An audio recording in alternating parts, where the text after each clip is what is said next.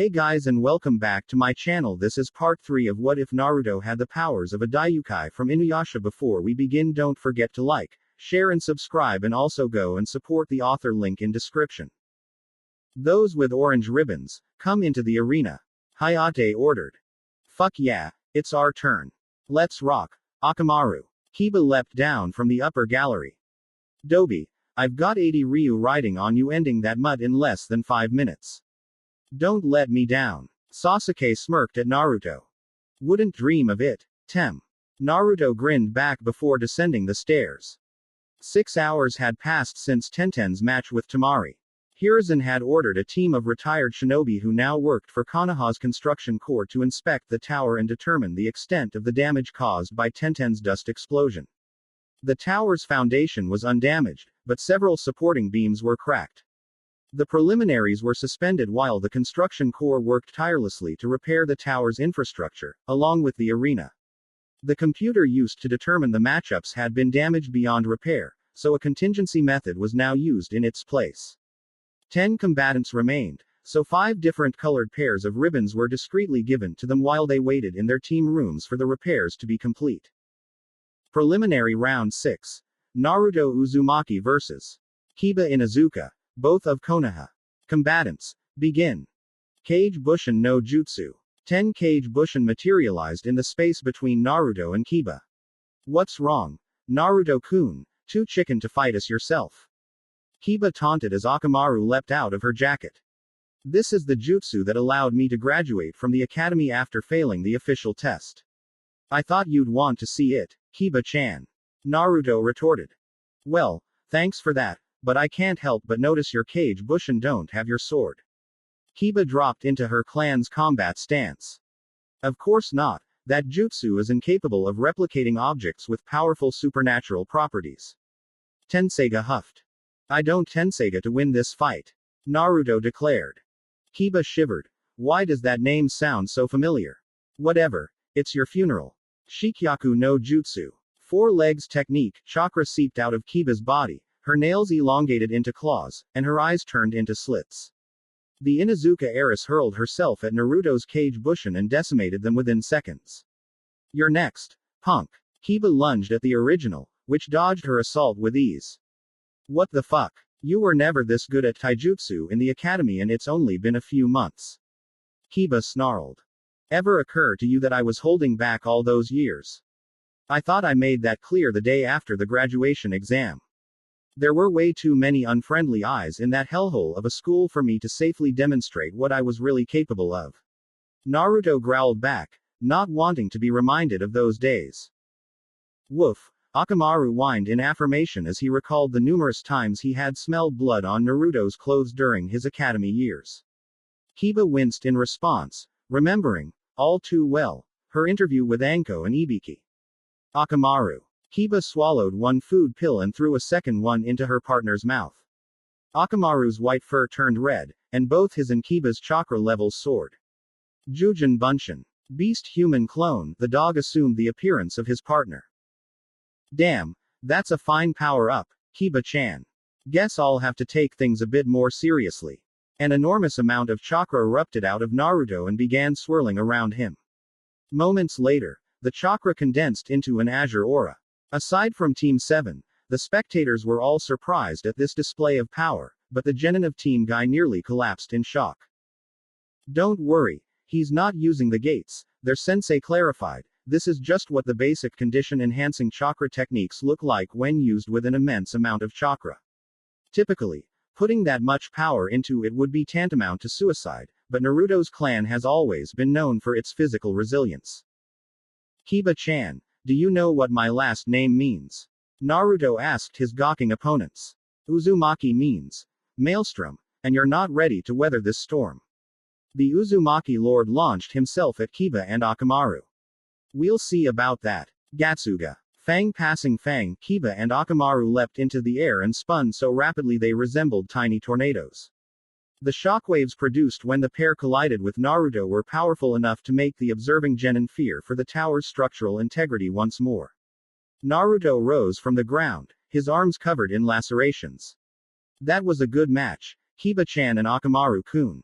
We'll definitely need to spar once you've recovered. Naruto gazed at the two craters in the wall ahead of him. Directly beneath said craters were his opponents. Akamaru, having only been sideswiped by Naruto's impact, was only unconscious. Kiba, however, had taken a direct hit and her arms were broken in several places. Damn, you hit like a truck. Kiba coughed. Looking real forward to getting you back for this, Alpha. Winner by incapacitating his opponent. Naruto Uzumaki. Hayate declared. Kakashi-sensei, the time? Sasuke asked. 4 minutes and 38 seconds. Kakashi checked his stopwatch. Hey, called it. Pay up. Shino. The last Uchiha smirked. The Aburame heir wordlessly complied. Under normal circumstances, Kurinai would have reprimanded her student for gambling on the result of a Chunin exam match, but she was preoccupied with Kiba's last words. Kiba-chan's always been fond of battle, so much so that she was labeled as a battle junkie by many of her classmates. From her perspective, it's understandable why she'd acknowledge Naruto-kun as her alpha after losing in such a manner, but giving that title to someone not of the Inuzuka clan, even if the recipient does not accept it, had intimate connotations in the not-so-distant past. I'll need to speak with Sum Dono to head off any talks of an arranged marriage. Kiba-chan and Naruto-kun barely know each other, after all. Excellent job, Naruto-kun. Kakashi beamed. Those with blue ribbons, come into the arena. Ino and the final member of the team from Kiri descended the stairs in silence. The Yamanaka heiress had a smile on her face, while her opponent's dark blue eyes stared daggers into the arena floor. Before Hayate could declare the official start of the match, the Kiri Kunoichi flashed through a series of hand seals. Sweden. Hyo Suso. Water release. Surging water claws. Water encased the 17-year-old's hands like a second skin, ending in claws reminiscent of a wolf. Bitch. Proctor. That has to be cheating. Ino yelled. The rules do not prohibit the activation of a supplementary jutsu before the start of a match. Hayate responded. Effective use of the time before a battle begins is an essential trait for Chunin to have. Once again, I have the worst luck in the family. Arashi sighed. Neither Choji-kun nor Shino-kun expressed outrage when my sisters utilized their techniques. Why did I have to be paired against a spoiled girl? The waves of Arashi's back-length Aben hair seemed to flutter in indignation. Preliminary Round 7. Ino Yamanaka of Konoha vs. Arashi Yumino of Kiri. Combatants. Begin. Ino barely dodged her adversary's slash in time. If not for the taijutsu hell Asuma had put her through, she would have been eviscerated. Arashi maintained her assault, leaving Ino no quarter to retreat to a safe enough distance to risk using her clan's techniques. The deadly dance continued for several minutes. Ino's chakra-infused kunai clashed against Arashi's aquatic claws over and over again. Arashi Ne-chan's most troublesome habit is showing itself again. Tetsushi sighed. Otu-san, I thought you had stressed to her that such a thing would get her killed one day. What do you mean? Shikamaru was standing close to the Yama and Tetsushi and could not help but overhear. My eldest daughter hates using more chakra or skill than she feels is necessary to end a fight. Yama clarified. If she's not under a time limit or some other constraint that would force the issue, then she's more than happy to fight with the bare minimum of effort needed to defeat her opponent. Certainly, concealing the full extent of your capabilities is an ideal thing to do, but Arashi takes it to the extreme. I feel I must agree. Asuma had been looking for a chance to speak with Yama. The unexpected downtime after Tenten's match had been spent checking on Choji and speaking with his fellow Konoha Jonin, and this seemed like as good an opening as any. Ah. Asuma Sarutobi. Well met. Yama extended a gargantuan hand. Asuma accepted the handshake. You have me at a disadvantage, Mr. Yama, current head of the Yumino clan. I was recently promoted to Jonin due to my accomplishments in Kiri's latest, and hopefully last, civil war. Yumino clan. I thought I knew most of the clans in Kiri. As the heir of the Sarutobi clan, Asuma had been taught the history of the other elemental nations. We're one of the oldest clans in Kiri, but we've always been small in number, and the majority of our contributions to Kiri have been kept out of the history books. Yama explained. Kiri's numerous wars have not been kind to the Yumino clan. Now, only I and my 3 daughters remain. That's terrible. Surely, the Mizukage has taken steps to ensure the revival of your clan. Asuma thought of Konoha's clan restoration act. It's not that simple. Yama sighed. Yumino clan tradition states that only those who have defeated a clan member or have been acknowledged by one as a formidable opponent can marry into the clan. As you've seen, my daughters are terrors on the battlefield. No one in their age group back home is a match for them, though several have tried. And I'm guessing you don't want someone old enough to be their father as a son-in-law either. Can't blame you at all there. Asuma replied. Got that right. Yama gripped the handrail of the upper balcony with enough force to crush it. Meanwhile, the duel occurring beneath them finally neared its end. You're tiring, Ino-chan.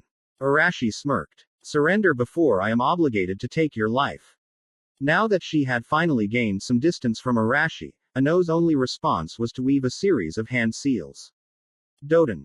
Doriruiki. Ino conjured an earthen dome. Now that's impressive. Yama yelled. Doriruheki is a B-rank jutsu. Most genin wouldn't be able to use it all, let alone with enough skill to form an entire dome instead of just the basic wall. Ino is the heiress of the Yamanaka clan and has been trained since she could walk to master her affinity for Doden. Asuma smiled in response, glad to have found a friend from another nation. I underestimated you, Ino-chan. This is a wonderful jutsu. Arashi had failed to breach the Ino's defense despite several slashes. However, no victory was ever obtained simply by cowering behind a wall. Arashi's claws flared with additional chakra, and Ino's wall began to crumble beneath the renewed onslaught. Shintenshin no Jutsu. Mind-body switch technique. Ino cast her jutsu at Arashi the instant she breached the wall. Got her. Now I just need to have Arashi surrender and, oh shit. It's over. Asuma sighed. Yup. Yama agreed. Ino's plan was good on paper, but after putting a barricade between herself and Arashi she had no way of seeing what her opponent was doing. Arashi had anticipated Ino's trap and prepared one of her own. She had created a Mizu Bushin before strengthening her claws and had Kawarimi'd with it the instant her claw fully penetrated the earth dome. Ino had wasted her jutsu on a mindless clone. By the time she realized her mistake, Arashi's claws were at her throat. I surrender. Ino shouted. Winner by forfeit. Arashi Yumino. Hayate declared. Crud, I was sensing your chakra with yin release, but I didn't detect you creating that Mizu Bushin. You must have really good chakra control, Arashi-san, to have created it as subtly as you did. Ah, so you did have a contingency for not being able to see my movements, very good.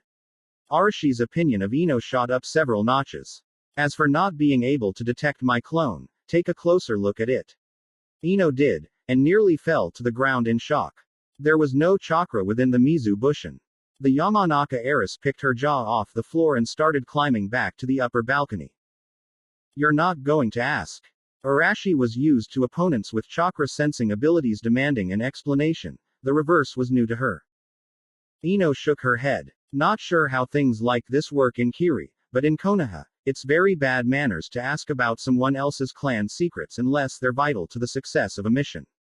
The pair reached the second floor and rejoined their respective teams. Those with green ribbons, come forward. Hayate ordered. Looks like I'm up. I promise to make you proud, Kurinai-sensei. Sakura left for the stairs. Kurinai only grinned in response. Sakura-chan, you were the only civilian in your graduating class. Even Naruto-kun, with all the scorn and ill treatment he received, comes from a mighty clan. Once you realized that your duty as a shinobi must come before any romantic attachments, you progressed faster than both Kiba-chan and Shino-kun in the time since your graduation. They are both still stronger than you, but only because of the support they have received as clan heirs.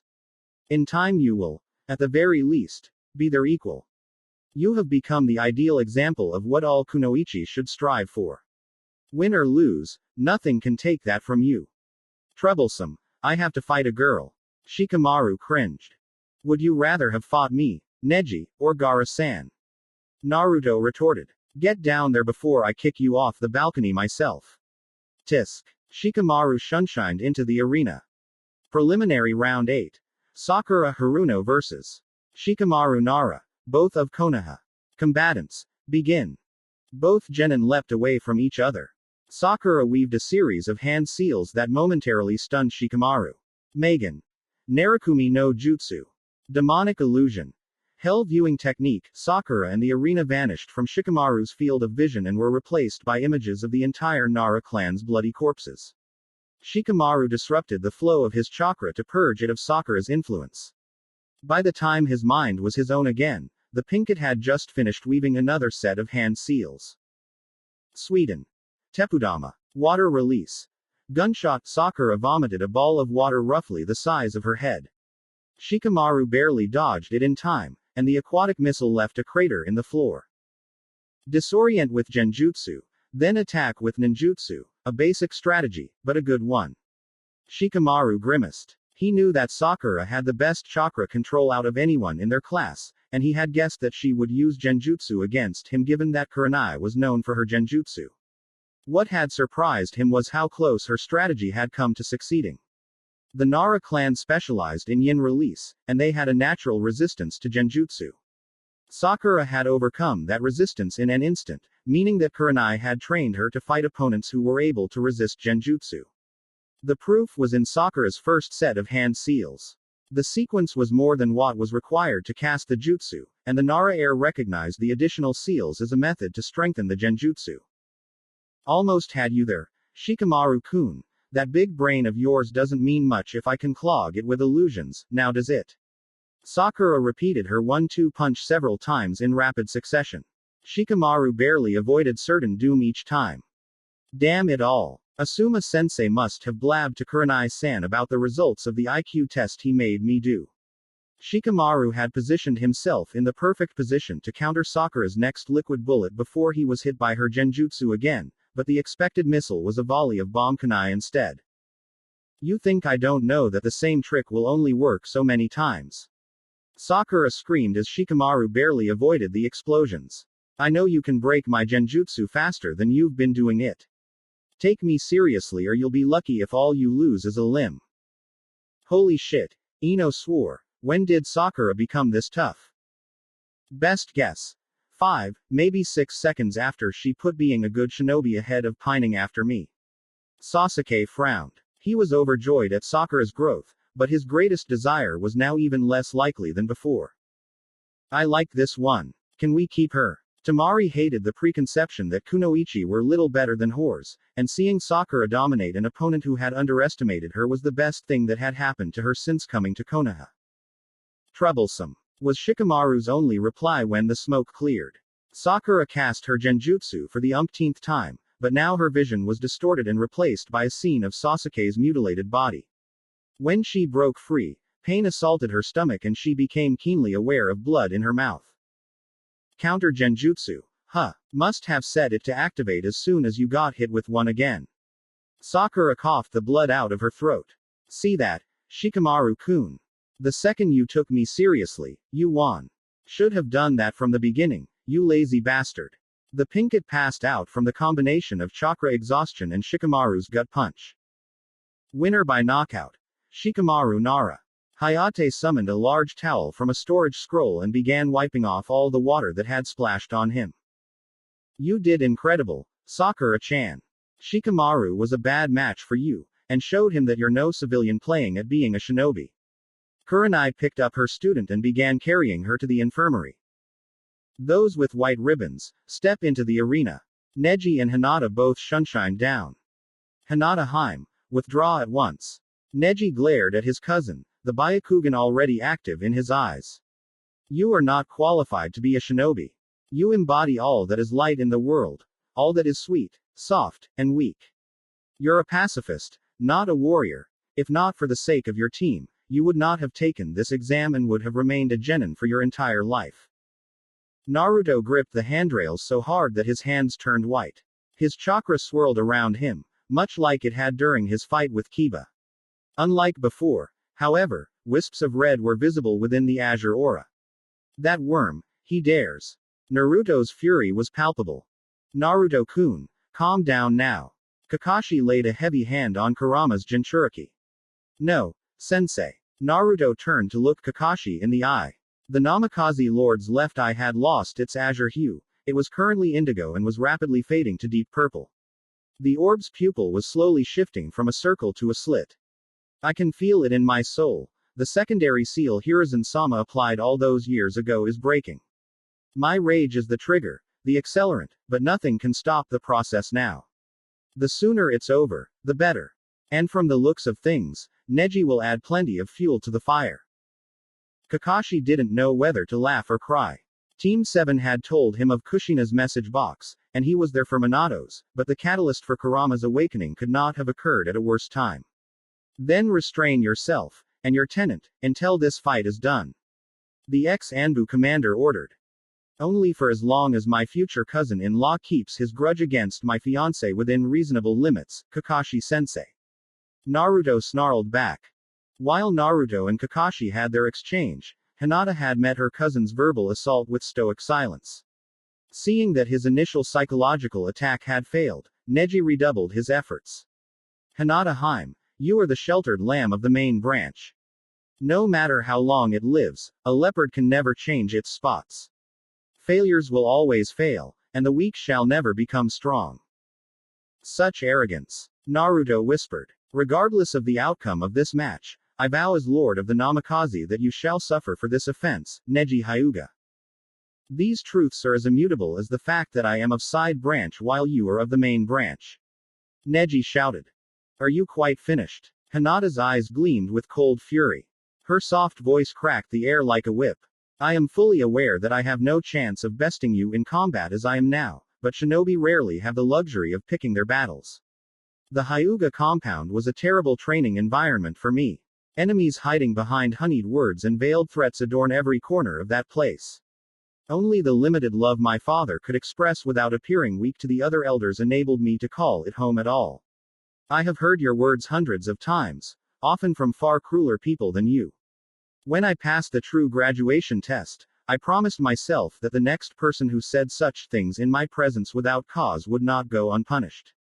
So, cousin, let us see if the pride of the side branch genuinely deserves the accolades placed upon him. Hinata rushed Neji and aimed for tenketsu that would cripple him for life if struck. Neji evaded, blocked, or redirected the majority of his cousin's onslaught, and the few strikes that did connect missed their mark. Even then, they still struck other tenketsu, ones that would slow Neji down until he received treatment. What happened? She's never been this fast or this accurate before. This level of proficiency with the Juken exceeds that of Hanabi-hime. Neji retaliated, and the exchange between Juken users reached a fever pitch that persisted for nearly 10 minutes. The two Hyuga paused to assess their injuries. Neji had taken far more damage than he expected to. His strategy to block the tenketsu in Hinata's arms from the very start of the match had failed completely.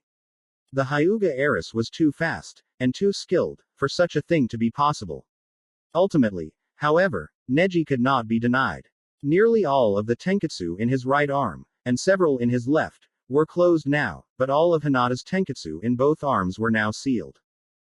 You have lost, Hinata-hime, Neji smirked.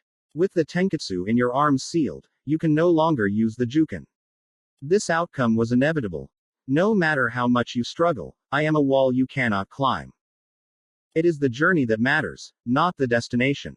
Hinata echoed the words her fiancé had said just before he accepted her love. You thought me a lamb, and I have proven to you that I am a lion. No matter what occurs next, that is one victory you shall never take from me. Hinata rushed Neji again. You weak fool. Neji counterattacked with a vicious set of tenketsu strikes that caused all of Hinata's limbs to erupt in pain. He then executed a roundhouse kick that sent her flying through the air. Not waiting for Hayate to call the match, Neji began marching toward the stairs. Turning your back to the enemy. Hinata coughed as she stood on trembling legs. What would Hizashi-san say if he could see you now? Don't you dare speak my father's name. Neji leapt at Hinata with his left arm pointed straight at her heart. The Jonin in the room flew to intercept, but a vermilion flash beat them to it. That's enough. Naruto's scarlet slits glared into Neji's lavender orbs, and his clawed hand nearly shattered the Hyuga's wrist. Awake at last. Kurama roared in triumph from the depths of Naruto's soul. Naruto wanted to respond, but a grip nearly as hard as the one he had on Neji brought his mind back to current events. Naruto Uzumaki, release Neji Hyuga immediately. Kakashi demanded. Naruto complied and walked to Hinata's position. Naruto-kun, given the circumstances of the current fight, and in consideration of the fact that you have already qualified for the finals of the third exam, I will not disqualify you for intruding on Neji-kun and Hinata-chan's match. Hayate decreed. And what of Neji? The match was over in all but name when he launched his death blow. Kurama's chakra was receding, but Naruto's rage was not. That is precisely why Neji-kun will also not be punished for his actions. Hayate countered. Whether Hinata-chan died or not has no bearing on the prior events of the fight. As much as I'd love to cave your face in for how hypocritical that is, I have someone to bring to the infirmary. Hiruzen-sama. Naruto turned to face the Sandaime Hokage. Know that I intend to file a complaint in my official capacity shortly. I expect this filth to be replaced by a proctor with functioning eyes and brain cells for the finals. Naruto picked his fiancée off the ground and fled to the infirmary at the safest possible speed. I'm sorry that had to be the first thing you saw and heard after 12 years of forced dormancy, Kurama-sama. Naruto-kun, you know how to speak with me. Kurama thought she would have to talk with her Jinchuriki in his dreams to establish contact with him. Over the years, I've tried several times to communicate with you, only that consciousness-suppressing seal placed by Hiruzen foiled my efforts. He meant well. He had orders from. I know. I've already listened to Mom and Dad's chakra boxes. Sassoon. You're underage, and this is the testing ground for prospective Chunin, so that means. Yes, I have awakened to my Daiyoukai heritage, and I have it on unquestionable authority that I have the highest affinity with it in the history of my clan. Tenseiga. Tenseiga. And what of this Hyuga girl? Is she your mate? She is, and the bastard that did this to her is her cousin. The day of our match in the finals will be his last. Excellent. But how do you intend to kill him without getting imprisoned for life or executed for murdering a member of nobility? Single quote. You have 12 years worth of my memories to sift through, you'll get your answer before you're done. Speaking of which, Mom said thanks for everything you did for the Uzumaki. Of course she would say that. I don't even know why I'm surprised. You spend a woman's entire life sealed inside of them and they can still shock you. Naruto had reached the infirmary, so Kurama broke her connection with him and began catching up on his memories. Naruto refused to leave Hinata's side while the medical ninja did their work. Fortunately for him, the operating room was large enough that he could remain in a corner while said work progressed. Naruto-san, Hinata-hime will fully recover in time, but her rehabilitation will be a long one. The damage she has received is extensive, and she will have extreme difficulty controlling her chakra for the foreseeable future. Thank you, sensei. Naruto bowed to the chief medical ninja. Several minutes later, Naruto was sitting at Hinata's bedside. After what seemed like hours, his thoughts were disrupted by Guy's voice. There's truly nothing you can do. The green beast of Konoha sounded terrified. The most we can do at this stage is ease Lee-kun's passing into the next life, Guy-san. The same head doctor who had saved Hinata was now speaking with Guy. Naruto's curiosity got the better of him, and he discreetly left Hinata's bedside to find an ideal eavesdropping position. Please. There must be something. Guy begged. Not even Tsunade-sama could save your student now. The head doctor replied gravely. If she had been there at the moment these injuries occurred, then she may have been able to heal him, but the numerous fractures on all four of Lee-kun's limbs have caused massive internal bleeding. We've managed to heal the worst of the damage to his veins and arteries, but over 2/3 of Lee-kun's blood is outside of his cardiovascular system. Only the medication we administered earlier has prevented the rapid heart rate and altered mental status that typically accompanies severe hemorrhaging. His organs have already begun to fail. We cannot save him now. Guy-sensei. It's all right. Lee said weakly. It was a beautiful dream I had, to be a great shinobi without the ability to use ninjutsu or genjutsu. I thank you from the bottom of my heart, Guy-sensei, for doing all you could to help me realize that dream. Before I go, I have one last question. Did I make you proud, Guy-sensei? You did, Lee-kun, more than any student I've ever trained. Tears were flooding down Guy's face, but he forced his voice to remain calm. Then I shall wait for you on the other side, and the heavens shall weep with joy upon seeing the flames of our youth. Lee closed his eyes, at peace with his fate. Several minutes later, the handsome devil of Konoha breathed his last. Guy's cries tore through the infirmary. Naruto shed no tears, but he also mourned the loss of such a promising shinobi. Hiruzen eventually arrived to console Guy, and Naruto made a decision. Does Lee-kun have any next of kin? The Sandaime Hokage asked. None, sir.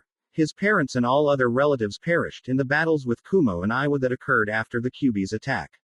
He has a sizable amount of Ryu in his checking account. I will see if Neji-kun or Tenten-chan wish to in. Naruto Dono, why are you in this room? Hiruzen interrupted Guy as Naruto opened the door. I believe you know why, Hiruzen-sama. Naruto had a hand on Tenseiga. Why yes, that sword's power was mentioned in Kakashi-san's report concerning your mission in the Land of Waves. Hiruzen realized Naruto's intent. I will only approve such a thing if Guy-san also agrees. Agree to what? What can that sword do? Guy yelled. This blade holds the power to resurrect a dead person once, so long as they have not already been revived by other means. Naruto answered. That's impossible. There are other restrictions. Naruto cut Guy off. Most importantly, at least 50% of the target's body must be free of severe injuries or disease or the resurrection will fail. Given what I overheard, Lee-kun's body may be too damaged for Tenseiga to revive him, even with everything the medical ninja have done for him. Could we restore Lee-kun's body and then revive him? Guy was desperate now. I doubt it. Another restriction is that the resurrection must occur within 8 hours of the target's death. Naruto broke the news as calmly as possible, and Guy knew better than to inquire further. His time in the Third Shinobi World War had taught him just how long emergency surgeries could take. 8 hours was a fool's bet, and they had substantially less than that now. Okay. Naruto, do your best. Guy consented. Naruto drew Tenseiga but did not look at the pallbearers of the afterlife. Tenseiga, what do you think? I do not know, Lord Naruto. The majority of Lee's vital organs are undamaged, lack of oxygen notwithstanding, but all of his limbs have several fractures and his cardiovascular system is lacerated in several areas. We'll just have to see, then. Naruto slashed at the pallbearers of the afterlife. When he revived Zabuza and Haku, they faded from his sight after he decapitated them. Now, their heads remained firmly attached to their necks, as if Tenseiga's blade was nothing more than a trick of the light. I am sorry, Guy-san. Naruto had a 1,000-yard stare as he sheathed Tenseiga. No, thank you for trying. Guy replied. I thank you as well, Naruto Dono. Now, please return to your fiancé's side. I must return to the arena, and Guy-san should be left to his grief for now. Chunin Exam Arena. We will now determine the matchups for the final portion of the Chunin exams. Anko brought a box to each victorious genin and they all withdrew a single sheet of paper from it. Now, starting in the order of your preliminary matches, each of you will call out the number on your paper. 9. Sasuke said. 5. Tetsushi said. 3. Kankuro said. 4. Shino said. 6. Temari said. 7. Arashi said. 8. Shikamaru sighed. 2. Neji said. 10. Gaara said. Meaning that Naruto-kun is number 1. Anko cheered. So be it. The final matchups are as follows. Round 1 Naruto Uzumaki vs. Neji Hyuga. Round 2 Kankuro vs. Shino Aburame. Round 3 Tetsushi Yumino vs. Temari. Round 4 Arashi Yumino vs. Shikamaru Nara. And round 5 Sasuke Uchiha vs. Gaara. Hiruzen declared. Make good use of your 1-month grace period, maggots. Anko advised. Since you're not competing with each other this time, I trust you can all see yourselves out of the forest of death. Have fun. Naruto-kun, we need to talk. After several hours of silence, Kurama reached out to Naruto as he and Sasuke were leaving the forest of death. Hiruzen had assured Naruto that his Anbu would transport Hinata to a hospital once her condition had stabilized enough to safely move her. Anko had volunteered to lead the team herself. You've been quiet for a long time, finally get through all my memories. Naruto's voice was near mechanical in tone.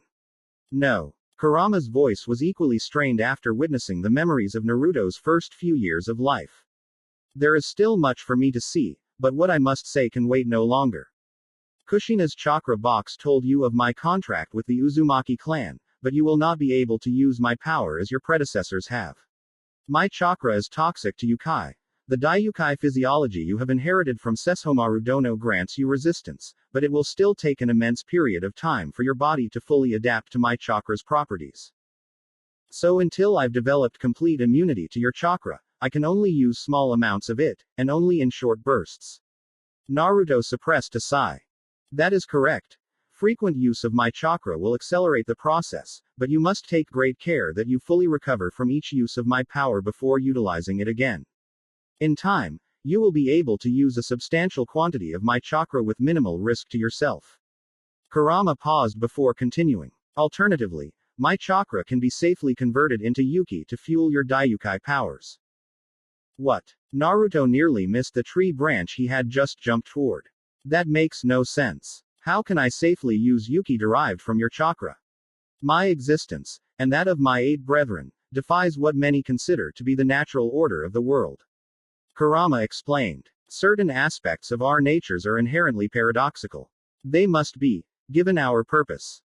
Purpose. Naruto echoed. Should your Yuki core be depleted, I can replenish it to full capacity. Kurama ignored Naruto's question. However, this cannot be done on the same day that you use my chakra. We mustn't risk your body's overexposure to my power, converted to Yuki or not. When your Daiyoukai powers have matured, I will be able to safely merge a percentage of my chakra into your Daiyoukai form to increase the power of your Yuki techniques. That day may be sooner than you think. I've been using my Daiyoukai powers quite a bit recently. Naruto's eyes gleamed with determination. Perhaps. I must view the remainder of your memories to be certain. Kurama broke her connection to Naruto and resumed the excruciating task of experiencing Naruto's life. It was nearly midnight when Naruto returned to the Namikaze estate. I didn't want to do this, not for another year, at least, but between Iwa and Orochimaru I have more enemies than I can handle. Kurama's power has too many strings attached at the moment to be feasible in situations like what happened in the Forest of Death. I need something more consistent, even if I'm not ready for it. The Namikaze Lord entered his clan's vault and went directly to its deepest chamber. Now, Naruto approached the sword he had ignored on the evening after the bell test. The weapon was a double-edged straight sword wider at the tip than at the base. The blade was silver, ending in a golden cross guard. The hilt was red and ended in a gold pommel that had 2 red tassels tied to a hole in its center. Stop, Naruto-kun, you're not. You are. Naruto countered Kurama's horrified plea and grabbed the baleful weapon. Killing intent the likes of which he had never experienced gushed from the blade like water from a broken dam. Naruto did his best to resist but was quickly overwhelmed. You are stronger than many before that have tried me, boy, but not strong enough. Your soul is mine. The sword delved deep into Naruto's being, intent on devouring all he found. This one's soul is already spoken for, Tokujin. Kurama yelled from the depths of Naruto's soul. The mightiest tailed beast did not need to exert her chakra to resist Tokujin, her presence alone was enough. You. Tokujin howled with rage. I may have been broken when my first master fought you, but all Yukai know of you, an abomination wearing the guise of a kitsune. Flattery will get you nowhere with me. Kurama retorted. Will you cease your intrusion into my host's soul or must I end you? I submit. Tokujin growled. Boy, what is your name? Naruto Namikaze Uzumaki. The heir of 2 clans replied. Then know this, Naruto-kun. You may wield me in complete safety, but I shall not acknowledge you as my master until you are capable of besting my will without aid from your tailed beast. Tokujin declared. Until that day comes, only 10% of my power is available to you. I accept. Naruto replied without hesitation. Truly. Just like that. The blade was stunned. Many of your ancestors were offended by similar compromises. Many of my ancestors were complete idiots, then. Naruto sighed. They may have been descended from Lord Sesshomaru, but you have your pride as a Yukai blade that once shattered Tesseiga. Naruto recalled what he had learned of Tokujin's origin. Ha! I like this one. He understands, unlike so many of his predecessors. Tokugen's joy surged through Naruto's mind. A simple black sheath materialized around its blade, which Naruto tied to his armor's sash with some ninja wire. Tenseiga rested on his right flank, while Tokugen adorned his left. Kurama-sama, what did Tokugen mean when he called you an abomination? The Namikaze Lord knew his newest weapon was not disgusted by the power Kurama wielded. There must be more to it. Several minutes passed and Naruto received no answer, so he assumed Kurama was either too absorbed in viewing Naruto's memories or simply preferred to avoid the question. With an annoyed sigh, Naruto got ready for bed. Naruto awoke early the next day and went straight down to his clan vault. After retrieving several books and scrolls pertaining to Fudenjutsu, the Namikaze heir went into the dining room and awaited the breakfast that Haku was undoubtedly preparing. Good morning, Naruto-sama. Haku greeted her lord and lover. Once we have finished eating Jiraiya-sama, Zabuza-sama, and I need to speak with you. Naruto nodded, not wishing to distract Haku from her morning duties. Zabuza and Jiraiya soon joined Naruto in the dining room, and both smiled after seeing Naruto's choice of reading material. Great minds truly do think alike. Naruto, Jiraiya began after the quartet had finished eating. You have 1 month, 30 days, before the final stage of the Chunin exams. Zabuza-san, Haku-kun, and I are going to put you through the ringer. Anko-san has also requested to be a part of your training and has taken a week off to put you through her own brand of hell. Is your intended curriculum for the next month set in stone? Naruto inquired. It isn't, Naruto-sama. Zabuza answered. We've come up with some ideas of how your training should proceed, but you know yourself best. Any suggestions of yours will be taken into consideration, as long they're not too outlandish.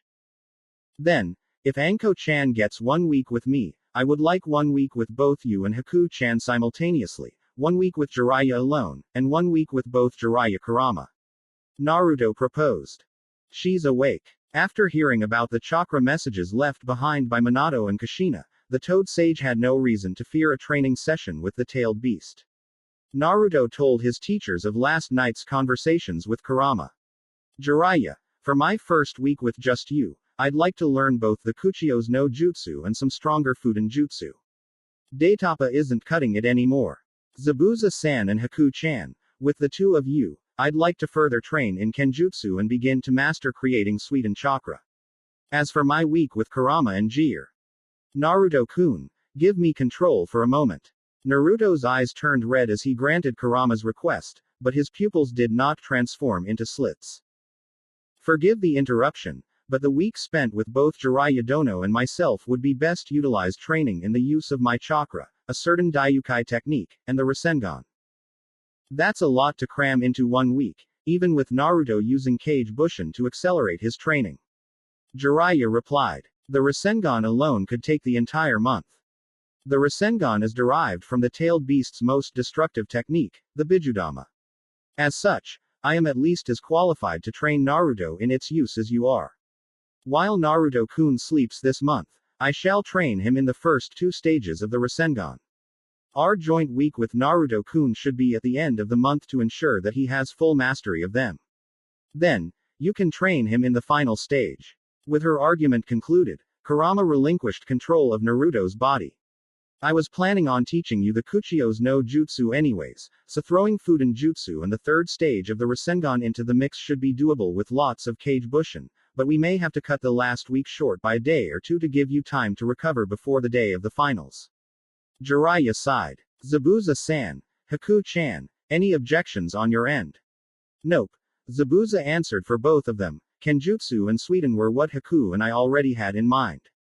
With what you've told me about how Kage Bushin work, we should make quite a bit of progress if that's all we focus on. We're agreed, then. Naruto's 3 teachers nodded. Alright then, let's get started. Week 1. Inuzuka Clan Compound. You idiot. Do you have any idea how badly this could have ended for you if Kurenai-san hadn't warned me as soon as she did? Sume Inuzuka, head of the Inuzuka clan, glared at her youngest daughter. You addressed someone not of the clan as your alpha. Has everything you learned of our clan's history gone in one ear and out the other? That arranged marriage stuff is ancient history. Kiba yelled back. We don't do that anymore, so what's wrong with me acknowledging someone with vastly superior combat prowess as an alpha? 30 years since the last documented arranged marriage is not ancient history, you foolish girl. Sume retorted. If the clan elders caught wind of this before me and brought it up in formal council, tradition would demand that we vote on the issue, and I would be forced to comply with the outcome or be exiled from the clan. Naruto-kun is already engaged to Hinata Haim, and those old dogs would kill for a chance to tie themselves to the Hyuga clan. With a Herculean effort, Sume calmed herself down. Since I learned of this before the rest of the elders brought it to my desk, I can deny any attempt to force a vote citing that the Hyuga are unlikely to agree to an arranged marriage at this time because Naruto must be 18 years old before he can marry. They won't like it, but unless they intend to challenge me for the title of clan head, they can't dispute an executive decision I make on my own unless it affects the entire clan. However, Kiba-chan, you're going to need to get friendly with Naruto-kun now. Executive decision or not, the elders are not going to let this go. I've got enough on my plate without them pressuring me to open the matter to a vote every time we have a meeting. If they see that you're close with Naruto, even as just a friend, they'll back off. Yes, Okawa-san. Kiba knew better than to argue now that she understood the ramifications. Besides, being friends with Naruto meant more opportunities to spar with him. It's a win-win. Wait. Naruto-kun's the last Uzumaki, right? Doesn't that make him a clan head who can marry as early as 15? So you do remember your history lessons. Sume smiled. In theory, Naruto is the acting head of the Uzumaki clan and can marry as young as 15. In practice, he would need to be acknowledged by either Hokage-sama himself or a 2/3 majority of the Konoha Council for his claim to have any legitimacy. The Hyuga's acceptance of Naruto's engagement to Hinata Haim implies that the first option has occurred, but no official statement on the matter has been released by Hokage-sama or the council. You're safe for the next month, Sume continued. Not even the elders can complain if you stay away from Naruto while he's training for the finals. Even so, the sooner you start a friendship with him, the better.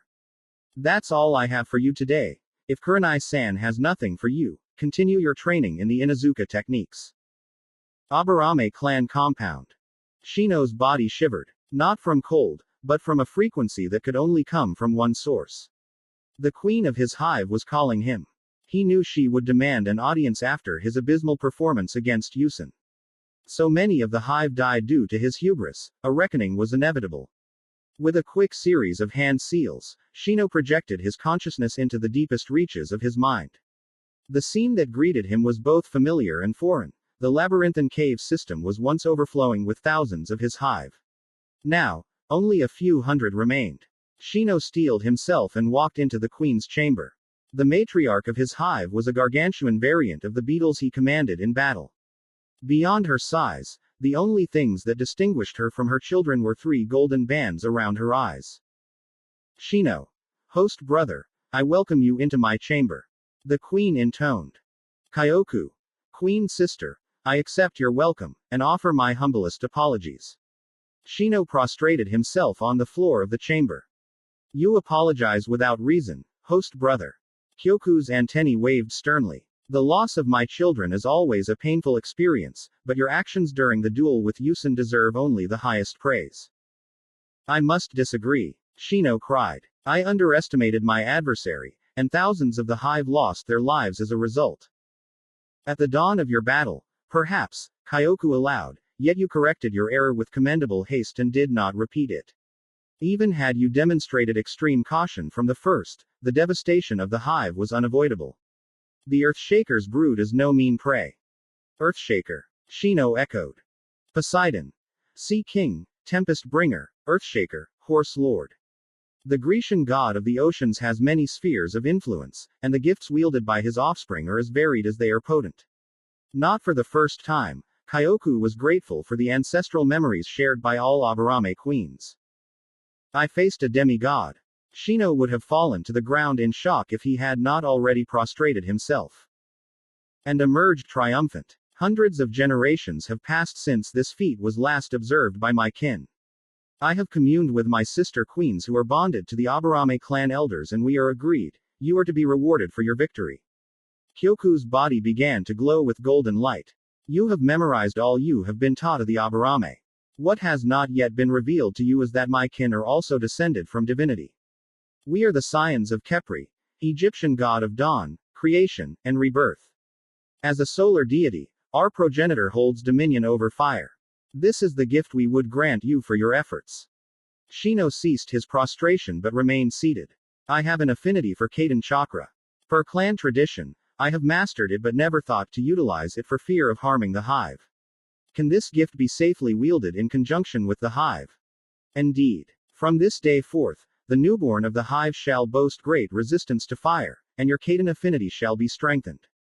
Steel yourself, host brother, for this change is neither painless nor swift. You will be recovered fully before the Chunin exams continue, but only just. Then proceed, Queen Sister. A golden supernova was the last thing Shino saw before awakening in extreme pain. Konaha Forest. Uzumaki Territory. Perfect. Jiraiya closed the scroll containing the toad summoning contract. Now, weave the hand seals boar, dog, bird, monkey, and ram to perform the jutsu. Since it's your first time, use a minimal amount of chakra. We don't want to summon anything too big. Naruto gave his godfather a shit-eating grin. Jiraiya, why do you think I insisted on having this training so far outside the village? Kuchio's no jutsu. Summoning technique. Naruto poured a substantial amount of chakra into the jutsu and was rewarded by the appearance of a gigantic, rust-red toad wearing a blue vest and carrying a Tonto blade scaled to his size. This had better be good, Jiraiya-kun. I was in the middle of teaching Gamakichi how to. I didn't summon you this time, Gamabunta. Minato's son, Naruto Namikaze Uzumaki, called you here. Jiraiya gestured toward Naruto, and the Toad Chieftain greeted his summoner with a stern gaze. While it pleases me greatly to see Minato's son alive and well, you'd better not have summoned me just to show off your mastery of the Kuchio's no jutsu, Naruto-kun. I'll admit, that was part of it, but the main reason I wanted to start by summoning you was to thank you for helping my dad while Kurama was enslaved. Naruto replied solemnly. Gamabunta flinched. That was a very dark day. Kurama has been a friend to the Toads for millennia. To see her like that. Thank you, Naruto-kun. Traditionally, our alliance would be cemented by the two of us exchanging sake cups, but as you are too young to drink sake according to the laws of humans. Don't let that stop you, Gamabunta Dono. Naruto warped to the Namikaze mansion using the master key, grabbed a high-end sake bottle and 2 cups from the kitchen, and teleported back to the Uzumaki training compound. Gamabunta chuckled as Naruto returned. Kid, we're gonna get along great. Konoha General Hospital. Hiyashi Hyuga stormed into his eldest daughter's room, his Byakugan blazing with rage. The nurse tending to Hinata took one look at the thunder adorning the Hyuga lord's face and fled. Before his daughter could say a single word in greeting, Hiyashi clawed the blanket and sheet off her bed, tore her hospital gown to shreds, and struck dozens of her tenketsu with surgical precision, reversing much of the damage Neji had caused. He then unraveled a storage scroll and produced a new hospital gown from it. He turned to face the window and deactivated his Byakugan, allowing Hinata as much modesty as possible as she redressed herself. Otu-san. Thank you. Hinata breathed easily for the first time in what felt like an eternity. A father's duty to his daughter requires no thanks. Hiyashi said affectionately. You will still need to remain here for the immediate future, but your recovery period can now be counted in weeks instead of months.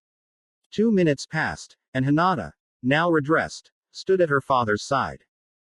Neji-kun shall be punished severely for his transgressions. To inflict such dire injuries would be unforgivable if done to fellow a shinobi of Konoha, but to give them to his own blood is tantamount to treason. No, Otu-san. Hinata rebuked. Do not expect me to forgive this insult. Hiyashi replied in quiet fury.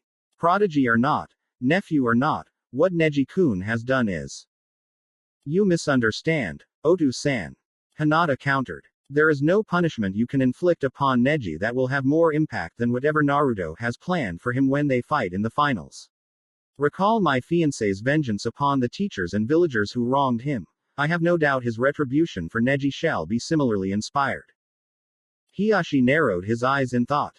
Such a thing should be impossible according to the rules of the Chunin exams, but Naruto has already proven himself capable of achieving what many deemed impossible. As you wish. For the moment, Neji-kun shall be left free to prepare for Naruto's retribution. At least he did not attempt to kill you. Had he done so, his head would already be adorning my desk. Hinata barely suppressed a gasp. How does he not know? Did the clan elders manage to conceal it from him? In seconds Hinata reached a decision that would haunt her for months to come. Indeed, Otu-san, Neji was furious at my audacity, but he managed to restrain himself in the end. I am sorry to cut this visit short, but I would like to rest now that I can sleep free of pain. Of course, I will be back to check on you in a few days. As Hiyashi left the room, Hinata began to silently weep. Forgive me, Otu-san. What I have done brings great shame to the Hyuga, but telling you the truth could reveal Naruto's hand to the other elders in any number of ways. It is unfortunate that a Hyuga as talented as Neji must fall for the corruption of the Hyuga to be brought to light, but our once great clan has stagnated. If we cling to the old ways much longer, we shall implode under our self-inflicted burdens. Naruto will kill Neji, and, if he has read the historical records of Hino Kuni that I recommended to him before leaving for my ambassadorial duties, he knows the perfect method to get away with a nobleman's murder. As Hiyashi was entering Hinata's room, another patient several rooms down the hall also received a visitor. Wow, Shikamaru-kun really didn't hold back with that punch, did he? Ino was surprised Sakura was still in the hospital. Not one bit, Sakura replied. Guess he did take me seriously at the end. The pinkett sighed through her pain. Sakura-chan, we need to talk about Sasuke. Ino begged any god that was listening that this wouldn't become a shouting match. I noticed at the start of the exams that things weren't looking good between you two. Sakura replied. I can't say that part of me isn't happy that you're having trouble, but he's no longer a priority of mine. Maybe once I've been a chunin for a few years, and my shinobi career has stabilized, we can go back to being rivals for his love. At the moment, there's too much for me to do. I figured you'd say that, and that's all the more reason why we need to talk. Ino told Sakura everything that had led up to her reckless intrusion into Sasuke's mind and what she had seen within its darkest corner. Of course the broodiest boy in our class secretly wants a harem, who'd have thought?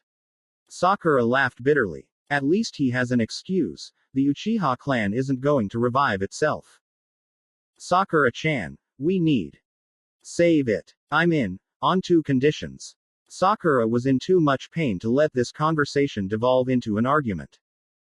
What? Ino was so convinced she'd need to pull out all the stops to convince Sakura that Sasuke needed this that the pinkett's response left her dumbstruck. We both love him. Sakura began what she hoped was the final piece of this conversation. I may have placed duty before pleasure, but my feelings for Sasuke haven't lessened one bit. So, if he needs both of us for his mental and emotional stability, the revival of his clan, or, hell, just to achieve his greatest dream, then I am in. As long as you agree to my conditions. What are the conditions? Ino felt like she was at the edge of a cliff. When I'm fully recovered, we have a training session to determine who the head wife will be. Aside from refraining from lethal force, no holds barred. Then, once we have that figured out, we sit Sasuke down and tell him in no uncertain terms that if he so much as breathes in another girl's direction without our consent, we'll chop his nuts off. 2 wives aren't enough to restore a clan, but the next ones either go through us or not at all.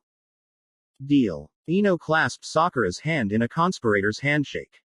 Week 2. Nara clan compound. Otu-san, I need a favor. Every fiber of Shikamaru's being rebelled against his current course of action, but he knew things would only be more troublesome in the long run if he didn't stay the course. What is it, Shikamaru? The Jonin commander of Konoha normally forbade talking while playing shogi with his son, but something told him he needed to make an exception here. When we're done with this game, start putting me through hell. The Nara heir requested. Finally reached the end of the slacker's dilemma.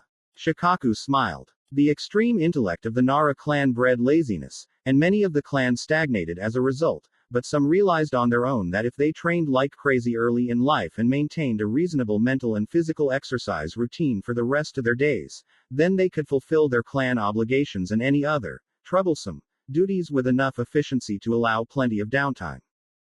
Yeah, I guess I did. Shikamaru knew he was in for a world of pain, he could only hope that what he gained would be worth it. Konoha's most famous weapon shop. Tenten was grateful for the massive order Hiruzen had placed. It gave her the perfect outlet for her self-loathing. Guy had reprimanded her harshly for the massive dust explosion she had tried to kill Tamari with, and rightly so. A tactic like that was as deadly to her and her teammates as it was to her enemies. Despite her natural affinity for anything and everything that could be considered a ninja weapon, she still had to resort to an all-or-nothing gamble against another genin. The work at the forge forced her temper to remain in manageable levels, but the issue remained: how to improve herself.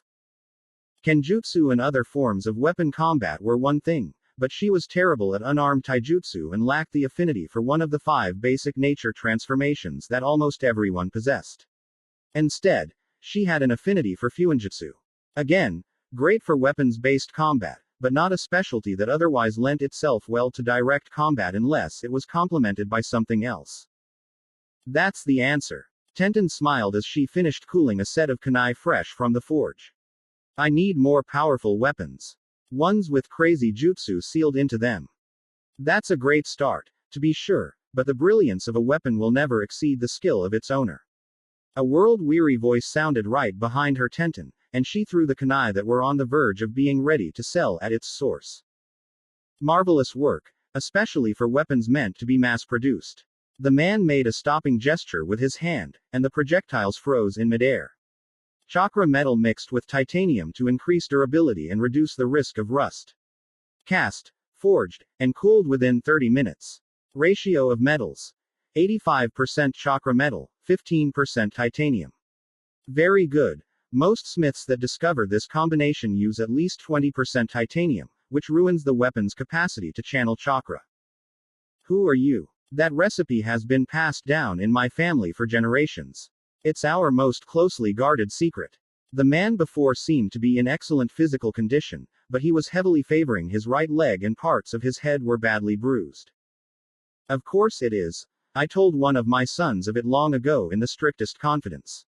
The man's simple tunic shifted into a smith's apron, and he placed the kunai into one of its many pockets. Tenten's jaw hit the floor. I am impossible, your Hephaestus-sama. That I am. The Grecian god of fire and the forge replied. You face a common warrior's dilemma, and I have come to ensure that you do not lose yourself while seeking its solution. If wielded by a novice, the finest blade in all the lands can be bested by a master wielding a simple spoon. Your skill as a craftsman is exemplary, but not in a single piece of work do I see a muse's spark. Find your muse, young Tenten, and you shall have the ideal answer to your dilemma. Tenten narrowed her eyes. And where should I begin looking for this inspiration? In a place often visited, but rarely thought of for such a thing, the training grounds. With your permission, I shall tend to your forge and continue your task as you search. Granted, but if I don't find what I'm looking for, I'm coming back and crippling your good leg.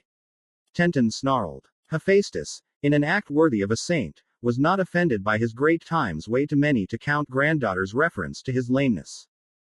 Tenten heard the sounds of combat long before she reached the training grounds.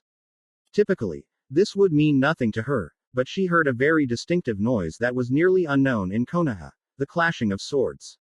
Running to the source, she saw none other than Naruto sparring with Zabuza and Haku. To Tenten, the young Daiyoukai was poetry in motion. Each parry paired with a riposte, and not a single offensive maneuver made in vain. That was not to say that Naruto's blade work was flawless. Far from it, but he compensated for the gaps in his form with an economy of movement the likes of which Tenten had only seen once before, with Neji's Juken. Tenten suppressed a flinch. She used to have a crush on the Hyuga prodigy, but her affections were ruthlessly crushed by him after she had confessed to him at the end of their first C-rank mission. Since then, Tenten had maintained a strictly professional relationship with Neji. Even Lee, as cringe-inducing as his antics often were, was more of a comrade to Tenten than Neji. Excellent work, Naruto-sama. In just 5 days, your kenjutsu prowess has skyrocketed. Zabuza exclaimed. If we were in Kiri, your current skill level would allow you to serve beneath one of the 7 swordsmen. Before we proceed to our sweetened training for the day, the audience we have attracted should be addressed. Haku had turned her head toward Tenten while speaking. Taking the hint, the weapon master left the cover of the trees and bowed to Naruto.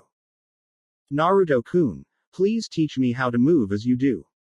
I know you're training for the finals, but my match with Tamari-san showed me how far I need to go. Naruto could have said that he had nothing to teach Tenten, that his movements were derived more from instinct than conscious thought, but he recognized the look in her eyes. It was something he had seen more than a few times in Hinata when she was stalking him during their academy days. The look of a person who knew she was chasing something that would always remain out of reach. It had nearly broken his heart to see it once he had learned why she was always following him. Back then, societal circumstances had prevented him from solving the problem until it was nearly too late. No such circumstances existed now. Naruto created 100 Kage Bushin. Start our Suiten training. I'll be along later. The batch of clones followed Zabuza and Haku to a more secluded section of the training grounds. We'll start with 2 sparring sessions. The first with just taijutsu, and the second with you using weapons for melee combat only. 10 minutes later, Tenten was panting heavily, while Naruto was marveling at the night and day difference between Tenten with only hands and feet and Tenten with 2 kunai. You really are a weapon specialist. No, it would be more accurate to call you a weapon savant. It's been several dozen generations since my clan has last done this, but no laws had been implemented since to prevent me from doing so now. Naruto created another Kage Bushin, which promptly ran to the Namikaze estate. There are more than a few manuals regarding combat forms, ideal ways to train certain muscles, and assassination techniques. At the time they were written, several other clans kept similar archives, so they weren't classified as clan secrets and were occasionally shared with our allies. If you can master those techniques, you'll be much more agile. Combine that with your weapons prowess, and I'll have way more trouble beating you next time. Thank you very much, Naruto-kun. Tenten was on pins and needles while she waited for Naruto's clone to return with the first of the manuals he mentioned. Once the tome was delivered, Tenten hugged it to her chest as she ran back to her forge. What greeted her was a shock to her system. The god of blacksmiths had completed the entirety of her gargantuan order while she was away. You have found your muse. Hephaestus smiled. No, Tenten shook her head, I found a friend. The two are more closely entwined than most shall ever realize. Hephaestus stepped away from the forge. Before you start devouring the contents of that manual, create a weapon, any weapon. Tenten obliged, forging a set of kunai much like the one that her progenitor had analyzed earlier. She was astonished by her speed, having completed the blades in half the time as before, but when checked the kunai for quality, she was dumbstruck. They were perfectly balanced. All of her previous works were just slightly off, and several minuscule imperfections in the blades that she had assumed were unavoidable were nowhere to be found. The 5 knives gleamed with what seemed to Tenten an unearthly sheen, as if she had transcended the conventional limits of her craft. In a very real sense, she had. That is the difference between those endowed with the muse's spark and those who are not. 5 fireballs, each no larger than a fingertip, flew from Hephaestus' right hand and entered the kunai. Henceforth, these kunai are impervious to all forms of corrosion, and their sharpness shall never fade. While not indestructible, only a weapon that also bears the muse's spark shall be capable of damaging them. Be forewarned, my granddaughter, that jutsu are weapons in their own right, they are just as capable of bearing the muse's spark as any blade. Tenten never thought she would weep tears of joy. Thank you so much, grandfather.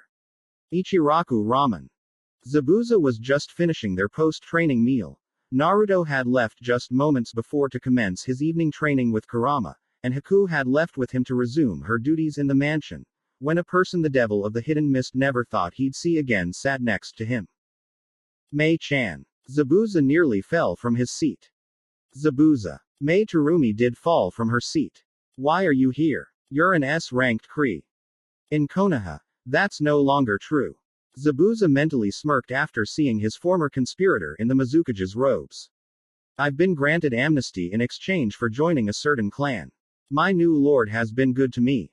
Ask Hiruzen-sama if you doubt me. I most certainly will. Strictly for legal and professional reasons, you understand. Mei sat back down and beckoned her Kiri-Jonin bodyguards to do the same. Once her order had been placed and the restaurant staff was safely out of earshot, the fifth Mizukage addressed her former comrade. So, Jonin of Konoha now. I can hardly believe it. Same here. You, the Mizukage. Zabuza chuckled. Glad as I am that Yagura must now be dead for that to be the case. I hope things aren't too stressful for you. It's nothing but stress at home. Mei vented. The Chunin exams are a vacation in comparison. I barely managed to retrain the Kiri Council to a level acceptable enough to justify my absence. Those dickless yes men are finally good for something, at least. Zabuza grumbled. Before you ask, I wouldn't even consider going back to Kiri even if I was pardoned there as well and I didn't have obligations here. This place is so different than Kiri. It's softer, but also stronger at the same time. I suppose the 7 swordsmen will now have to be renamed the 6 swordsmen. Mei sighed. Even if she was willing to kill Zabuza to recover Kubokiribocho, the odds of it choosing a new owner back home were not worth betting on. She had already been supremely lucky that Yama's daughters were all acknowledged as successors. Mei knew when not to press her luck. Maybe not. I'll discuss it with my lord. Zabuza offered. His clan has its own treasures, and he might be willing to return Kubokiribocho to Kiri after my death. That would be extremely generous. Even if your new lord refuses, thank you so much for even mentioning it. Mei felt lighter than she had in weeks. No problem. Your team's doing great, by the way. Zabuza divulged as Mei ate her meal. I barely recognized Team Yumino from the rebellion days, but Yama-san spent most of last week talking my ear off about them. Tetsushi-chan and Arashi-chan have reached the final stage of the Chunin exams, and Yusen-chan put up one hell of a fight before losing. Kiba, Nuibari, and Shibuki will be in excellent hands. Thank you for the information, Zabuza. Mei paid for her food and stood up. I came here to sample Konoha's cuisine before meeting with Hiruzen Dono. I hope he will forgive my tardiness. The newly minted Mizukage left the restaurant. That went much better than I had feared. Haku dispelled her concealment jutsu. Given what you've told me of Mei-san's history with you, I expected a far more emotional reaction. So did I. Zabuza confessed. We shared an attraction back then. Unfortunately for both of us, the evening after my failed assassination attempt was the worst possible time for her to try advancing our relationship. Mistakes were made on both ends, and things were said that never should have been said. If she'll have me, I'd gladly welcome her back as a friend now, but never again as a lover. Tears pooled in Haku's eyes. Will you ever pursue love again, Zabuza-sama? The million Ryu question. Zabuza sighed. If I encounter the right woman, we shall see. Week 3. Namikaze Training Grounds. So, what did you want to train me in, Anko-chan? Naruto asked. Poison. Specifically of the Daiyoukai variety. Anko answered. As a snake Yukai, detecting toxins of any kind is as natural as breathing to me now. Your Yuki has traces of an extremely powerful poison. Not surprising. Lord Sesshomaru was infamous for his poisoned claws. Naruto affirmed. What if I can't turn it off and end up killing someone? Is likely a question you asked yourself when you first realized you might also be able to use that power. Well, that's why I'm here. Anko declared. I have immunity to all toxins without supernatural properties now, and quite a bit of resistance to those that do have them. Now, close your eyes. Naruto did so. Breathe deeply, slowly, as if you were meditating. Feel the Yuki within you, its tides, its eddies. Naruto felt it, a sea of demonic power. Look beneath the underneath. Past the obvious might, past the complex applications. What you seek is powerful, but subtle, and intricate. A delicate weave of power, easily overlooked within the surge. Naruto saw it, and it saw him. He tried to grasp it but it fled. You tried to hold it, bind it to your will. That won't work. Anko chided. This power is not something to be leashed or unleashed on command. Your connection to it is deeper than that. You must see to the very depths. Now, try again. Naruto repeated his earlier efforts. When he found what he was looking for a second time, he only observed it. He followed it as it pulsed through him. Sometimes it would wink out of existence. The first few times this happened, Naruto panicked. Soon, however, he realized patterns where he once thought only random chance existed. He expanded his consciousness, and felt the power of poison manifest and disappear like stray thoughts that come and go from the mind. That's it. Naruto understood. Now, Naruto-kun, open your eyes. When he did so, he was shocked to discover that he was in his Daiyoukai form. He was so focused on cultivating his poison that he didn't even realize that the shift had occurred. As always, his fingernails had transformed into claws, but now his hands were glowing with jade green Yuki. By the log. That looked almost like sage training. Jiraiya had been observing from the sidelines and now struggled to pick his jaw off the floor. Get it now, Naruto-kun. As a Daiyoukai, you are, or will be, soon enough, a force of nature. A walking natural disaster that can snuff out countless lives as easily as breathing. Your poison, and mine, aren't just applications of our power. We are power while in our Yukai states, and our toxins are an extension of our very wills. Anko reverted to her human form. Naruto did the same and quickly lost consciousness. Naruto. Jiraiya yelled. He's fine. Anko raised a hand. Discovering the true nature of an aspect of his power is akin to spiritual enlightenment. Sesshomaru-sama put me through the same thing when I was in the border of the afterlife, though he didn't have time to be as gentle as I was just now. Anko scooped Naruto onto her back, and Jiraiya used the key Minato had given him long ago to teleport them all back to the Namikaze estate. Naruto woke up several hours later on the sofa of his dining room. It took all of his willpower not to jump up in terror when he realized his head was resting on Anko's lap. Good morning, sleepyhead. Anko's watch read 12:02 a.m. You don't need to say anything. It was a lot to take in when Sesshomaru-sama shoved it down my throat, and I'm just a Yukai. For a Daiyoukai, it must have been astronomically more intense even with me being as careful as possible with you. Intense. Understatement of the year right there. Naruto sighed. I knew most Daiyoukai back in the day were evil, and that Lord Sesshomaru wasn't much different for a huge chunk of his life, but damn. And that's part of me now. Afraid so. Anko looked straight down into Naruto's eyes. Look at us, two monsters against the world.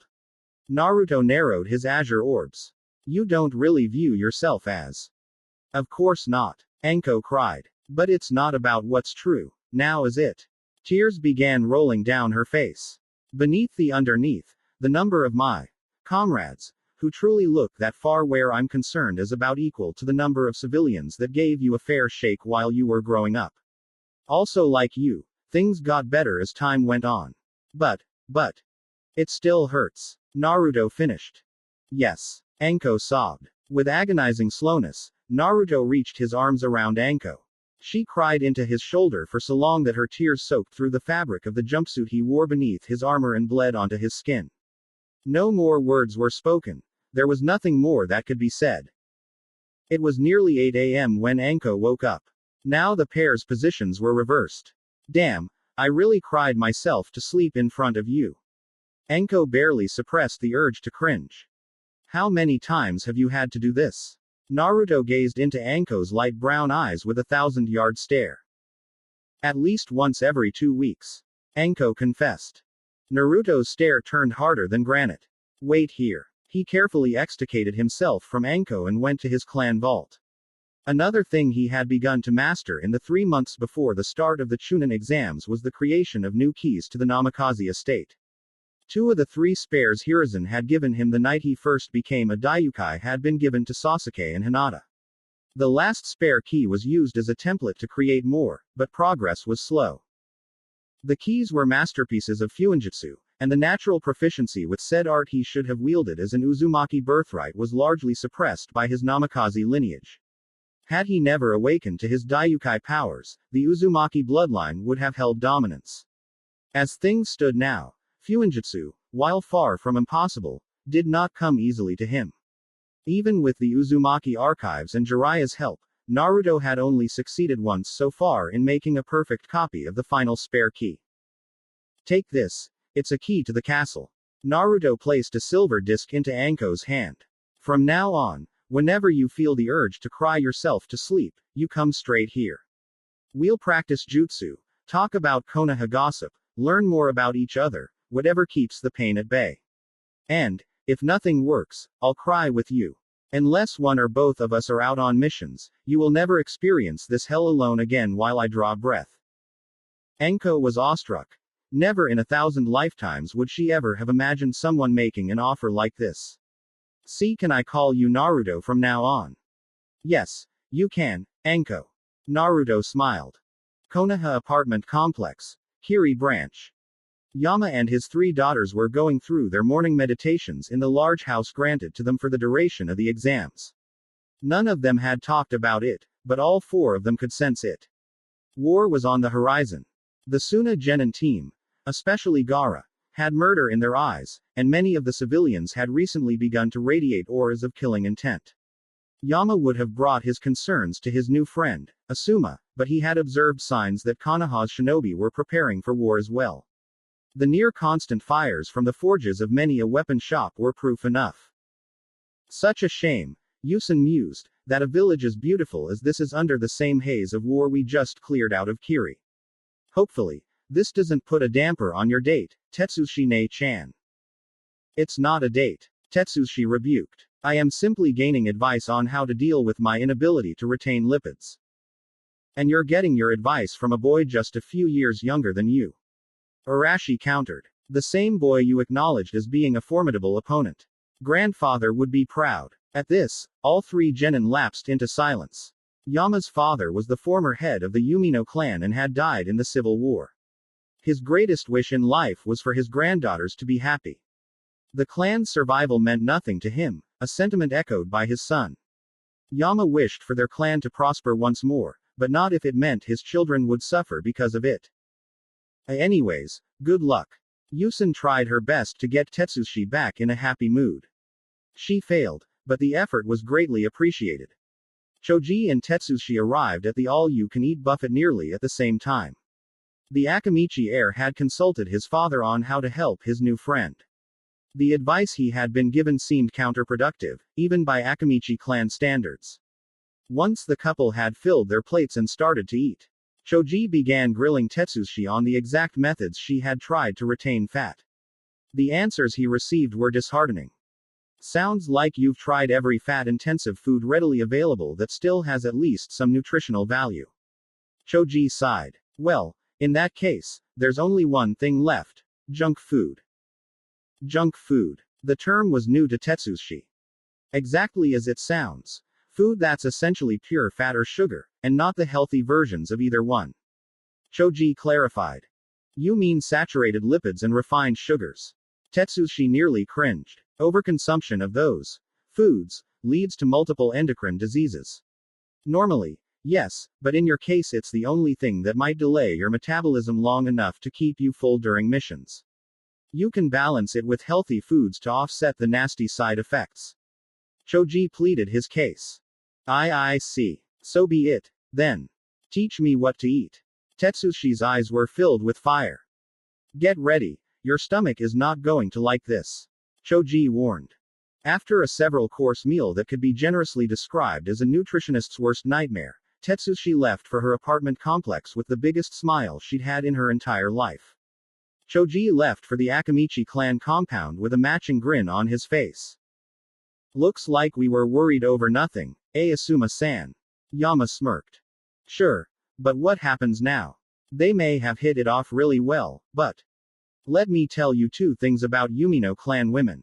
Yama raised one finger. First, they don't love easily. Some of them, like Yusen, have very flirtatious personalities, but it's all surface level until they find someone they feel 110% certain that they want to be with. Yama waited a few moments to let that sink in before raising another finger. Second, once they've found the one, they're absolutely ruthless. Choji-kun is doomed. I give it 1, maybe 2 days before Tetsushi demands that I recommend the prospect of a formal alliance with Konoha to Mizukage-sama. You'd best drop it there, Asuma. Kurinai had been looking for her fiancé and overheard Yama's speech. Choji-kun's a clan heir. He'll have heiresses and noblewomen propositioning him once he becomes of age in 6 years. Far better that he gets with someone he already counts as a friend. Come on, I'll help you explain it to Chozodono. Asuma sighed. Troublesome. Week 4. Konoha Apartment Complex, Suna Branch. The invasion plan has been finalized. Baki, Jonin of Suna, addressed his 3 charges after deploying a dozen privacy and anti-intrusion seals. Kankuro and Temari paid rapt attention, while Gaara was in a meditative state that enabled him to rest without sleeping. With the option of true sleep denied to him by Shukaku's madness, this half measure was the best he could achieve. As was originally proposed, Gaara is the plan's primary asset, but Otokage will be providing an exceptionally powerful summon creature to compensate for the presence of the Mizukage. Even if the rumors that the Raikage will be attending the Chunin exams as well turn out to be true, Orochimaru Dono has assured Kazekage-sama that their summon, combined with Gaara, will be more than sufficient to deal with any opposition. Baki gave copies of the finalized plan to Kankuro and Temari. They quickly memorized the contents and threw the scrolls into their apartment's fireplace. It was fortunate that Gaara's match with Sasuke-kun is the last match of the finals. The ritual needed for this particular summon is much more complex than the norm. Baki continued. To that end, Temari, Kankuro, you are to draw out your respective matches for as long as possible without giving away the full measure of your capabilities. Understood, Baki-sensei. Temari acknowledged her orders while Kankuro scowled at the Jonin. Before Baki could reprimand the puppet master for his insubordination, Gaara awoke from his meditations. Yes, mother, I agree, the blood of Rock Lee was unexpectedly potent, but still too weak for your standards. Worry not, sweet mother. Sasuke Uchiha's blood will surely be worthy of you, and, through his death, my existence shall be justified to the world. Chunin Finals Coliseum. The rules for the final portion of the 3rd stage of the Chunin exams are the same as they were for the preliminary portion. Genma Shiranui, the new proctor for the 3rd stage, addressed the finalists. True to his word, Naruto had lodged a formal complaint to Hiruzen regarding Hayate's ruling. Naruto had interfered with Neji's and Hinata's match, but only to ensure that a core rule of the preliminaries would not be broken. Hayate's pardon of Neji's murder attempt reeked of favoritism. Hiruzen barely gave Naruto's complaint a second glance before arresting Hayate for preferential treatment, stripping him of his Tokubetsu Jonin rank, and sentencing him to 5 years in Konoha's prison. For the record, I will repeat the rules. Anything goes in combat. Your fights will not stop until one you is killed, admits defeat, or is deemed by me to be incapable of fighting. Once I make that call, the fight is over. Killing an opponent who is unable to defend themselves is forbidden and will result in your disqualification. Are there any questions? Genma allowed the prospective Chunin several seconds to speak up. None of them did. All right. Then, the final stage of the Chunin exams begins now. Naruto Uzumaki and Neji Hyuga. Remain here. The rest of you, proceed to the waiting area. Before Genma could declare the official start of the first match, Naruto threw a storage scroll onto the ground. Once it had fully unfurled, he activated it remotely with a hand seal and an enormous banner emerged from it. On the left side of the banner was the Namikaze clan symbol, a massive dog surrounded by waves and wind bearing its fangs at the sun, and on the right side was the Hyuga clan symbol. Dominating the space between the clan insignias were 3 shuriken. Unlike the 2 clan symbols, which were drawn with conventional ink, the shuriken had been painted with blood. The banner's meaning, while clearly ominous, was lost on many of the civilians in the stands, as well as all of the genin watching the match except Shikamaru. The foreign dignitaries, clan heads, and visiting Kage on the other hand were dumbstruck. Kyushin Kaiko. Deep resonance. Naruto cast a jutsu that drastically amplified the volume of his voice. I am Naruto Namikaze, son of Minato Namikaze and acting head of the Namikaze clan. By the laws of Hai no Kuni, I declare the start of a blood feud between the Namikaze clan and the Hyuga clan. Neji Hyuga has gravely insulted Namikaze honor. His blood shall be spilled in Retribution this day. In addition to Hiashi, several Hyuga clan elders were also in the bleachers. These men and women attempted to leap from their seats and restrain Naruto for his insolence, but were restrained by numerous Anbu who had been deployed for additional security. Hiashi alone was left free to shunshin into the arena. I am Hiashi Hyuga, lord of the Hyuga clan. Hiashi spoke far more calmly than Naruto, but he was also using Kyushin Kaiko to ensure that all present could hear his words. As Neji Hyuga is not yet of age, I shall mediate on his behalf. Naruto Dono, what cause do the Namikaze have to start a blood feud with the Hyuga? The attempted murder of one pledged to the Namikaze. Naruto suppressed his fury to speak with Hiashi with an air of calmness. Your eldest daughter, Hinata Hyuga, is my fiancée, and it has been agreed that she shall marry into the Namikaze clan once I am eligible for marriage in 3 years. From a legal standpoint, she is already Namikaze in all but name and blood. During the preliminaries, Neji tried to kill her when she was clearly unable to defend herself. All Jonin present bore witness. Neji is a kinslayer, an oathbreaker, and a traitor to Konoha. Upon hearing this, a riot nearly erupted in the bleachers. Hinata was well loved by many commoners and middle-class citizens in Konoha, while Neji was detested for his haughty attitude. Even those ranked higher in Konoha's social ladder believed that Neji was too arrogant for his age, Hyuga prodigy or not. The revelation that Naruto was the son of Minato was not hard for many of those in the stands to swallow. After all, he was practically a mirror image of the Yondaime Hokage. Only the presence of over 20 full regiments of Anbu stopped those in the stands from expressing their outrage with more than angry screams. Hiashi was stunned, both by Naruto's explanation and the realization that Hinata had lied to him. My daughter knew Naruto would seek vengeance in this manner, and she deceived me to ensure that the Hyuga as a whole would remain ignorant. Before Hiashi could respond to Naruto, Hiruzen also shunshined into the arena and activated Kyushin Kaiko. As the Sandaime Hokage, I, Hiruzen Sarutobi, declare myself the arbiter of this dispute. Naruto Namikaze Uzumaki, Hiashi Hyuga, do both of you consent to my arbitration of this matter and vow to submit to my judgment? Yes, Hokage-sama, Naruto and Hiashi said in unison, and then both they and Hiruzen cancelled their voice-amplifying jutsu. Hiashi Dono. As Naruto Dono has already stated, Neji-san's attempted murder of Hinata Hyuga is a well-documented event witnessed by both myself and several jonin of Konoha. However, based on the fact that Neji-san was allowed to compete this day, I must assume that he has not been reprimanded in any way for his transgression. Did you truly have no knowledge of Hinata Hyuga's attempted murder before today? Hiruzen glared into Hiashi's eyes. To my eternal shame, I must confess that such is the case. Hiashi admitted. The other Hyuga elders see Hinata for the weak girl she has been for most of her life rather than the powerful kunoichi she has become in recent memory. Neji is the pride of the Hyuga, and many of the elders would see his star rise at my daughter's expense. However, to conceal this damning truth from me is an act of open rebellion. Hiashi turned his head to glare at the other Hyuga elders in the audience. Hiruzen-sama, you have my word that a grand cleansing of the Hyuga shall occur when our business here is concluded. Glad as I am to hear it, we must first attend to the matter at hand. Hiruzen's glare softened but did not entirely fade. Hiashi Hyuga, have you anything to say in Neji-san's defense? I do not, my lord. As Naruto Dono has stated, Neji is an oathbreaker.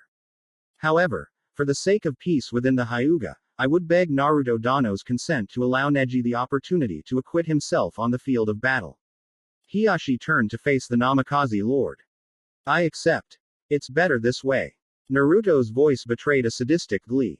Now, I can show all of Konoha, if not the world, that the Hyuga are no longer the only clan in the running for the title of Konoha's strongest. So be it. Hiruzen shunshined back to the VIP chamber of the bleachers and reactivated Kyushin Kaiko. Naruto Namikaze, Hiashi Hyuga, and I have come to terms regarding this blood feud. The match between Naruto Namikaze and Neji Hyuga shall continue. However, the laws and customs of the Chunin exams shall no longer apply, for their match is now a blood right that can only end in death. No outside interference shall be permitted, and any who attempt to disrupt this right shall be executed as traitors to Hai no Kuni. Regardless of who stands triumphant at the end of this death match, all hostilities between the Namikaze and the Hyuga shall cease once the duel is concluded. Upon hearing his master's declaration, Genma shunshined out of the arena to join Hiruzen in the VIP chamber while Naruto and Neji stared each other down. Neji's attire had not changed from the preliminaries, but Naruto was no longer wearing his gray and black shinobi armor. Instead, the Namikaze lord was wearing a much more regal set of armor. Spiked pauldrons covering his shoulders were attached by red ropes to the upper section of his black cuirass. Lotus petal folds possessing light gray trim shielded his lower torso. A long, flowing yellow sash with violet wave patterns secured Tenseiga and Tokujin to his cuirass. Beneath the armor, Naruto wore a white kimono with a red and white cherry blossom flower crest at the collar and sleeves, a white Hokage undershirt made from silk, a white Sashinuki hakama, and black ankle-high boots. You've dressed up nicely for your funeral. Neji smirked. It's a shame you'll be buried in such a beautiful suit of armor. Funny. After I'm done with you, there won't be enough left to bury. Naruto retorted. Let the death match begin. Hiruzen ordered. Byakugan. Neji was shocked after activating his clan's dujutsu. Naruto's chakra network was glowing an extremely bright, jade green color. While not harsh enough to blind the Hyuga prodigy, the verdant light almost completely concealed Naruto's tenketsu. What's the matter? Can't see what you're looking for. Naruto mocked. Silence, fool. Neji launched a blistering series of Juken strikes. His inability to see Naruto's tenketsu was irritating but irrelevant. He had long since memorized the layout of the human chakra network. What was far more problematic was Naruto's defense. Hardly any of Neji's strikes broke through it. It was rather hard to know for sure by just looking at your fight with Hinata, but I can tell now that I'm experiencing your Juken firsthand. Naruto mused while casually blocking or evading the vast majority of Neji's onslaught. You're faster than Hinata, and more skilled than her, but not by much in either category. Since I'm considerably both faster and more skilled than her, and I've spent many a sparring session on the receiving end of her Juken, just how do you think this fight will go? I told you to be silent. Neji redoubled his efforts, but Naruto did the same, and then some, resulting in a humiliating display. The Namikaze Lord was now fending off Neji completely with just one hand. I was born with an affinity for Fuden, you know. Naruto maintained his one-armed defense despite Neji's sincerest efforts. Last month, I made quite a bit of progress toward mastering it. So much so, that I can now do this. Naruto started weaving one-handed variants of several hand seals. Neji abandoned his assault and leapt back, barely landing in time to prepare a defense. Fuden. Daitapa. Naruto's wind blast was far stronger than the last time he used it. Hakusho Kaden. 8 trigrams palms revolving heaven, Neji spun rapidly in place, producing a swirling chakra sphere that deflected Naruto's jutsu. Undaunted, the Namikaze Lord maintained Daitapa.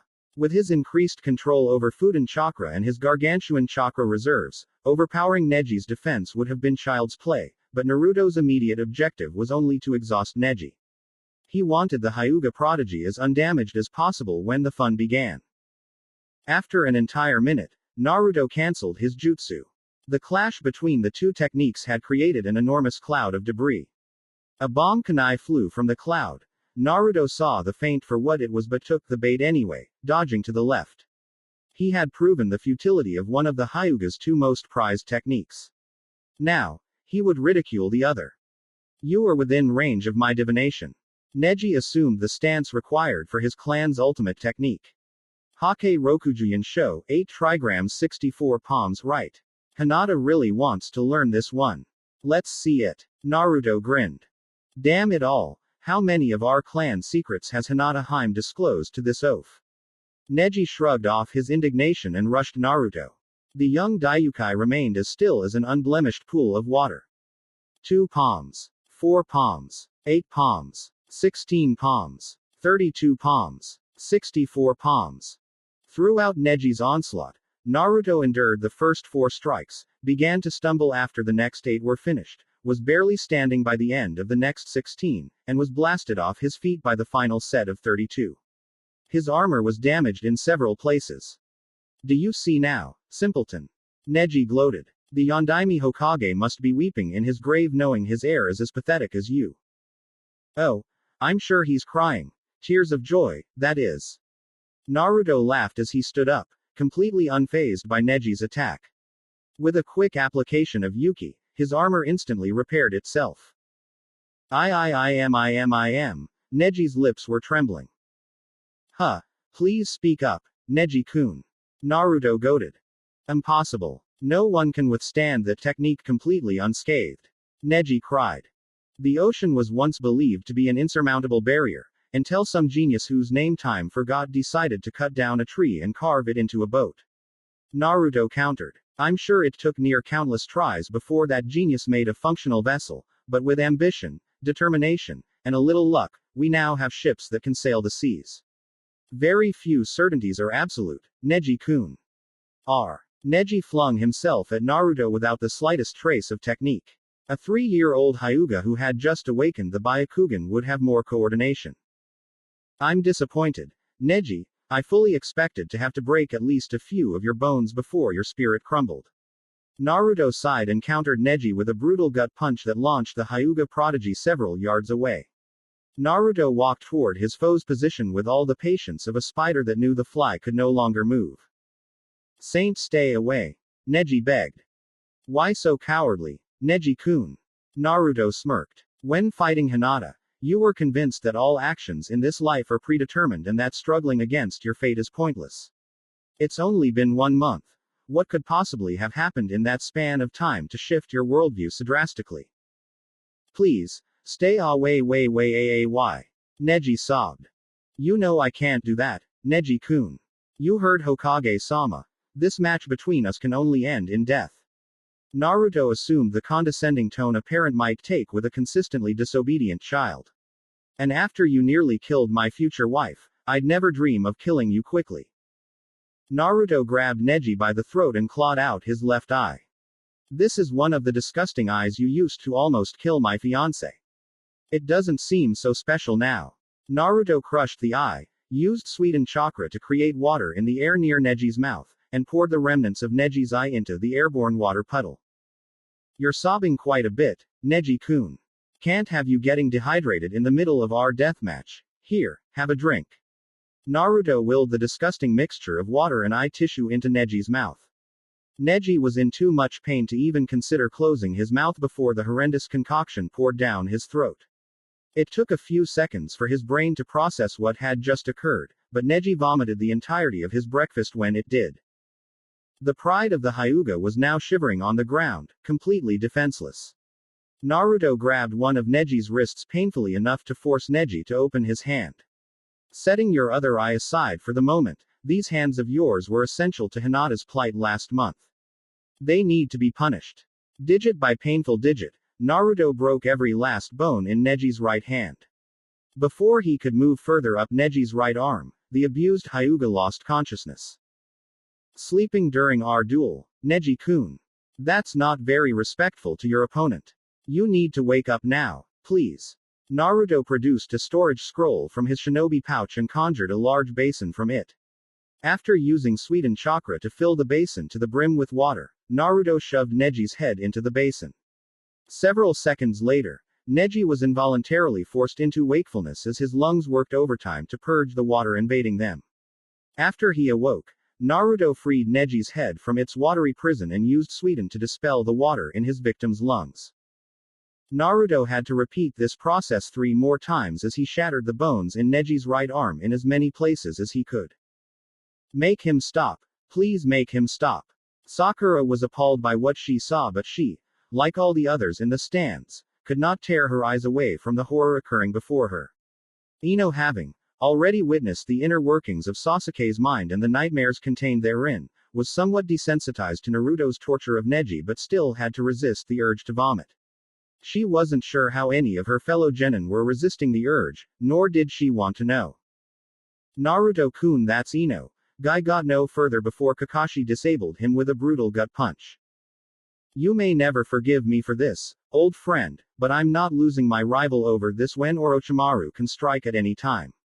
The copy ninja wrapped his rival in several dozen spools of ninja wire and then applied no less than 8 chakra-suppressing tags to Guy's face and neck. Kakashi. Damn you. Guy struggled to free himself, but not even the green beast of Konoha could escape his current bindings with his chakra sealed and Kakashi watching his every move. It seems not even drowning you will keep you awake much longer at this rate. Naruto mused after Neji's 80th brutal resuscitation. Every bone in all 4 of Neji's limbs was now shattered in multiple places. The muscles in said limbs also bore, at least, 1 major laceration each. Unlike Gaara's mutilation of Lee, Naruto had been very careful to ensure that his fractures and cuts did not create gaping holes in Neji's cardiovascular system. The anatomy books in his clan vault, supplemented with a few medical texts provided by Kotoru, were invaluable to Naruto's efforts. Don't worry, Neji-kun, I planned for this. Naruto withdrew 10 food pills and shoved them, one by one, down Neji's throat. There you go, Neji-kun. Just one of those pills has enough stimulants and nutrients to keep a shinobi awake for 3 days and 3 nights, and they're designed to take effect almost instantly. Naruto howled with delight. With 10 of them in your system, you couldn't fall asleep now if you wanted to. PP please, just kill me now. Neji shouted hoarsely. Neji-kun, the muscles and bones in your limbs are spoken for now, but I still have to punish your spine and back muscles. Naruto drew Tenseiga and lashed out at the cervical section of Neji's spine, putting just enough force behind the blow to ensure some degree of skeletal damage. Neji screamed. Again. Again. And again. Over and over again. As with Neji's limbs, Naruto was careful to cause only enough damage to Neji's spinal column to inflict severe pain but not to induce paralysis. Once all portions of Neji's spine were too compromised to damage further, Naruto turned his attention to crippled Hyuga's back muscles.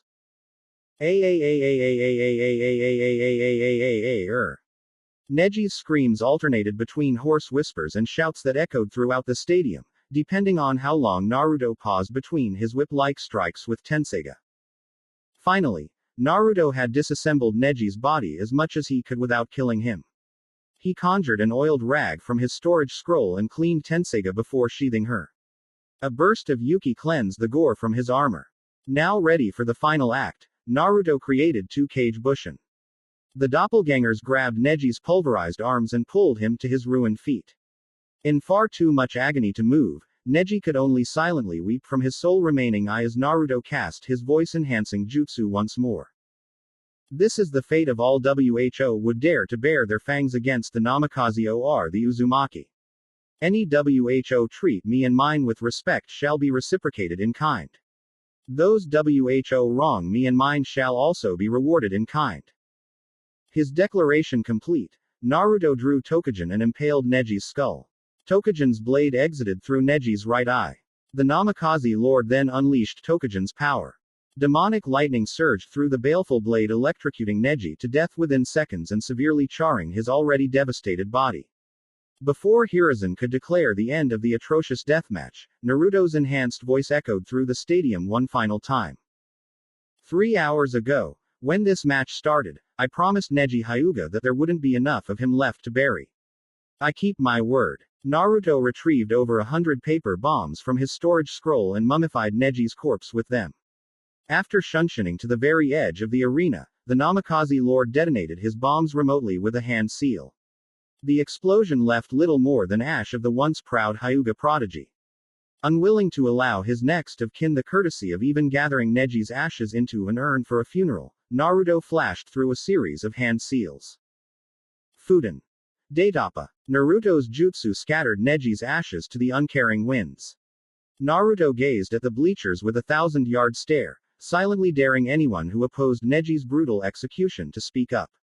As they had for much of the past 3 hours, the majority of his audience met Naruto's gaze with stunned silence. Naruto had displayed cruelty that more than justified his title as a demon, but no denizen of Konoha could deny the young Daiyukai's resemblance to Minato now that it had been thrown in their face. Minato was a war hero, and, while most in Konoha would prefer to pretend otherwise, they all knew what that meant. Furthermore, the motive behind Naruto's barbarism struck a chord with many in the audience. Hinata was the son to Naruto's apparent shadow, a gem to be avenged at any cost. Slowly and softly, at first, and then with increasing speed and volume, Konoha made her verdict known. Naruto. Naruto. Naruto. Naruto. Naruto. Naruto. Naruto. It took nearly half an hour for the cheering to subside, and Naruto's fellow genin had their own opinions. How can they possibly applaud him? Sakura shrieked. I get that he was avenging Hinata-chan, but to do it like that. The pinkett nearly collapsed to the ground. Think of it like this. Sakura-chan. Ino grabbed Sakura's hand and hoisted her up. Naruto-kun just said that anyone who wronged him would meet the same fate as Neji, but he also said that he'd protect everyone who respects him and those he cares about. Exactly. Kakashi chimed in as he released Guy. On top of that, we can safely assume that most of the audience has genuinely acknowledged Naruto-kun now, if the near riot that erupted once he publicized Hinata-chan's attempted murder is any indication. HMPH. I'm just glad the Dobi didn't waste too much chakra during all that. I need him in top form for our match. Sasuke smirked. Kiba had not joined in the mass cheering, as she was having more than a little difficulty suppressing the arousal that had manifested during the match. He's an alpha among alphas. Not only did he defend his mate's honor, but he also proved his dominance over Konoha's most powerful clan. Damn it all. Part of me wants to mount him right now, but that's just my instincts talking. I don't love Naruto-kun for real yet, but I want to. Kami, damn it, I want to. The Inuzuka princess now had even more incentive to befriend Naruto.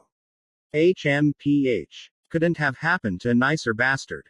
Tenten had no qualms with Neji's death. The Hyuga prodigy was arrogance incarnate, always fate this and fate that.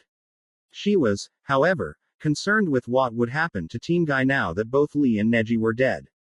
Maybe I'll ask Guy-sensei if he'd be willing to make me a part of Team 7. 5-man teams are rare, but not unheard of in cases similar to what Team Guy faces now. He is worthy. No, more than worthy. Gaara howled. Yes, mother, today you shall feast on 2 great sources of blood. Far removed from the bleachers, those seated in the arena's VIP section had their own thoughts. I see now why you wished to postpone any pleasantries until the end of this match, Hiruzen Dono. That was an impressive display of might, especially from a genin. I gave a rare smile. While I find his methods distasteful, I can certainly emphasize with Naruto Dono's desire to see justice served. Mei relaxed into her chair and the tension that had been building up in her since the start of the deathmatch began to dissipate. Wars have been waged in Kiri for far less, and I am pleased to see that another will not start in Konoha due to this. I agree with your sentiment, Mei Dono. Naruto Dono did not reveal his plans to me, but I knew he had something in mind for today from the instant Neji was chosen to be his first opponent for the finals. Hiruzen sighed. The young man's display is commendable, but I must question the mental health of your citizens given how quickly they fell in line, Hiruzen Dono. Kage Rasa made his opinion known. Your concern is noted, old friend, but the audience's reaction is within reasonable parameters. Hiruzen replied. Hinata Haim has quite the reputation among the common folk, and Naruto Dono has done much in recent memory to ingratiate himself with Konoha's citizenry. Rasa narrowed his eyes but said nothing. As expected of Sarutobi-sensei, he knows. The audience's reaction to Neji's death forced an impromptu intermission that Naruto was spending in the secluded staircase leading from the stands to the arena proper. The Namikaze Lord had no regrets, but he took the opportunity to address something that had been bothering him for weeks. Kurama-sama, you've been real quiet for the entire month outside of our training sessions. Are you all right? Naruto was not prepared for the chakra entity's response. Am I all right? Of course not. Thanks to me, your life has been hell on earth. Jinchuriki are always ostracized by their villages, but I have never seen anything like what has happened to you. If not for Hinata, Iruka, and Kotoru, you would have succumbed to madness years ago. And it's all my. No. Never think that. Not even for 1 second. Naruto demanded. You were enslaved when you assaulted Konoha, and you've been asleep for nearly my entire life. How can you possibly be at fault for what the villagers did? Even if they were not manipulated by Danzo and the council, all that grief, that rage, needed an outlet. It shouldn't have happened, and it may very well not have happened if Minato and Kushina's final wish had come to fruition, but I learned long ago not to dwell on what-ifs. You heard the crowd, and I know from the Uzumaki clan records that you can sense negative emotions. So, tell me, was all that cheering earlier derived from fear, or respect? Kurama was silent for what seemed several minutes before answering. There was some fear present in the audience's reaction, but nearly all of those in the stands were devoid of negativity while applauding you. Their response was almost entirely genuine. Before Naruto could give any more encouragement to his tailed beast, a furious guy stormed down the stairs. What the fuck is wrong with you, Naruto-kun? First, you offer to revive Lee-kun, but then you kill Neji-kun in the most horrifying way imaginable. Naruto felt no fear while facing down the wrathful Jonin. Isn't it rather hypocritical of you to bemoan the murder of your student? You participated in the Third Shinobi World War. How many students have you killed? All I did was execute a traitor to Konoha. Neji-kun was no traitor. Guy screamed. He tried to kill his own cousin in cold blood. Naruto countered. Does that remind you of another Konoha shinobi, perhaps one whose name rhymes with Itachi Uchiha? You monster. Blinded by rage, Guy threw a vicious right hook at Naruto's head, but the blow was blocked by a clawed hand. I have no illusions of being able to best you in combat, green beast of Konoha, but you're dead wrong if you think I'm so weak that you can kill me in an instant. Naruto's Daiyoukai form shivered from the effort of blocking Guy's strike, but the grieving Jonin's onslaught was halted by a neck chop from Kakashi. Guy fell to the ground, barely conscious. I'm very sorry, old friend. Kakashi reapplied the ninja wire and chakra sealing tags that he had used during the deathmatch. I know you're grieving, and I'm sure you'll regret this later, but Naruto-kun's a noble, which means hitting him outside of a sparring session, even in a fit of grief-fueled rage, can't just be swept under the rug. Kakashi signaled the four Anbu accompanying him to surround Guy. Might Guy, I hereby place you under arrest pending a formal investigation and hearing regarding your actions today. Due to the circumstances, I expect a favorable outcome for your trial, but don't push your luck. Guy glared at Kakashi but said nothing. The Anbu shunshined Guy out of the arena as Kakashi turned his baleful gaze to Naruto. As for you, you're not wrong, but comparing Neji-kun to Itachi Uchiha is twisting the knife far too much for my liking. The sadism you demonstrated in the arena served a valuable purpose, disparaging Neji-kun to Guy's face did not. When the finals are over, you're on the most menial, belittling D-rank missions the village gets for a year unless we need you elsewhere. So be it, Naruto replied coolly, reverting to his human form before returning to his fellow genin. Round 2 combatants, come forward.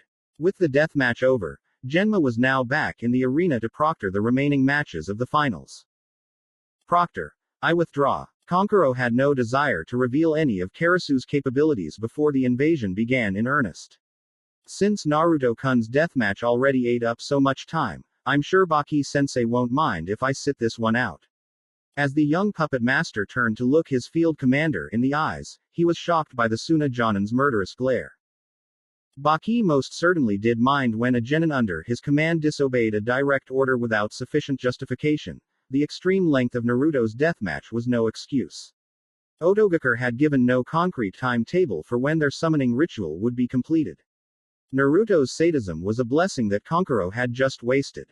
Son of Kazekage-sama or not, I'll see you court-martialed for this when we return to Suna, Kankuro-kun.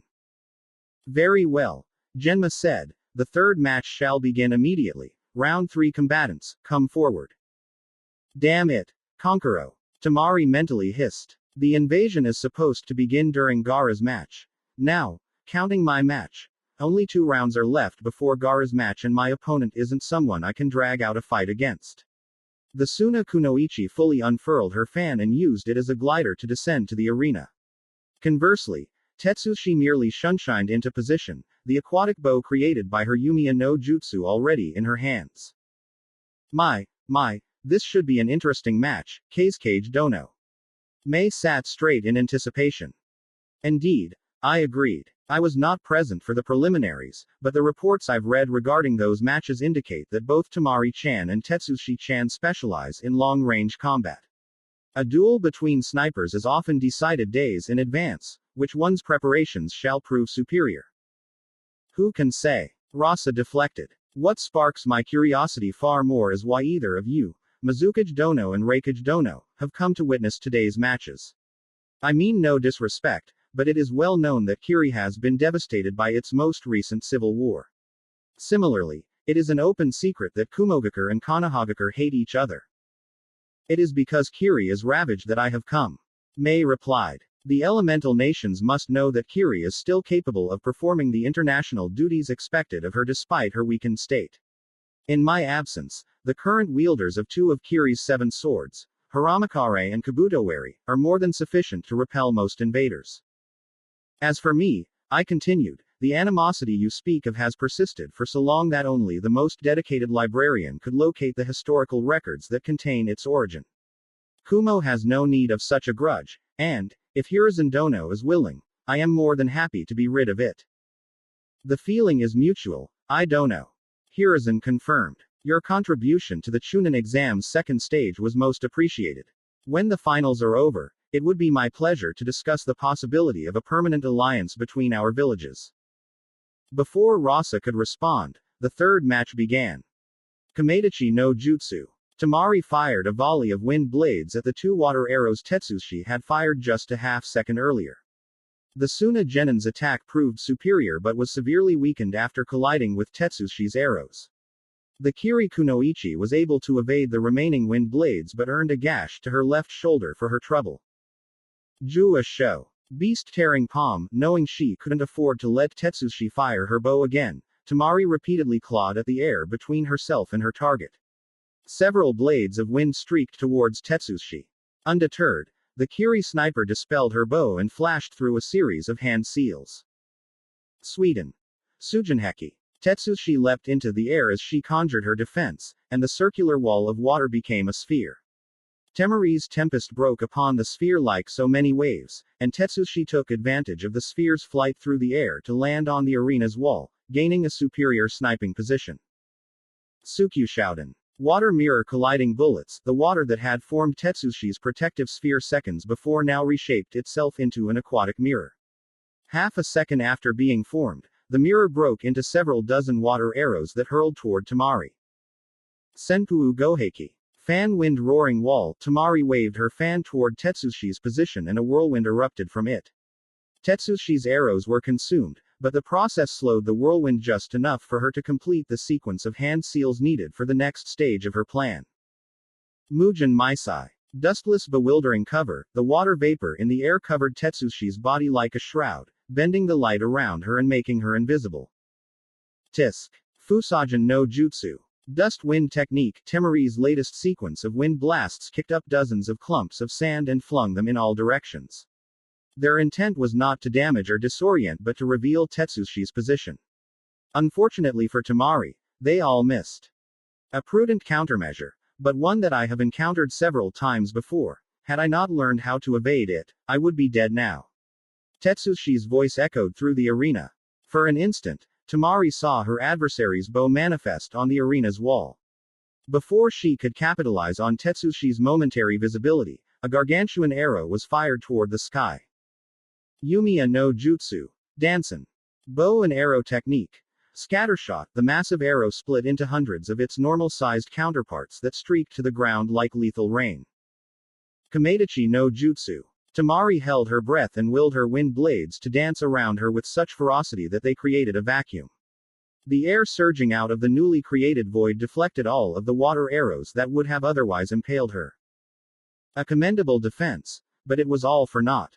Tetsushi had dispelled her concealment jutsu and now stood atop the arena's wall. Her hands waved like twin conductors' batons, and the deluge of water that her scattershot had saturated the ground with conformed to her will. Sweden. Sei no Habi. Water release. Snake Den, the water covering the ground condensed into several dozen snakes.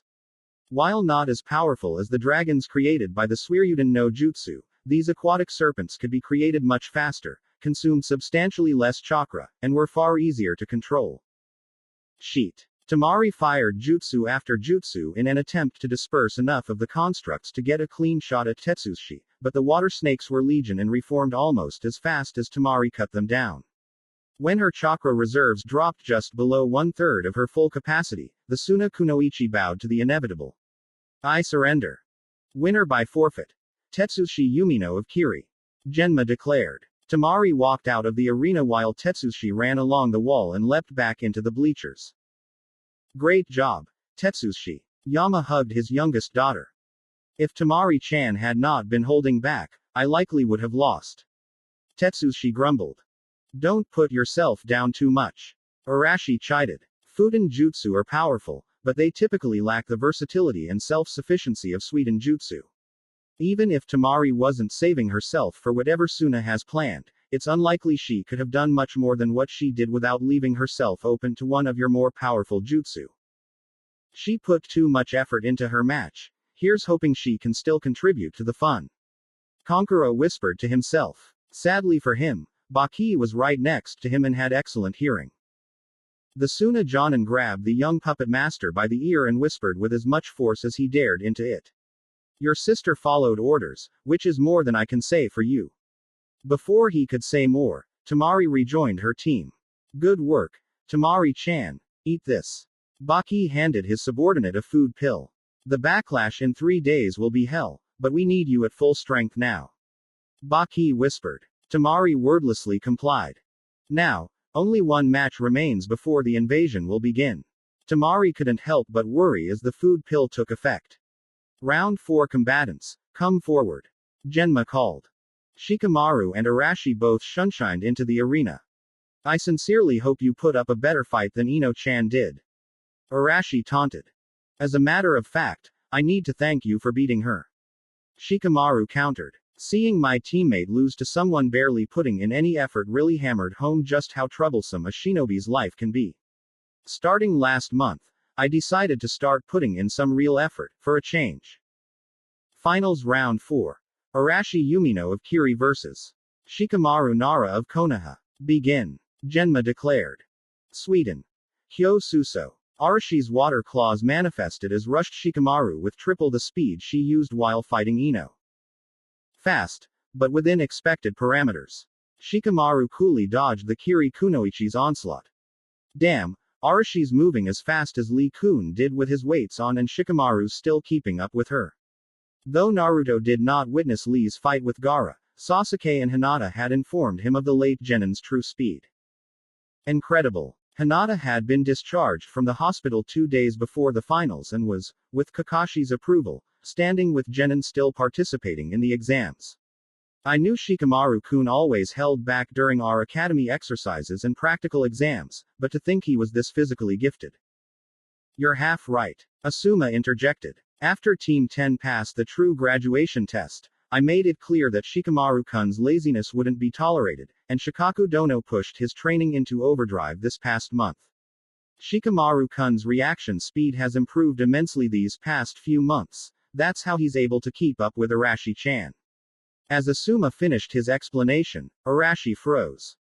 Success. Took longer than I'd like to weave the chakra for you to kata, ephemeral, while dodging her, but now I can move to phase 2.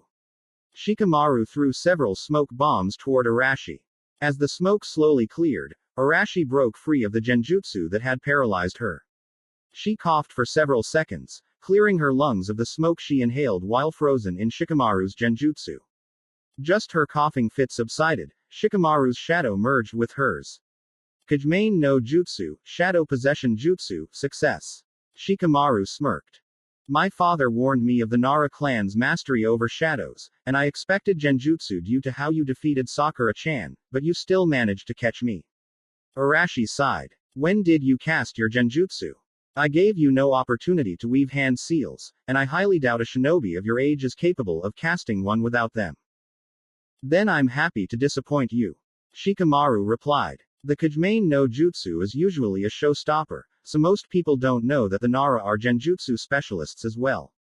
Yin release is needed for both, and my clan has that in spades. It's not that hard for us to learn how to cast genjutsu with a single finger. After all, our vaunted Ino Shika Cho formation isn't always an option. I see. Arashi's eyes narrowed. Yet even so, how shall you proceed? The Kajimane no Jutsu forces my movements to mirror yours. Any action you take will result in mutual damage. In response, Shikamaru performed a series of complicated hand movements that allowed him to grab several bomb kunai while preventing Arashi from grasping any of her ninja tools. Before the Nara heir could throw his bombs, a shroud of Sweden chakra surrounded Arashi.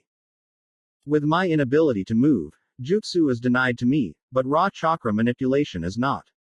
Arashi smirked. The smoke produced by your bomb kunai will obscure the sun, your shadow will fade, and I will be free. Sure. If you're still alive, that is. Look closely at the ground around you. Shikamaru threw his bomb kunai. Arashi complied and her eyes widened in terror as she noticed fine black powder covering the ground all around her. You can thank Tenten-chan for inspiring this trap. Shikamaru leapt high onto the arena wall. That powder is composed almost entirely of nitroglycerin. If you don't know, that's the main ingredient in dynamite. Damn you. A streak of cerulean lightning surged skyward from Arashi's position just before Shikamaru's bombs exploded. The descendant of Poseidon's body was momentarily converted to pure electricity as she rode her lightning current several hundred feet into the air. I can only lightning travel once a day. It would have been the perfect ambush technique to end the match, but I waited too long to use it. Without knowing how potent the explosion would be, Arashi couldn't risk traveling anywhere but straight up, lest she potentially be caught in the blast even while moving at the speed of lightning. Shikamaru had anticipated that Arashi might have the means to escape the explosion, and he also predicted that she'd be too flustered to consider using said escape mechanism for anything other than its intended purpose. The Nara air had ensured that the secondary explosion from the nitroglycerin would have a much smaller area of effect than Tenten's reckless dust explosion, but the heat and concussive force of the blast would have been more than enough to kill Arashi if she had not managed to free herself from Shikamaru's jutsu at the last second. The lightning strike reversed course toward the ground, and Arashi reappeared in the flesh after the strike dissipated. She flashed through a long series of hand seals and lightning began crackling around her. I commend you for forcing me to display my affinity for lighting, but your efforts shall be your doom. Nope. I've already won. Shikamaru gazed lazily down at his opponent. Such arrogance. Raiden. Kiba no. Arashi got no further before she began feeling incredibly nauseous. It took all her willpower not to vomit up her breakfast. Convulsions racked her body, and she could only glare at Shikamaru as he tied a damp cloth around his head and leapt off the wall. Nitroglycerin isn't just explosive, it's also highly toxic if inhaled or absorbed through the skin. You breathed in quite a bit of it while caught in my genjutsu. Frankly, it's a miracle your symptoms didn't flare up immediately.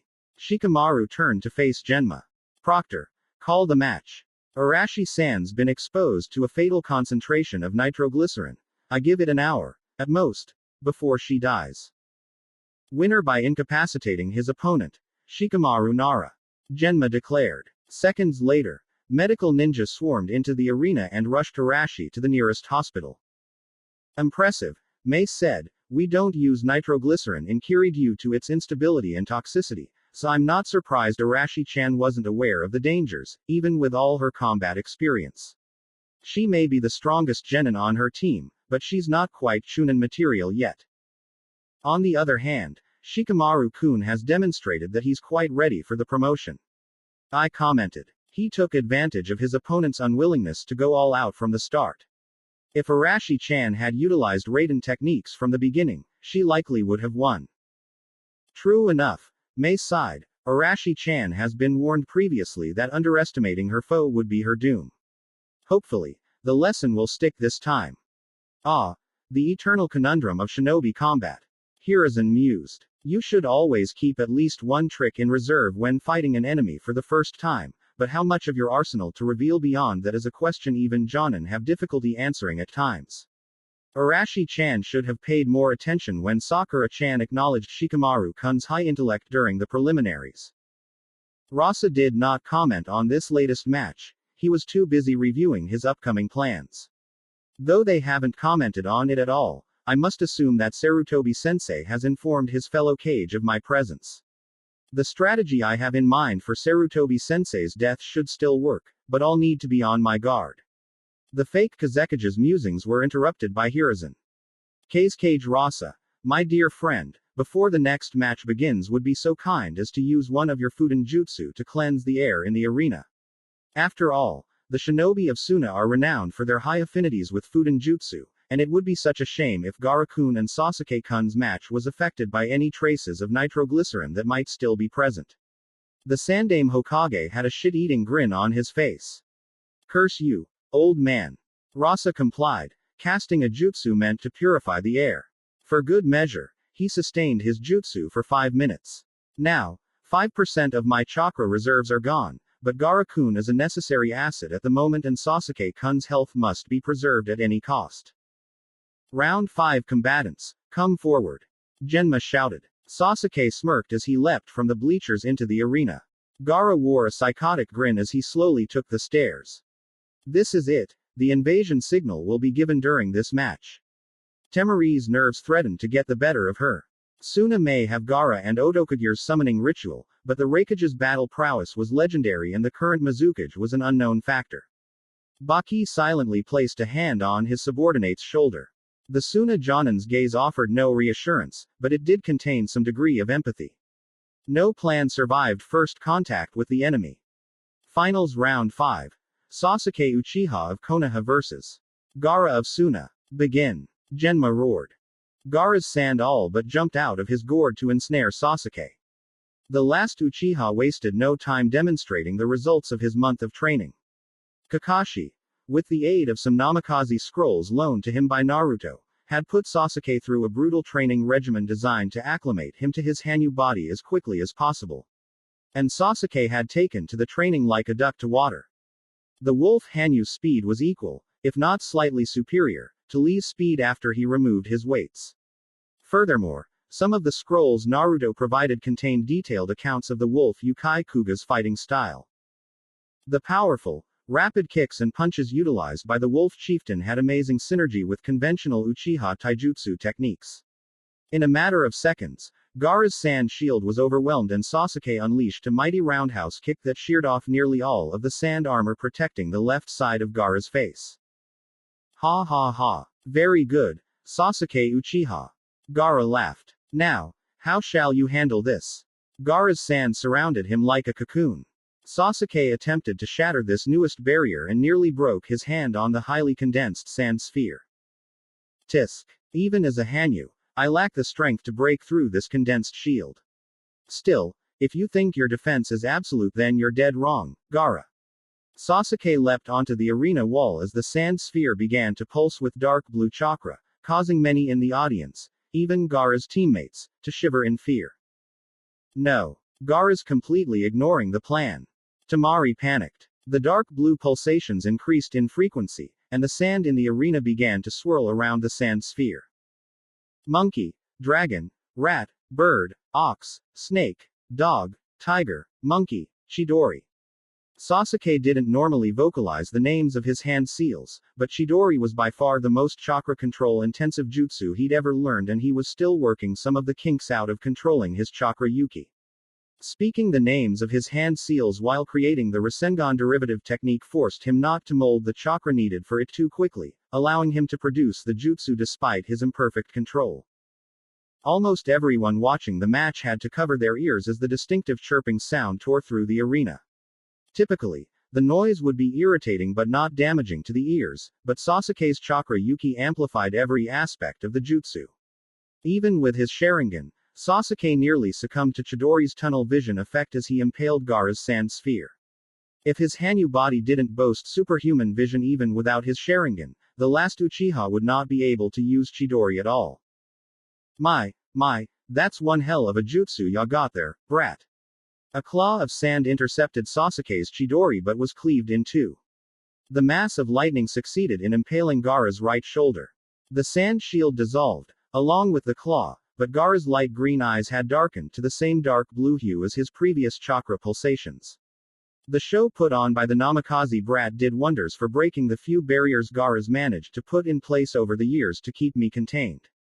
Such a shame too. If you'd been just a hair faster in injuring him, you just might have been able to stop me from taking over. Sasuke hadn't felt killing intent like this since fighting Orochimaru, but he was no longer the weakling he'd been in the Forest of Death. What are you? Not here little Uchiha. Too much potential for interference. I want you all to myself. Follow my host, and we'll see what you're really made of. With that, Gaara's eyes returned to their normal color and he lost consciousness. Neihan Shuja no Jutsu. Feather Illusion Jutsu. While Shukaku spoke with Sasuke, Kabuto made his move. His genjutsu rendered nearly 4/5 of the audience unconscious. The increased security of the exams made it infeasible for him to kill most of the Anbu present as he'd originally planned, but the majority of those in the audience still awake more than made up for that. The citizens dispelled their transformation jutsu, revealing themselves to be Suna and Oto shinobi. The Konoha Anbu leapt into action to kill invaders, while Keisuke Rasa Sunshine to the roof of the bleachers VIP section. He was quickly followed by Hiruzen, Mei, and I. Several Anbu members also attempted to land on the roof, but Orochimaru's elite guard had already positioned themselves on their master's chosen battlefield. Shishienjin. 4 Violet Flames formation, a rectangular barrier of purple fire snapped into place and incinerated the Anbu, unable to halt their advance in time. Seconds later, the Sound 4 protected themselves with secondary, triangular barriers. Do you like the sight of your tomb, Sarutobi-sensei? Orochimaru shed the late Kazekage's skin and robes. Don't think that your fellow Kage will be of any use to you. The preparations of made for your death will be more than sufficient to deal with them. The snake Sanin began flashing through a series of hand seals, and the 3 Kage standing against him did the same. Shuriken Kage Bushin no Jutsu. Shuriken Shadow Clone Technique, Hiruzen shouted after throwing 3 shuriken into the air. The original 3 were joined by hundreds of copies. Rantan. Reiza Sakasu. Storm Release. Laser Circus. I shot out dozens of laser-like beams of lightning from his hands. Yuden. Yukai no Jutsu. Lava Release. Melting Apparition Technique. Mei breathed a stream of lava. Kuchios. Edo Tensai. Summoning. Impure World Reincarnation. A summoning circle manifested around Orochimaru, and 3 steel coffins rose from the ground in a triangular formation with Orochimaru at the center. The coffin to Orochimaru's bottom right bore the number 1, the coffin to his bottom left bore the number 2, and the coffin in front of him bore the number 4. The coffins fully emerged a split second before the 3 Kage's jutsu hit. Within that instant, they produced a powerful barrier that absorbed most of the damage before dissipating. What little power remained of the Kage's onslaught was nowhere near enough to disrupt the summoning. Do you like my modifications to Tobirama Dano's jutsu, Sarutobi-sensei? Orochimaru smirked. The biggest problem with using it during combat was how vulnerable the summoner is while the ritual is in progress. The barrier needs some fine-tuning, I'll admit, but, as you've seen, the results are already quite substantial. Mei gulped in fear. Hiruzen Dono, the numbers on those coffins, please don't tell me. I wish I could. Hiruzen said gravely. Mei Dono, I Dono, prepare yourselves to face my predecessors, and my successor. Perfect. I spat. I've gotten much stronger than the last time I fought Minato Dono, now I'll get to see if my growth is worth a damn. The lids of the coffins fell to the ground, revealing Hokage contained therein. Minato simply stepped a few feet out of his coffin while Hashirama and Tobirama walked in front of Orochimaru in line with Minato. Damn it, Tobirama. I told you Edo Tensai would cause nothing but trouble down the road. The Shodai Hokage berated his first successor. Given our current predicament, I must concur. Tobirama agreed. On one hand, it is good to see you again, Hiruzen-kun. On the other hand, I must warn you that Orochimaru's modifications to Edo Tensai extend far beyond a protective barrier. Anyone I resurrected retained, at best, 20% of their full power. I can sense that I am currently capable of double that maximum figure. Sorry to make a bad situation sound even worse, but no matter how much I try to do anything to defy Orochimaru, my body won't heed my commands. Minato added. He's completely eliminated the need to suppress our personalities in order to keep us under his control. I'm sorry to say it, old friend, but you and the current Kage are in for one hell of a fight. Is it wrong that part of me wouldn't have it any other way? Hiruzen flashed his opponents a predator's smile. Shodai Hokage. Nadaime Hokage. You may have founded Konoha and mentored her people to think beyond their clans respectively, but Konoha is my responsibility now. I've sworn to defend it from all threats, even the 2 of you. Yondaime Hokage. Before death reclaims you, know that your son has matured beyond all reasonable expectations. I expect great things from him in the future. Thank you, Sandaime Hokage. Before Minato could say anything else, he was compelled to attack I. The Yondaime Raikage activated his Raiden armor and intercepted his Konoha counterpart. At the same time, Tobirama created an immense amount of Suiden chakra without hand seals, forged it into a water dragon, and shot it at Mei. HMPH. With just 2 hand seals, Mei overrode Tobirama's control of the Suiryuden no Jutsu and sent it hurtling toward the flame barrier. With a thunderous hiss, the water dragon evaporated. Impressive. Tobirama praised. I know this won't be easy, but knowing you can only fight at less than half your full strength brings tremendous peace of mind. Mei replied. Our power is limited, yes, but our bodies will regenerate endlessly. Tobirama countered. Furthermore, our chakra will recover at an astronomical rate. Regrettably, you cannot win. Well, Sarutobi-sensei, while Minato and Tobirama Dono keep your friends occupied, why don't you, Hashirama Dono, and I get down to business? Orochimaru cackled. Kuchio's no jutsu. Hiruzen summoned Monkey King Enma and immediately ordered him to transform into his adamantine staff state. Excellent, my old master, let's dance. While Hashirama created a miniature forest to ensnare Hiruzen, the snake containing the sword of Kusanagi crawled out of Orochimaru's mouth. Grabbing the legendary blade's hilt, Orochimaru pulled the sword from its sheath and rushed at his former sensei. In the arena, just as Orochimaru led the cage to his chosen battlefield, Baki made the best of the current situation and gave Konkuro and Temari new orders. Shukaku is in control and has made his intent clear. Temari, take Gaara into the forest and get as far away from the village as possible. Konkuro, when Sasuke follows, kill him. Are you nuts? Konkuro roared. Who knows what will happen if that thing doesn't get what it wants? We cannot openly defy Shukaku without inviting oblivion, but if Sasuke falls before he reawakens, the tailed beast's rampage will be directed to Konoha first. Baki countered. That will give Suna time to prepare the fuinjutsu needed to recapture him. Tisk. Fine. Konkuro and Temari escaped the arena. Get back here. Sasuke began his pursuit but did not put his full effort into the chase. I have one more use of Chidori before my chakra yuki gets too low to be worth a damn. If I can drag this cat and mouse game out a little bit, it should recover enough for me to use more techniques before or after Chidori. Genin.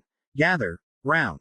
Kurinai ordered. Naruto, Hinata, Ino, Sakura, Shino, and Shikamaru had all managed to resist Kabuto's genjutsu. Kakashi had created a cage bushin to rush to Konoha's prison and temporarily free Guy. Now, he and Asuma protected the genin who were conscious from the Oto and Suna shinobi still in the arena while Kurinai gave them a new A-rank mission. Naruto-kun, Hinata-chan, Shino-kun, and Shikamaru-kun, you four will depart immediately to back Sasuke-kun up. Ino-chan and Sakura-chan, release Choji-kun, Kiba-chan, and Tenten-chan from the genjutsu, then form a squad with them and assist us in clearing out the arena. Once we're done here, go into the village and help wherever you can. We'll join you if we can't find a way to help Hokage-sama. We accept this mission, the genin said in unison. While Konoha's genin received their orders, Yama gave his Tetsushi and Yusen missions of their own. Iruka was dying. The Oto and Suna regiments that had disguised themselves as spectators in the Chuin exam arena represented only a fraction of the invaders who had infiltrated Konoha. Nearly 3,000 invaders had slipped into the village through Orochimaru's few remaining hideouts. The Snake Sanin's collaboration with Danzo allowed the invaders to blend seamlessly with the denizens of Konoha. Inoichi had anticipated this, but overhauling Konoha's surveillance and security protocols was a very time-consuming process. While a few hundred enemy shinobi had been discovered, the vast majority slipped through the cracks. Now that the invasion was in full force, these infiltrators targeted key components of Konoha's infrastructure. Konoha's academy was at the top of their list, and hundreds of Oto and Suna were assigned the task of obliterating it. Naruto's purge of the academy's faculty proved a blessing in disguise, as the retired shinobi who had volunteered for teaching positions mounted a ferocious defense. Still, the enemy was legion, and one by one the teachers fell. Most of the faculty, including Iruka, was caught completely off guard by the invaders' knowledge of all escape routes and contingency plans meant to protect the students during an invasion. The Chunin quickly proved to most of his foes that he was capable of far more than his rank would suggest. Iruka had been told several times before that he had the potential to reach Jonin or join the ranks of the Anbu, and that potential was cultivated by the emergency training he had to undergo after being pressed into service as one of Hiruzen's temporary bodyguards. Even so, he should have run out of chakra several times over before his most current predicament unfolded. Each time his reserves neared depletion, They seemed to replenish themselves, and Iruka fired jutsu after jutsu to defend the dozens of students he managed to rescue. With all escape routes blocked and enemies closing in, Iruka, in a flash of desperation, recalled a final contingency written in a much older edition of the Academy's Emergency Procedures Manual. Should all else fail, teachers were to bring their students to the library and await retrieval. The explanation given in that version of the manual for the contingency's purpose consisted of a single sentence: the abyss protects its own. Everyone, get to the tables in the center of the ring of bookshelves. I promise, not a single Odo or Suna shinobi will get by me. Iruka panted, blood pouring from dozens of wounds. How many times had he drained his chakra reserves to next to nothing? How many times had they been miraculously restored? He did not know, but something told him that he was all out of miracles. His chakra, now barely a quarter full, would not be replenished again. The ring of bookshelves had only one small gap. Iruka resolved to make his last stand as over 50 Odo and Suna shinobi entered the library. Oh, dear, such rambunctious children we have in here today. Kotoru descended the stairs that led to the library's second floor, her eyes fading from midnight blue to blacker than black. The invading shinobi were frozen in place by fear the likes of which they'd never experienced. Kotoru-sensei, get the students out of here. All-ho! Iruka's words died on his lips as Kotoru waved a hand in his direction. Though he did not lose consciousness, the Chunin fell to the ground like a marionette whose strings had been cut. He felt an unseen force embrace his body. Though his wounds did not heal, his blood stopped seeping out of them. The invisible shroud defied gravity and compelled the sanguine liquid to remain in its rightful place. The head librarian walked briskly toward Iruka, the limp she demonstrated during her appearance at the Hokage's tower nowhere to be seen. Rest, hero of Konaha. Kotoru said solemnly. You have defended your charges against near insurmountable odds. You do both your lineages proud this day. Your duty is done for the immediate future, for now I take up the burden. Bah! What can you do, old woman? A Suna assassin yelled. Your killing intent is impressive, but you're just one single bag of bones before all of us. Every Odo and Suna ninja launched a jutsu at the students. In response, Kotoru slammed her cane against the ground and 4 overlapping rings of water materialized around her, Iruka, and the students. Looking closely, Iruka saw the rings were not truly circles of water, but were actually aquatic eels moving so quickly they appeared to be unbroken rings. The invader's jutsu has as much effect on Kotoru's defense as pebbles have when dropped into the ocean. None. Water began to flood the interior of the protected space, causing Iruka and the students to panic, but they soon realized that they had nothing to fear. Though Iruka and his charges were submerged, they could breathe just fine. A blue-black aura of power surged from Kotoru. Her deep blue hair, typically contained in a formal bun style, now flooded to nearly her waist. Odo and Suna pond scum. You face Sito, goddess of sea monsters. And my children are so very hungry. Predators of the deep began surging out of the safe space. Sharks, orcas, octopi and squids, sea snakes, stonefish, lionfish, and jellyfish emerged as the entire library was engulfed in water. The invaders did their best to keep their footing on the water's surface, but their efforts were thwarted by the same force that kept Iruka's blood within his veins. All of them fell beneath the waves, and the pristine water was rapidly dyed red with their blood. Once the carnage was complete, the miniature sea shrank to only encompass the space occupied by Iruka and students and an additional 300 feet in all directions. The predators patrolled this region with militaristic discipline, knights guarding their queen's most precious treasure. How Iruka managed. It is a tale you have earned the right to hear, noble Iruka, but now is not the time. Sito's power stormed through the ruined library. The shattered bookshelves remained as they were, but the shredded books repaired themselves and every last trace of seawater beyond the safe space vanished, leaving all that was subjected to the impromptu sea as dry and untarnished as before. The books still submerged within the safe space were also restored and received no further damage from the water surrounding them. As the surge of divine will subsided, a new wave of invaders neared the library doors. The predators gazed upon the newcomers with something that many of the students would later swear was pity. The Abyssal Knights knew what fate their goddess had in mind for these new enemies, and they did not envy them. Sito marched a few feet from the safe space and slammed her cane into the ground once more, this time with enough force to leave it embedded in the floor. Kuchios. Rinne Tensai. Summoning. Samsara of heavenly life, an Aben pit opened beneath Sito's cane. Rather than fall in, the gnarled staff hovered just above the opening. A sea-green orb escaped the pit and entered the cane, causing it to swell in size and shape until it gained a humanoid appearance. The pit closed soon after and the wood burst open, revealing a beautiful woman with golden wings, pale skin, and bronze claws. The most startling aspect of her appearance, however, was that her head was adorned not with hair, but by several dozen venomous snakes.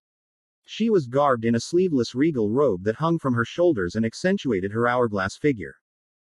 The woman's eyes were closed, but as the new wave of invaders neared the winged humanoid they opened, revealing black snake slits that almost instantly shifted to sea green as they beheld the Oto and Suna shinobi.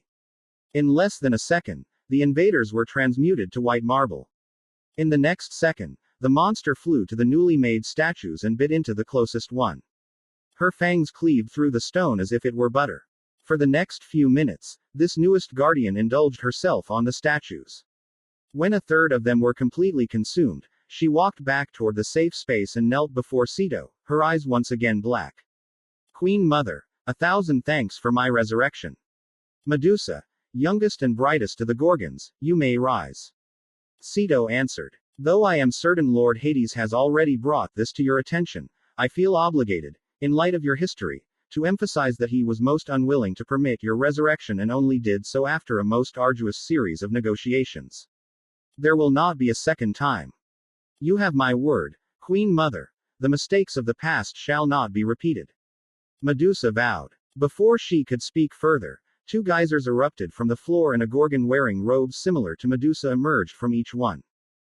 The one to Medusa's left seemed to have sky blue skin at first, but her skin color gradually shifted to darker tones of blue until it reached midnight blue. The cycle then reversed and her skin steadily shifted to pale blue before beginning to darken again. Her black slits were wider than Medusa's.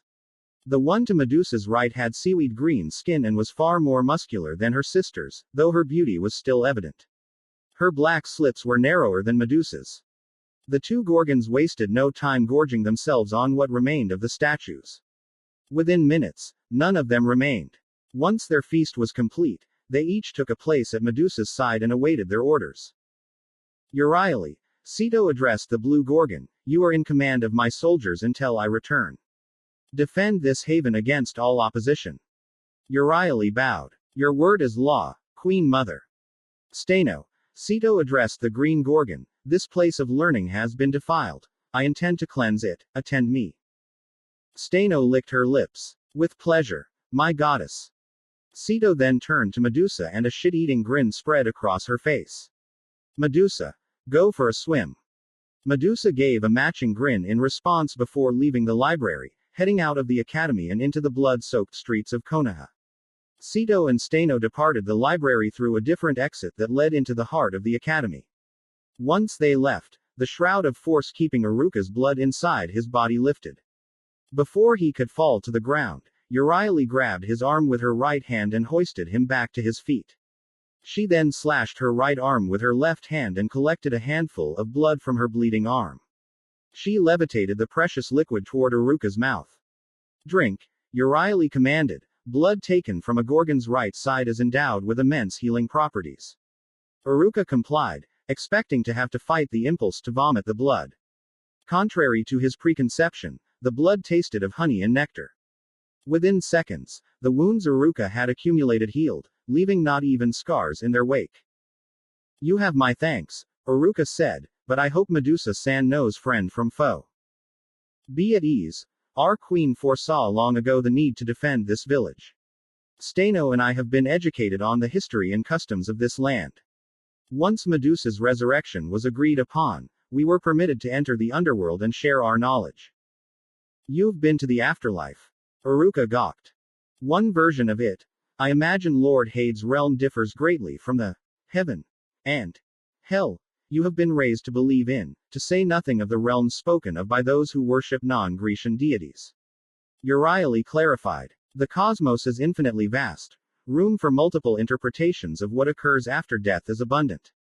Before she could speak further, a new wave of invaders reached the library. Uriah telepathically commanded the predators to remain vigilant. They heeded the order, but highly doubted their intervention would be necessary. Uriah blurred through the air, slashing at all of the newcomers. The cuts were shallow, but the Gorgon needed only to draw a single drop of blood for her horrific power to work. Gray marble materialized in the skin struck by Uriel's claws and spread through the invaders' bodies like wildfire. Awesome! Several of the students yelled. Thank thee. Uriah bowed, her right arm no longer bleeding. I lack the sheer skill of Medusa and the raw strength of Steno, but of us three my speed is paramount. Like Medusa before her, Uriah ate exactly 1/3 of the freshly made statues and left the remainder for her sisters to dine on upon their return. Do you know what your mother meant when she said I honored both my lineages? Iruka asked. I know half the tale. Uriah answered. It would serve you best to wait for my queen to speak of the greater whole. Another wave of invaders reached the library, and Iruka moved to Uriel's side. With my injuries healed and my chakra recovered to nearly 1/3, I would be a poor shinobi of Konoha if I didn't help. Well spoken. Until your chakra is depleted once more, I'll leave the slower ones to you. Uriah took flight as Iruka began weaving hand seals. It did not take Medusa long to find new prey. A hospital was burning and several Odo shinobi were killing anyone who escaped. Ah, the flames of war, quenched so easily by my might. Medusa exhaled a stream of water that quickly assumed a serpentine shape. The aquatic snake swelled to gargantuan size and engulfed the hospital, consuming only the flames that threatened all within. The Odo ninja were killed before they could even think to react. The youngest Gorgon had no need of water magic or her stone gaze to destroy these warriors. She was a terror in battle before her death, and the shinobi arrayed before her had nowhere near the skill needed to best her. Heads flew from over a dozen necks as Medusa's claws found their mark. It took one of the greatest heroes Greece has ever known, Perseus, great-grandfather of Heracles, to kill me, and even he needed tremendous aid from the gods to see the deed done. The upper portion of one of the hospital's walls exploded, and Tetsushi leapt down with Arashi trailing closely behind her. Upon seeing Medusa, both demigods assumed combat stances. Medusa, how are you alive? Arashi tried to ask her question with a straight face but ended up coughing up blood. Though the nitroglycerin had been purged from her system, the damage it had caused was yet to be treated. By no small amount of effort from my mother. Medusa slashed her right arm and willed some of her blood into Arashi's mouth. A gift, scion of Lord Poseidon, from one daughter of the sea to another. Arashi fell unconscious as her internal organs healed. Medusa turned to face Tetsushi. She should wake within minutes. Now, I have a slaughter to continue. The Gorgon left in search of more prey. The invasion had now been in full swing for over an hour, and now a second wave of invaders numbering 500 surged through the warped seals within Orochimaru's hideouts. With Konoha's forces preoccupied with the first wave, the second wave would have minimal resistance while carrying out their mission. The destruction of all weapons production and storage facilities within Konoha and the theft of all raw materials needed to craft weapons and tools. Given her family's legendary craftsmanship, Tenten's forge was at the top of the list. The 50 invaders assigned to the task broke down the door to the shop, and were quickly ensnared in a golden net. I once trapped my divine wife, and her extramarital lover, in a net much like this. Hephaestus, his eyes pits of scarlet flame, emerged from Tenten's forge carrying his latest creation, a silver war hammer. The handle was 6 feet long, nearly as tall as its creator, and its cube-shaped head was twice as wide as a healthy man's thigh. Naturally, the original net had to be capable of suppressing a god's divine power. You will find that this replica does the same to chakra. The invaders struggled fruitlessly as their escaped jutsu backfired. The chakra that would normally leave their body was trapped within, causing severe strain to their chakra networks. Since coming to this village, I've taken the liberty of outfitting every weapon shop, warehouse, or refining facility, and forge with the same net you find yourselves trapped in. The invaders' struggling ceased, replaced by naked fear as the god of blacksmiths unleashed his killing intent. Unless a crisis capable of destroying or corrupting the entire world is at hand, the most ancient of divine laws forbid gods from directly challenging mortals powerful or skilled enough to be considered heroes. However, Should a mortal with such qualifications challenge a god, he or she is free to respond, with all their might. White-hot flames adorned the war hammer's head. You and your ilk came to my granddaughter's home, and the workplaces of all other smiths in this village, seeking to destroy their livelihood.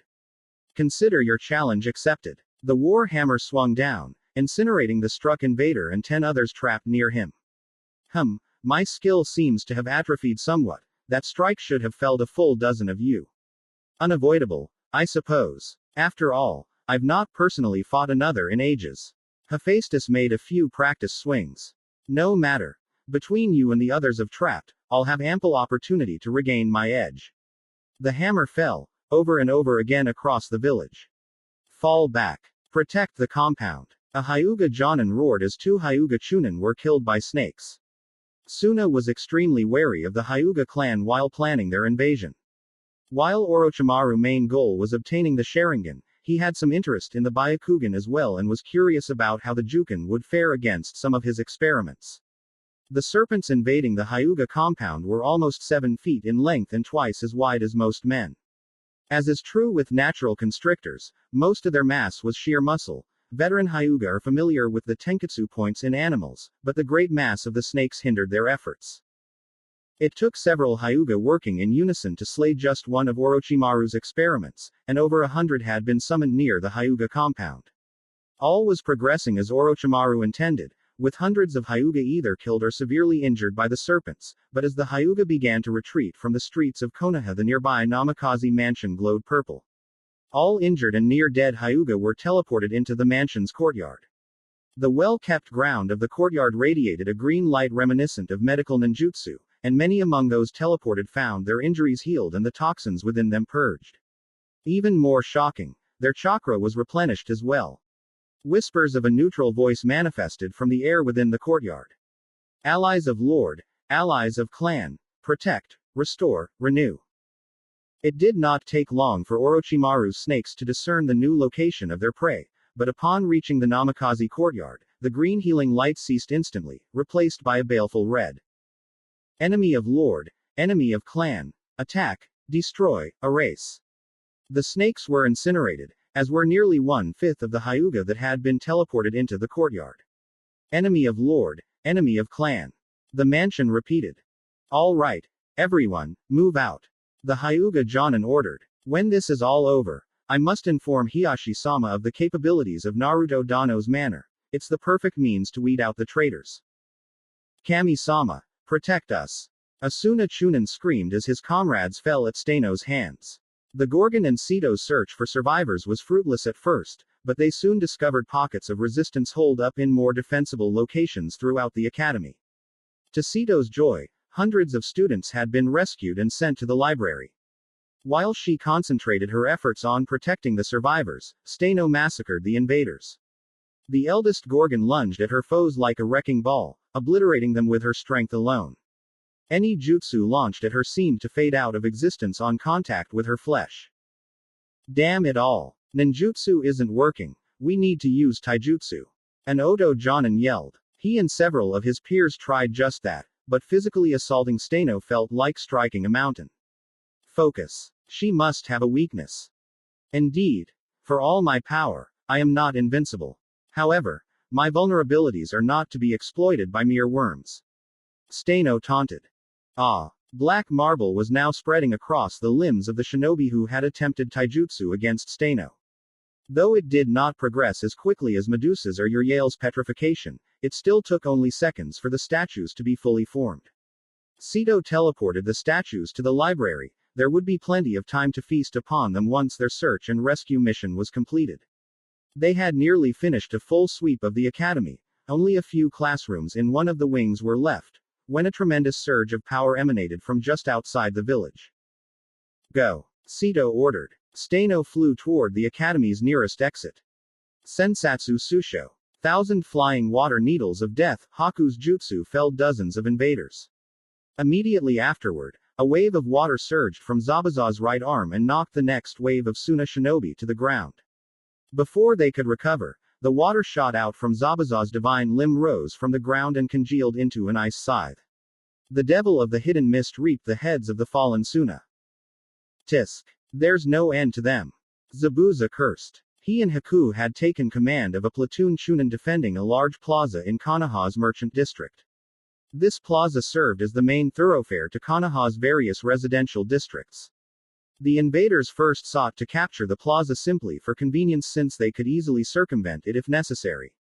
However, the danger posed by Zabuza and Haku necessitated new orders and a considerable percentage of the invasion force was rerouted to the plaza. The Chunin were doing well enough, but over an hour of constant fighting was taking its toll on Haku. Though her stamina had improved considerably under Shukaku and Zabuza's tutelage, she wasn't ready for a battle like this. Zabuza wasn't faring much better.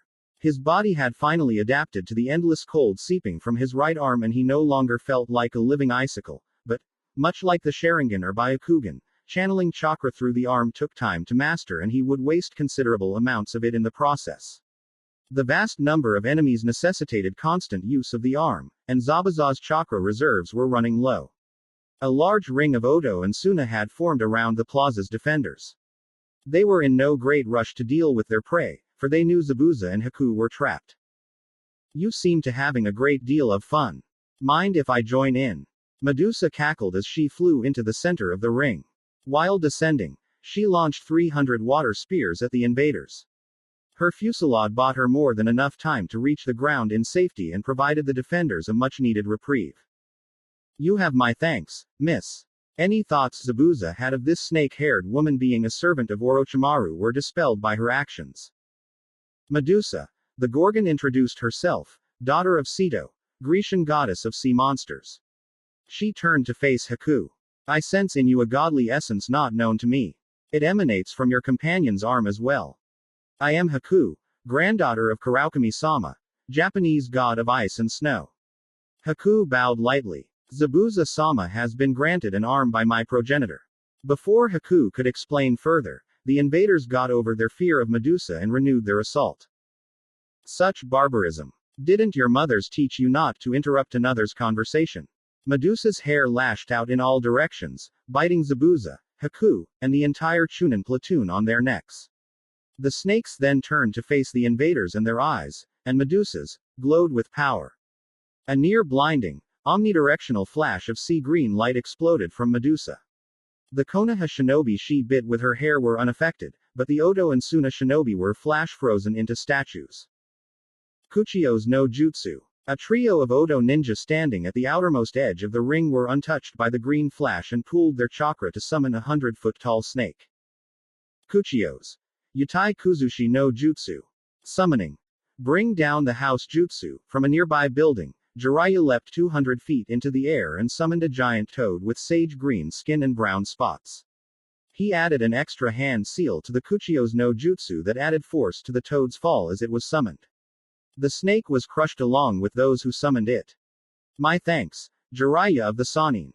Medusa bowed. An omnidirectional petrification blast leaves me unable to move for a few moments afterward. Not surprising. A jutsu like that must take a ton of chakra. Jiraiya had witnessed Medusa's intervention and knew her to be an ally. Not chakra. Mana. Medusa corrected. A condition of my resurrection. Limits have been imposed on what was once a bottomless well of power. Stone is my birthright, and was once as natural as breathing. Now, no longer, but unlike chakra depleting my mana reserves does not exhaust me physically. Before Jiraiya could respond, the ground trembled and a rainbow-colored pillar of light erupted from the ground just outside the village. I suppose nearly 90 minutes into the invasion is long enough. Kabuto smirked as he weaved a long series of hand seals. A man-sized 5-headed snake statue stood near him. Each head had a collar on it. Even before Kabuto began activating the jutsu that would dispel the seals on Experiment 9X, close proximity to the statue was fatal to those without high reserves of chakra. His master had ordered him not to deploy Experiment 9X immediately after the invasion began but did not clarify how long he should wait. As Kabuto's jutsu neared completion, an aurora radiated from the statue. It began to swell in size, and numerous cracks appeared in the stone. Let's see how you deal with this, Konoha. Kabuto laughed. The stone shattered, revealing black snake scales beneath it. The aurora became a pillar of light, and the multi-headed serpent swelled to its full 300 feet height. The 5 heads, all 40 feet tall, had a circumference of 30 feet, and its body's circumference was 100 feet. From left to right, the heads bore the kanji for fire, wind, lightning, earth, and water. With a lazy flick of one head, the monster annihilated a huge section of Konoha's outer wall and entered the village. All 5 of its heads opened and an emerald green orb manifested at the tip of each tongue. These balls merged into a massive sphere. Experiment 9X fired the baleful orb at the airspace above Konoha's exact center. Once the sphere reached its destination, it became a wriggling mass of thousands of snakes composed of spiritual energy. The snake ball exploded, and the spectral serpents rained down all over Konoha. Each one entered a corpse. To the immense terror of everyone who bore witness, the dead began to rise, their eyes replaced with emerald pits. The undead shambled uselessly at first, but their coordination was soon refined as Experiment 9X perfected its control over them. All living shinobi rallied to destroy these horrors, but the undead were relentless. Only the complete destruction of their bodies could halt them. Far worse, their condition was contagious. Each shinobi slain by the undead joined their ranks. Kami damn it. Jiraiya swore as he knocked away an undead. We need to kill that thing. Hopefully, destroying that overgrown snake will put an end to this madness. Don't worry, help is coming. Medusa's claws lashed out, eviscerating dozens of undead. Her stone gaze would be a perfect counter, but she wished to save what remained of her mana to fight the snake. Just as Zabuza and Haku were about to be overwhelmed, Shino arrived and intercepted the undead horde. Her fists blasted the undead apart into unmoving shards. Any who escaped her strikes were petrified as they touched her.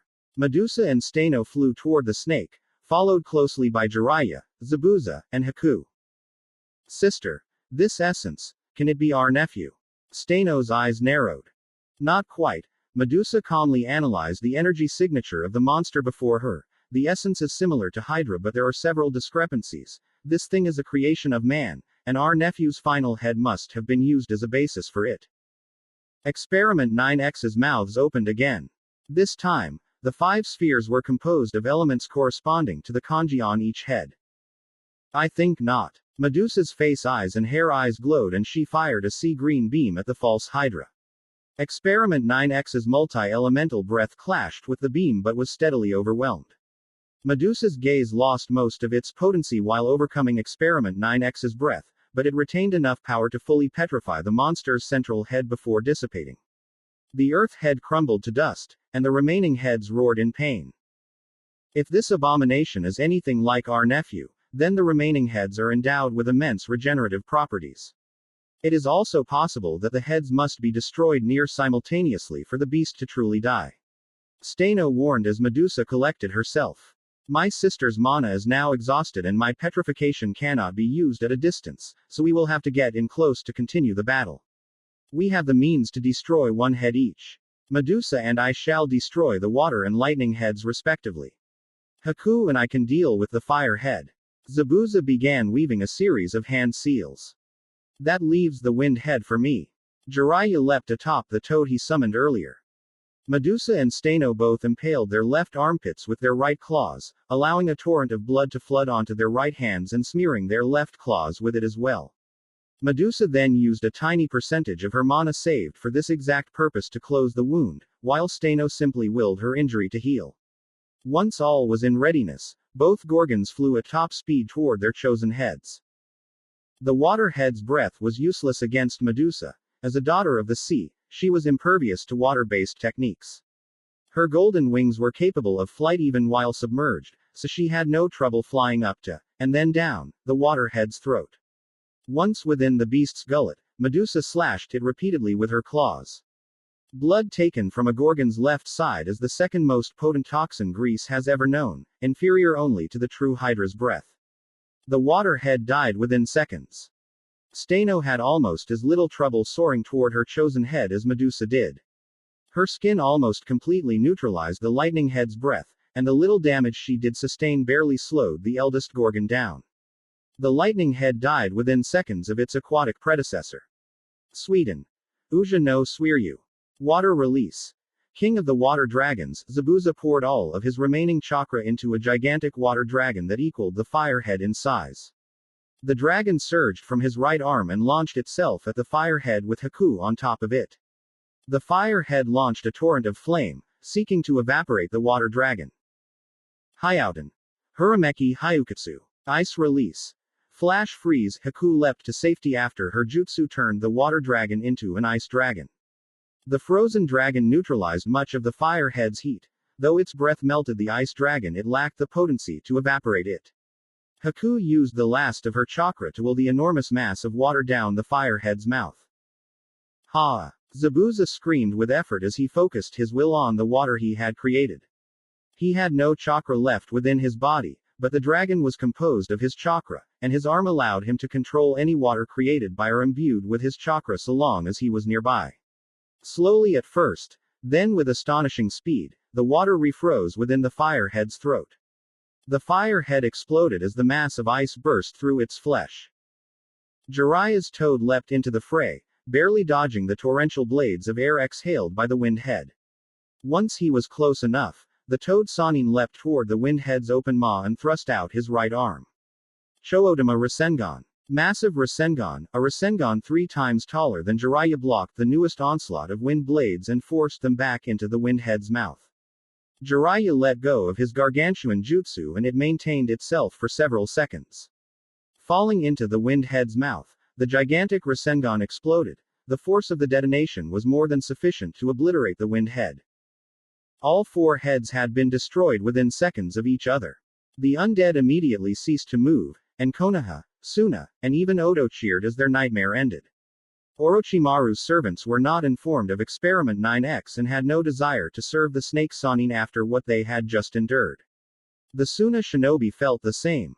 No order from the cage was worth what they had just been through. The corpses of children not even 5 years old were seen eating the brains of the living. Though the Suna and Odo forces were now willing to surrender, they knew that Gaara and Orochimaru respectively would not rest until Konoha was destroyed. Streets of Konoha 10 minutes before the destruction of Experiment 9X. Fuinjutsu. Kajbaku. Sealing technique. Shadow binding. Kurinai's jutsu launched forest green spheres of chakra into the shadows of the 12 undead surrounding her, halting their movement. The reanimated corpses' movements were forced to mimic that of their bound shadows, freezing them in place. Unlike the Nara clan's Kajimane no Jutsu, Kurinai's technique did not require constant chakra input.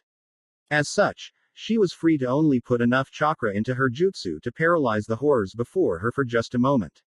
From the roofs above the bloodstained streets of Konoha, a set of 5 kunai attached to ninja wires streaked toward the undead like heat-seeking missiles. As each one impaled a horror, their owner utilized the seals etched into the weapons to transmit a huge amount of chakra into the undead. The bodies exploded, and the emerald green energy animating them dissipated. A split second later, the set of kunai was launched at 5 of the remaining 7 undead caught in Kurinai's jutsu. In the same second, a volley of bomb kunai saw the final 2 corpses destroyed as well. Well done, Tenten-chan. Kurinai shouted. The weapons specialist smiled in response while reeling back her kunai. These were the same kunai blessed by Hephaestus, and Tenten used their near indestructibility to her full advantage. Only a weapon or jutsu crafted with the muse's mark could damage them, so Tenten could channel quantities of chakra through them that would obliterate normal weapons. As a demigod, Tenten had far more chakra than most would give her credit for. Her former fighting style of launching enormous barrages of weapons at her enemies was a testament to that. In the previous month, she had taken the knowledge gained from Naruto's clan manuals to heart and, under her progenitor's tutelage, started to cultivate a new fighting style that stressed quality over quantity. Wielding her first true masterwork, named Kumanekoso Panda Claws, was now as natural to her as walking. Over the next few minutes, Tenten and Kurinai repeated their deadly combo against several hordes of undead. Sometimes, they were joined by Suna or Odo shinobi. The invasion and its reasons were abandoned in the face of this nightmare. In the distance, Tenten saw Choji and Kiba use their jutsu to annihilate their own hordes of undead. Tenten-chan, Kurinai-san. There's no undead left in your immediate vicinity, but a joint squad of Konoha and Odo southwest of your position is about to be overwhelmed. Ino had quickly learned that her clan's jutsu were useless against the undead. The reanimated horrors were puppets on Experiment 9X's strings, Perhaps it was a mercy that their minds were left unviolated. She had her Douden jutsu, but most of the techniques she had learned were defensive or supplementary in nature to better support Choji or Shikamaru. Rather than try to apply those in combat, the Yamanaka heiress heeded the wisdom of countless ages: information is power. By broadcasting the locations of the undead, she was able to tremendously augment the survival chances of living. Naturally, Experiment 9X sought to eliminate this advantage, but its puppets were thwarted by Asuma and Sakura. The Sarutobi heir and Pinkett guarded Ino with a ferocity that rivaled a mama bear protecting her cubs. The horrors that weren't carved to mincemeat on Asuma's knives were flattened like pancakes by Sakura's water bullets. This can't go on. Ino said that Jiraiya Dono and Zabuza-san were going to take that monster down right. Sakura panted, nearly out of chakra. She dared not ask Ino directly about the Sannin and former Kiri Jonin's progress, lest she break her, now once more, best friend's concentration. As if in answer to her prayers, the massive serpent was destroyed in the next instant. A joint platoon of Odo and Suna had just regrouped on the roofs near the trio's position. With the undead nightmare ended, Asuma assumed a combat stance. Kami, please let them not be willing to fight after the hell we all just suffered through. Asuma prayed. His prayer was answered as well. The Odo in the platoon all had 1,000-yard stares, while the Suna were openly weeping. Swords, kunai, and shuriken fell from the invaders' hands. Those who had the resolve to do so cheered in victory, but many others were too traumatized by the undead nightmare to do much more than gaze at the blood-soaked streets of Konoha in muted terror. This is new. Usually, I have to spend at least an hour in a prison cell to see a look like that. Anko, her Yukai form in full display, leapt up to the trio's position. Her demonic venom had worked wonders in disrupting the wicked energy that animated the undead. Asuma and the other Jonin had been informed of Anko's new transformation, and his lack of reaction to her new appearance calmed Sakura and Ino, preventing a freakout from either of them. Not gonna lie, staying in this form is really fun, but I think our new friends have had enough of snakes for the next decade, at least. Anko reverted into her human form. Well, the invasion's a wash, but we can't exactly kill these guys after they helped us deal with those corpses, and even I don't have the heart to imprison them right now. The deputy commander of Konoha's torture and interrogation force sighed. Ino-chan, broadcast an order to all Konoha shinobi. The invaders are to be gathered in the large plaza leading from the merchant district to the residential districts. As soon as we can, the larger inns will be converted into holding areas for them until we decide what to do with them. No more killing unless we have to, and only those who resist confinement in the inns will be imprisoned. Asuma knew better than to argue. He'd seen the look adorning the invaders' faces many times before, often while raiding bandit camps and freeing female captives. It was not a look that could be faked. Knowing my ex-sensei, I wouldn't be surprised if the Cage is actually dead and Suna's alliance with Odo is based on nothing but smoke and mirrors. Anko spat. Her supposition had long since been confirmed by Jiraiya's spies, but that information had been shared on a need-to-know basis to ensure that Orochimaru didn't make any last-minute alterations to his plans. Anko turned her head toward the Chunin exam arena. Hokage-sama, Naruto, please be safe. Forest near Chunin exam area. Damn it all. They just keep coming out of the woodwork. Naruto swore as Asuna shinobi ambushed his impromptu team for the umpteenth time. Baki had anticipated the need for a tactical retreat and scattered dozens of his soldiers in the forest near the Chunin exam arena. During Naruto's deathmatch, he had discreetly used one of his jutsu to carry his orders on the winds. If Naruto was spotted pursuing Gaara, all forces were to converge on his position. As Baki had remained in the village to direct Suna's forces, he no longer had the desire to fight. Unfortunately, he had used all his chakra before Experiment 9X was destroyed and now had no way to deliver new orders to the Suna forces engaging Naruto's team. Hinata refused to leave her fiancé's side as he fended off wave after wave of Suna assassins. Consequently, Shino was left free to meet up with Sasuke, while Shikamaru broke off from the group after sensing the presence of an Odo squad. Naruto decapitated this latest arrival with Tokujin. A few feet to his left, Hinata was currently using her Juken to kill two other Suna. Hearing another wave of assassins approaching, Naruto flashed through a series of hand seals. Enough of this. Kuchio's no jutsu. Naruto summoned 3 toads that were each 4 times as large as a horse. The toads wore armor and wielded spears. Gon-san, Yun-san, Pan-san. Deal with these maggots and keep any others off our backs. Ya got it, boss. The 3 toads croaked in unison before leaping at the newest bunch of Suna to arrive. The toad warriors were young, but well trained by Gamabunta and had no trouble dispatching their targets. Not good, the poison's getting to me. Shikamaru silently cursed as he fended off 2 Odo shinobi. Earlier, he had sensed 9 Odo pursuing them as discreetly as possible while Suna made more obvious ambushes. Intending to counter-ambush the Odo ninja, Shikamaru broke away from his temporary teammates and rushed toward the Odo's position. However, in his haste to protect his friends, the Nara heir neglected to consider the possibility that the Odo also had a sensor type on their squad. Their counter ambush was almost successful, as Shikamaru barely dodged the poisoned kunai launched at him. One of them grazed his arm, and the toxin was absorbed through his skin. The dosage was non-fatal, but the cellular damage it caused was more than enough to slow his movements. Worse, only 8 of the 9 Odo were arrayed before Shikamaru. So far, he had managed to kill 3 of them and severely injured 2 more with a combination of genjutsu and bomb kunai, but he knew the 9th Odo soldier was waiting for the best moment to strike. There was nothing he could do about it. The 3 Odo still capable of fighting were wary of his tactics now, and it was taking all of Shikamaru's concentration to resist the effects of the poison coursing through him.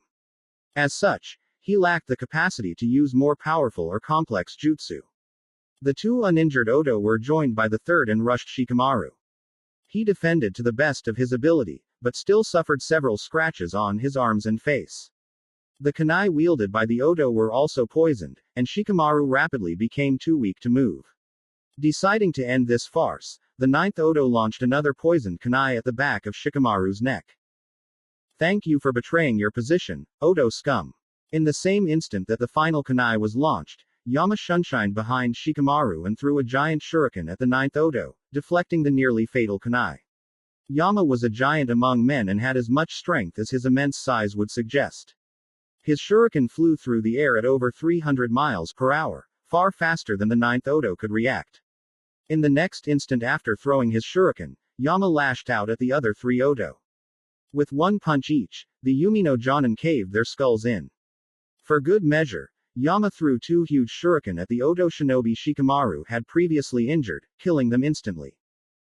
Troublesome, why couldn't you get here early? Shikamaru's question died as his lips as the poison in his system started causing his vital organs to shut down.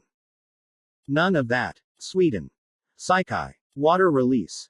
Purification. Yama's hands glowed the same sky blue as his hair. The surge of chakra caused the band holding his shoulder-length ponytail in place to snap. His straight hair cascaded down his back as he rushed toward Shikamaru and held his hands over the wounds through which the poison entered Shikamaru's body. For 3 minutes, he held his hands over the boy's arms, then he placed them over the cuts on the Shikamaru's face for 5 minutes. Yama then used medical ninjutsu to confirm that the poison had been completely purged. Once he was certain of that, he began healing the genin's cellular damage. Easy does it, young man. Yama said softly as Shikamaru tried to stand up. I'm no true medical ninja. I know enough to qualify as a field medic, but healing you enough to get you back in the fight today is beyond me. Thanks for the save, but shouldn't you be with Arashi-san? Shikamaru asked. She's in good hands. Tetsushi's looking after her, and I figured your team could use some backup after I sensed just now many enemies were out here waiting for you. Yama pulled a spare hair band out of his ninja tool pouch and fixed his hair. What about your other daughter, Yusen-san? The Nara heir wondered. Yama chuckled after hearing this latest question. Funny you should mention her. Fuck. Sasuke's too fast. We can't shake him. Kankuro swore. He was hoping to lay some traps to weaken Sasuke before fighting him directly, but the wolf Hanyu was right on their heels. Tamari, you go ahead. That thing hasn't woken Gaara back up yet, so I'm guessing it wants to be further out from Konoha before fighting Sasuke. Kankuro lifted off his back. Tamari wordlessly complied. As much as she hoped otherwise, she knew the odds of Kankuro surviving against Sasuke were slim to none. 2 minutes later, Sasuke arrived but Shino appeared right afterward. Shino-kun, how do you know where to find me? The last Uchiha raised an eyebrow. This forest is Aburame clan territory. Hundreds of thousands of surveillance bugs inhabit it. Shino answered. Sasuke-kun, continue your pursuit. I shall keep Kankuro-san occupied, and finish the fight he abandoned earlier today. Sure you can handle him. Sasuke smirked. At best, I'll need 10 minutes. You're not the only one who improved astronomically in the past month. Shino countered. In 10 minutes, I'll be done too. Sasuke replied before running after Temari. You're all fools. Kankuro laughed. You've no idea what true terror is. And you plan to teach me? Shino inquired. Nope. If you somehow manage to beat me in Karasu, Gaara will show you the meaning of fear.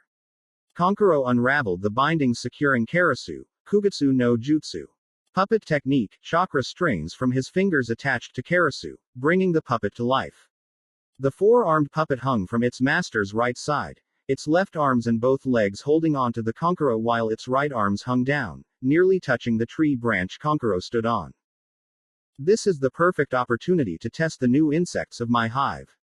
Shino summoned his insects. Before the conversation with his queen sister a month ago, Shino's Kikaichu parasitic destruction insects were identical to all others wielded by his clan.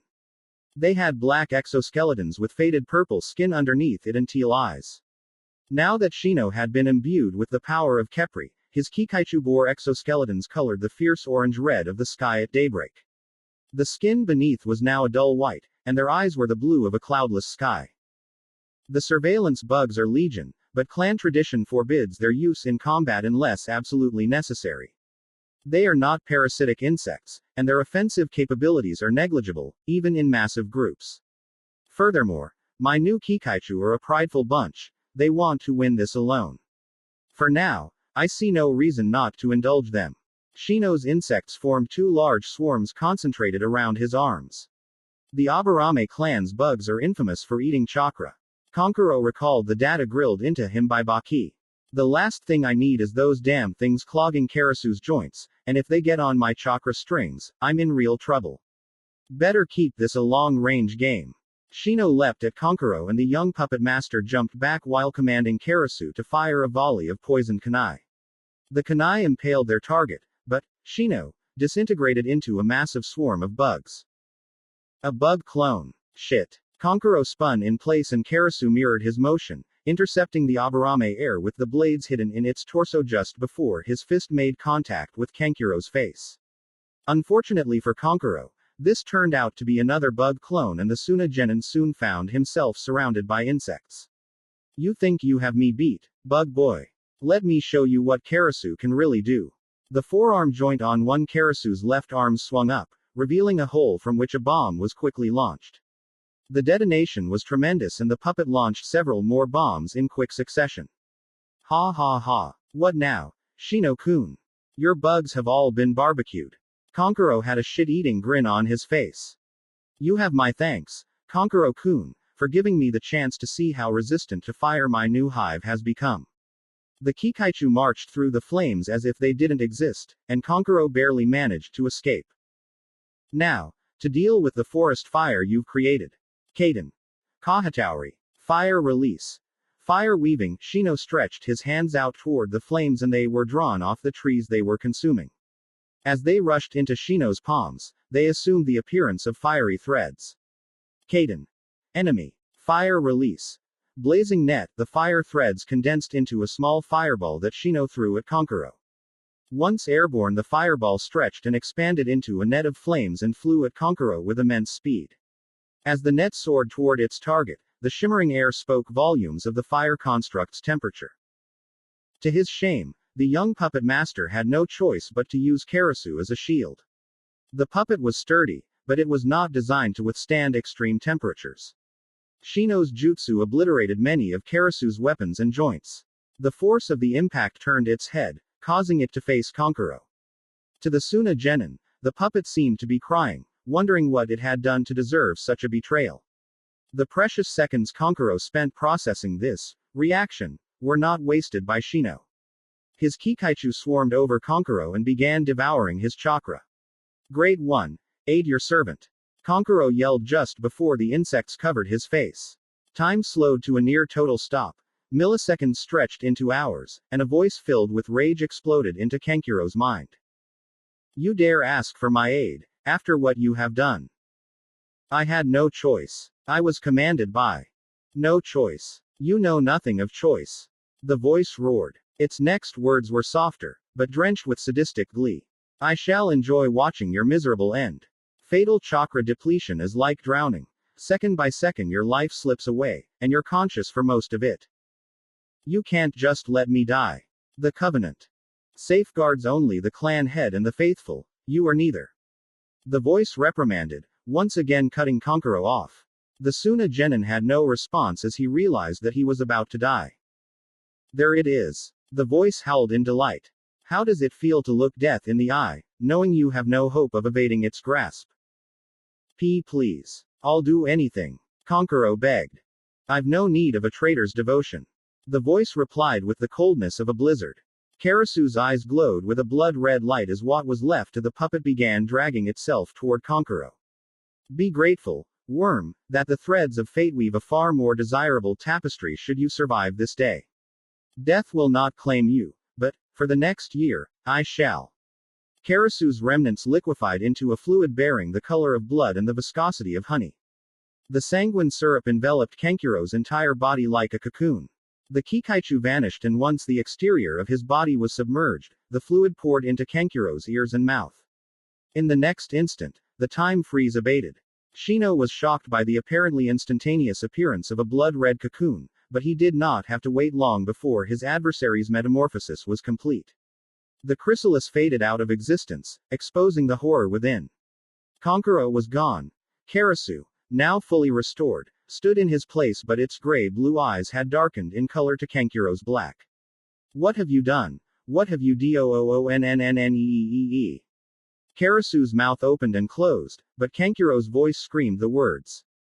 Tears flowed from the puppet's eye sockets.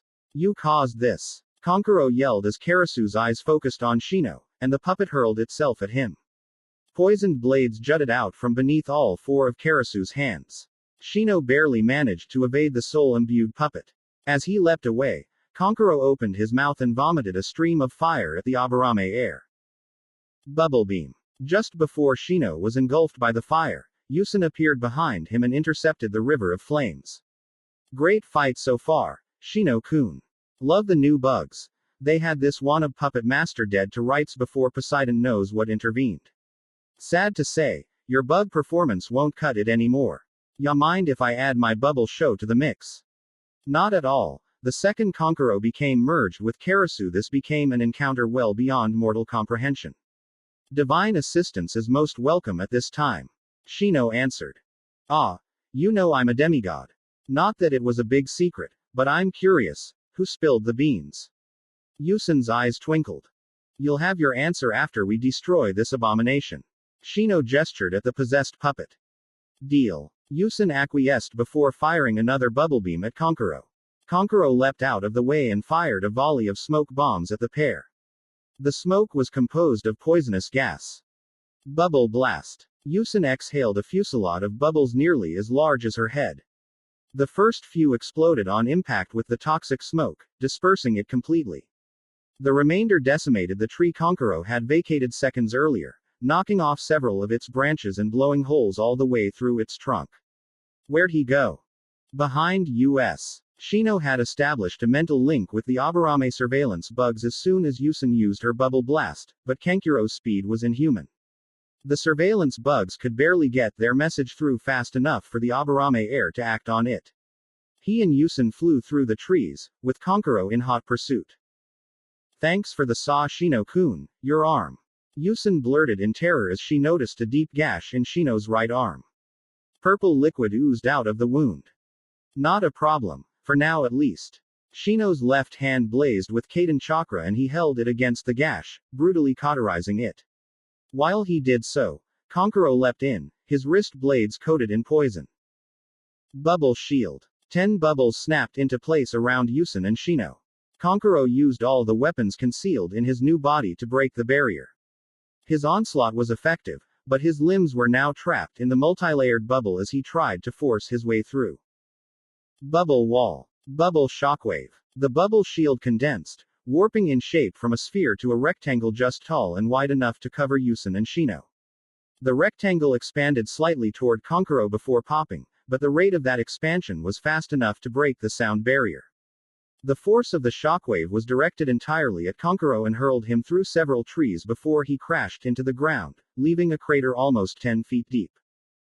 You motherfuckers! Konkuro roared in pain before leaping out of the pit and climbing the nearest tree. Once his foe started rushing toward them again, Shino noticed numerous tiny holes all over the puppet's body. Yusen-san, what is your bubble's maximum speed? Shino asked while his Kikaichu swarmed around him. As the parasitic insects congregated, Shino converted nearly all of his remaining chakra into Kaden chakra and fed it to them. Not sure.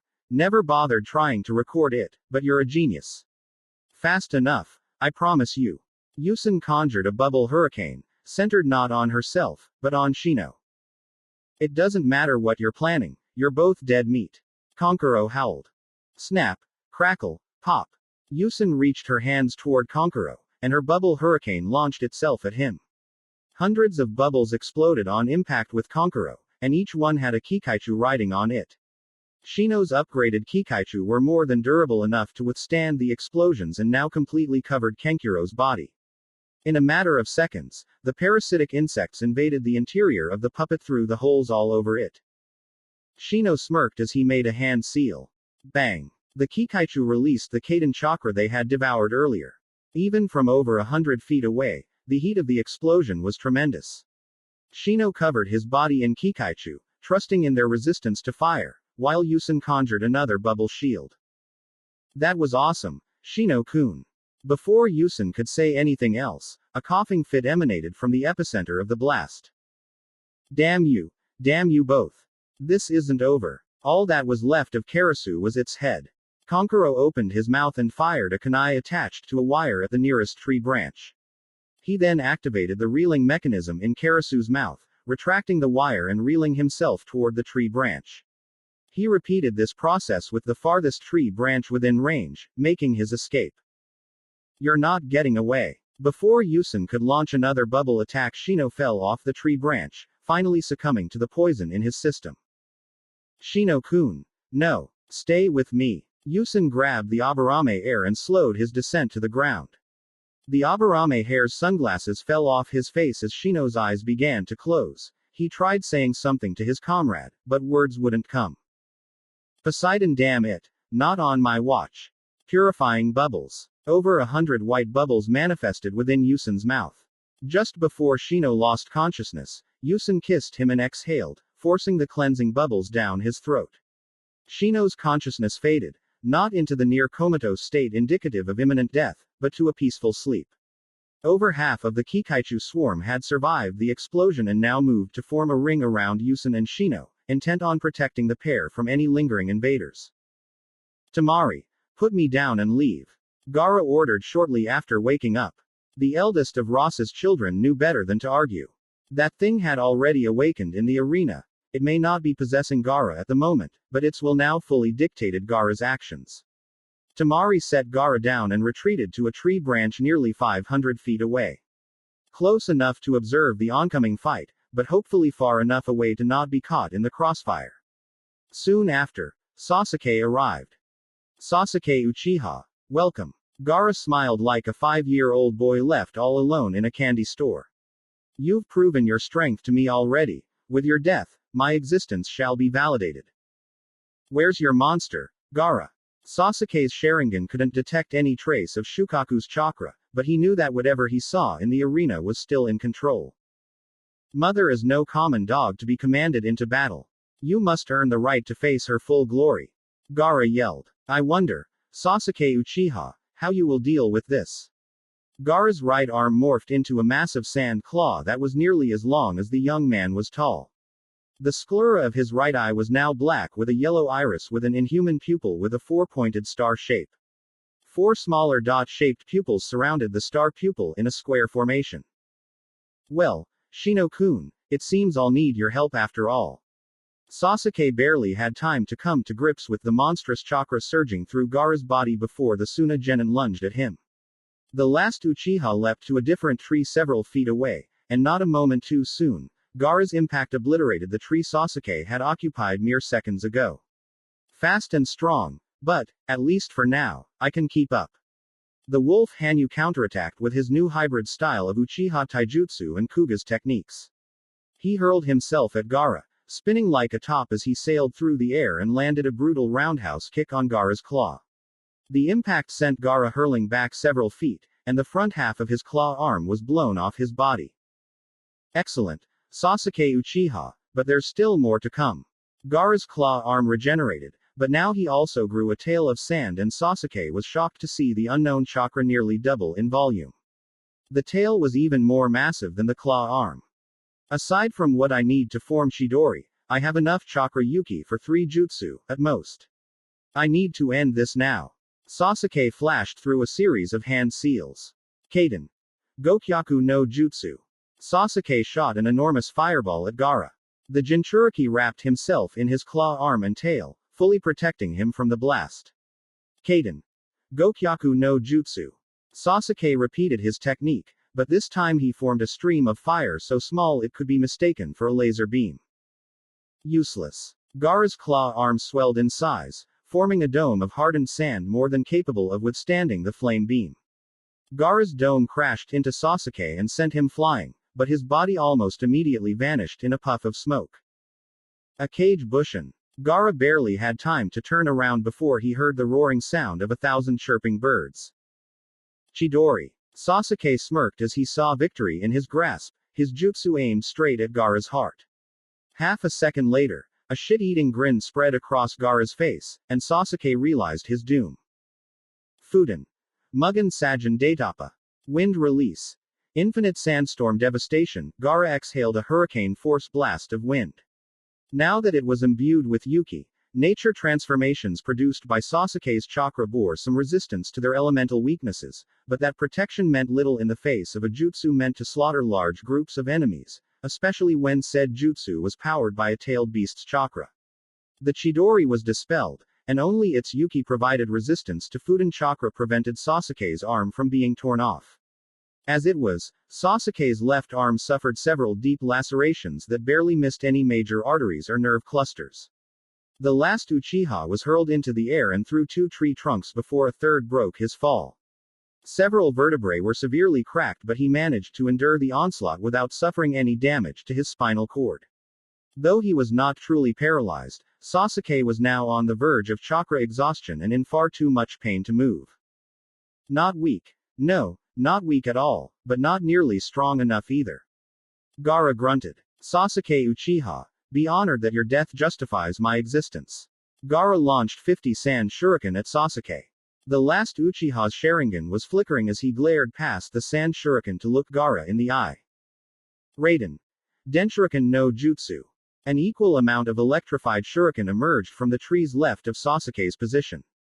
Like Sasuke's chakra Yuki, nature transformations produced using a tailed beast's chakra are resistant to their elemental weaknesses, but Gaara, believing he had already won, had put minimal chakra into his sand shuriken. Hinata's jutsu had no trouble cleaving through Gaara's. Both of you get out of here now. Temari screamed. She didn't care about the invasion anymore. All she wanted was to stop that thing from emerging at any cost. No can do, Temari-san. Naruto started assessing Sasuke's condition. He was no medical ninja, but between Sito's library and his own clan vault he'd read over 100 medical texts and was more than qualified to do a field assessment. After determining that Sasuke was in no immediate danger of death or paralysis, Naruto weaved a series of hand seals. Sweden. Tepudama. Naruto vomited 3 balls of water that were 4 times as large as his head. After witnessing Naruto's fight with Neji, Gaara was wary of the power contained within the aquatic spheres and wrapped his tail and claw arm around him in defense. The Douden-imbued sand withstood the assault, but now Gaara's tail and claw arm were completely drenched. Raiden. Denshuriken no Jutsu. Hinata poured most of her remaining chakra into 100 giant shuriken forged entirely of electricity. Gaara countered with double the amount of giant sand shuriken, this time putting much more of Shukaku's chakra into each one than he did while fighting Sasuke. Contrary to Gaara's expectation, the elemental shuriken seemed evenly matched at first. Then, with astonishing speed, the electric shuriken overwhelmed their opposition and rushed toward Gaara. A last-second sand shield imbued with as much tailed beast chakra as Gaara could manage in that instant saved his life, but his body was still ravaged by electricity. How could Hinata-san's jutsu overwhelm that thing's resistance to Raiden chakra so easily not once, but twice? Wait. The water. Temari turned to Naruto for affirmation. Exactly. Naruto confirmed. My Suiden training was overseen by Zabuza, the devil of the hidden mist. When we first fought in the Land of Waves, he used Suiden to purify the water around him, making Hinata's Raiden jutsu useless. However, if Suiden can be used to purge ionic and mineral impurities from water, it's reasonable to assume that the reverse is also possible. The water I just drenched Gaara-san in is oversaturated with impurities and is a perfect conductor. On top of that, the Hyuga as a whole have fairly large chakra reserves and Hinata is no exception. Ha ha ha. Such power from the girl who nearly died fighting her pathetic cousin. Where was this might during the preliminaries? Hinata Hyuga. Gaara's sand shield condensed and warped around him. Now, except for his legs below the knees, his entire body was covered in sand and a second sand claw grew from his left arm. Dark blue lines made patterns reminiscent of seals all over his body. Hyuga tradition forbids the use of all offensive ninjutsu not derived from the Juken. Only my engagement to Naruto allows me to flout this rule with impunity. Hinata replied. I wished to fight Neji as a Hyuga, not as a future Namikaze. Foolishness. Gaara roared. Might controls everything, and, without power, you cannot achieve anything. Naruto stepped in front of his fiancée and called up an immense amount of chakra. Hinata, stand back and protect Sasuke. Temari-san, if you care at all about your brother, stay out of this. Naruto's chakra whirled around him before condensing into a chakra aura similar to what he used against Kiba and Orochimaru, but this one was far more intense than its predecessor. All tailed beasts have a similar feel to their chakra. As a Jinchuriki, I can recognize one of my own. More than that, his mannerisms tell me all I need to know about his history. He was abused, at least psychologically, and, likely, physically for his entire life, wasn't he? Yes. Temari started crying. I tried to protect him, nurture him when we were little, but you were ordered not to, under pain of severe torture and or death. Naruto guessed while starting to weave a series of hand seals. Temari, now sobbing, could only nod in response. Then Gaara-san is my mirror image, a reflection of what I would have become if not for the lights in my darkness. Naruto glared at Gaara, his anger directed not at the young man, nor the tailed beast within him, but at the circumstances that birthed the psychopath Naruto now faced. Gaara-san is trapped in a cage of darkness, so I'm going to smash the walls of his prison wide open and let the sun shine in. Fuden. Tatsumakioroi. Wind release. Tornadic armor. Naruto's chakra aura exploded into a cyclone that was twice as tall as him and nearly 5 times as wide. The wind produced by the mini tornado was tremendous and nearly blasted Hinata and Sasuke off their tree despite them being a few hundred feet away. Temari rushed to their position and countered the wind with one of her jutsu, shielding the trio from the worst of the storm. Moments later, the tornado condensed into a cylinder just tall enough to fully cover Naruto. Countless branches from nearby trees were sucked in, and all of them were reduced to sawdust after impacting the tornado. The branch Naruto stood on was mostly unaffected, but Temari noticed that craters were forming beneath his feet. Gaara, so far you've only fought for yourself. Only loved yourself. I know because I nearly did the same thing. Naruto roared. But even for people like us, there's a limit to what you can do if you only fight for yourself. Witness my power. The power of my bonds. Naruto flew to Gaara on his jutsu. Fuden. Mugen Sajin Daitapa. Gaara's hurricane breath engulfed Naruto's twister, but rather than be blown away, Naruto's armor fed off his opponent's jutsu and tripled in strength. Shukaku. I know you're in there. Come out and fight. Naruto's near-constant trips to Seto's library during his academy days gave him ample opportunity to study the history of the elemental nations, including Hashirama's gift to Suna. His storm's full fury was unleashed on Gaara as he slammed into the Suna Genin with titanic force and hurled him thousands of feet into the air. You want me, Namikaze brat? You've got me. The sand covering Gaara's body expanded in volume and density as Shukaku fully manifested on the physical plane for the first time in a generation. When he fell back to the ground, the impact produced a localized earthquake. Kuchio's no jutsu. Naruto dispelled his tornadic armor and summoned Gamabunta. Shukaku eh? And it looks like he's been in control of his host long enough that we won't be able to end this just by making the Jinchuriki appear and waking him up. The Toad chieftain grimaced as he used natural energy to appraise Shukaku. Knowing you, Naruto-kun, you probably want to save Shukaku's host, but with Shukaku in full control, the only way to do that is by killing him, and I'm not strong enough to do that. Even if I were, the type of power we'd need would almost certainly kill the host along with Shukaku. I figured as much, Naruto replied from his position atop Gamabunta's head, but Kurama taught me a certain technique for situations like this. The catch is I can only do it in wide, open areas with no allies or bystanders in the vicinity.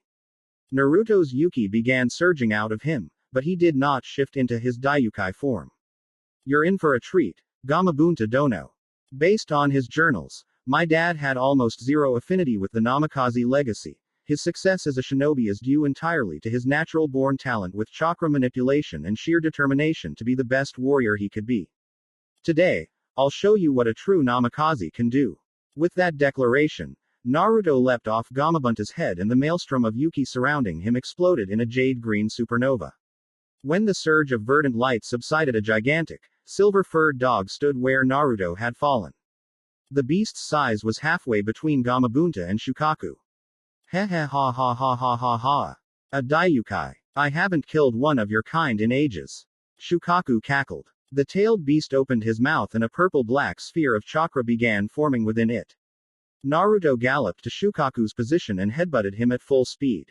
The mighty blow sent Shukaku sailing through the air with his head pointed toward the sky. His Bijudama detonated harmlessly in the upper stratosphere.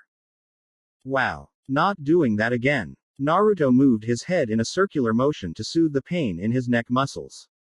His giant dog form boasted immense physical strength, but it lacked the dexterity of his humanoid body. Since this was his first time using the form in combat, Naruto wasn't sure if he could deliver enough force to send Shukaku flying with a running slash, so he went with the headbutt. Kid, what's the plan? Gamabunta did his best to whisper as Shukaku struggled to rise. Do everything you can to immobilize him. I need 20 seconds. Naruto answered and then closed his eyes in concentration. Bappo. Sutuko. Toad art. Water blade constriction. Gamabunta drew his Tonto and channeled an immense amount of natural energy enhanced Suiden chakra into it. Water covered the blade like a second sheath and expanded outward, more than tripling the blade's length. Gamabunta leapt at Shukaku and impaled him in the stomach just as he managed to stand up. The aquatic portion of the blade exited Shukaku's body just above his tail and then elongated even further before repeatedly impaling the sand tanuki several times in his arms and tail, forming a net of water blades keeping Shukaku in place. Once the net was complete, the blades moved as close to Shukaku's center of gravity as possible, restricting his movements even more. Neat trick, Froggy, but you forgot my mouth. Fuden. Renkuden. Wind release. Drilling air bullets, Shukaku fired 5 massive air balls. At point-blank range, Gamabunta had no hope of dodging and was devastated by the onslaught. Now severely wounded, he teleported himself back to Mount Mayuboku for treatment. The constricting net of water blades vanished with him. Pathetic. You're next, brah. Oh, shit. Shukaku's yellow-black eyes stared into Naruto's now giant golden orbs. The Daiyukai's preparations were complete, and the normally bloodthirsty Shukaku was now wishing he was anywhere else. Yukaijuman. Naraseka. Demonic spell. Hellfire flash, a sphere of jade-green flames nearly half the size as Shukaku's Bijudama sword from Naruto's mouth and impacted the tailed beast with the force of a nuclear warhead. The flames of hell engulfed him and devoured his very being with the efficiency of a swarm of locusts at a farmer's market. Only seconds passed, but the damage was astronomical. Shukaku was alive. Kurama assured Naruto of that, but it would take at least 2 years before he recovered enough to influence Gaara again. Well played. Daiyoukai. Shukaku coughed before retreating into his host's body. Drained of Yuki, Naruto reverted to his human form as Gaara reappeared. Come on, Gaara-san, let's get you back to your sister. The forest was devastated by the battle, but Naruto's headbutt had forced the epicenter of the conflict far away enough to spare Temari, Hinata, and Sasuke most of the collateral damage. Naruto-san, the honorific felt exotic coming from Gaara's mouth. Your power, is it truly derived from the bonds you have forged? Yes. Naruto looked at his fellow Jinchuriki. You can only achieve true strength when striving to protect someone else. It doesn't matter if that protection is derived from love, friendship, or compassion, but it needs to come from something more than mere duty, and it can't have a selfish origin. You have, at the very least, a sister who loves you, and I'm guessing your older brother loves you too. Make amends with them, then see if you can't make peace with your village. It will be hard for them to accept you, and some never will, but if you let their fear and hatred consume you, Shukaku will gain a foothold in your mind once more. As Naruto finished his speech, Temari, now carrying Karasu's head, came into view. Temari, Kankuro, I'm sorry, for everything.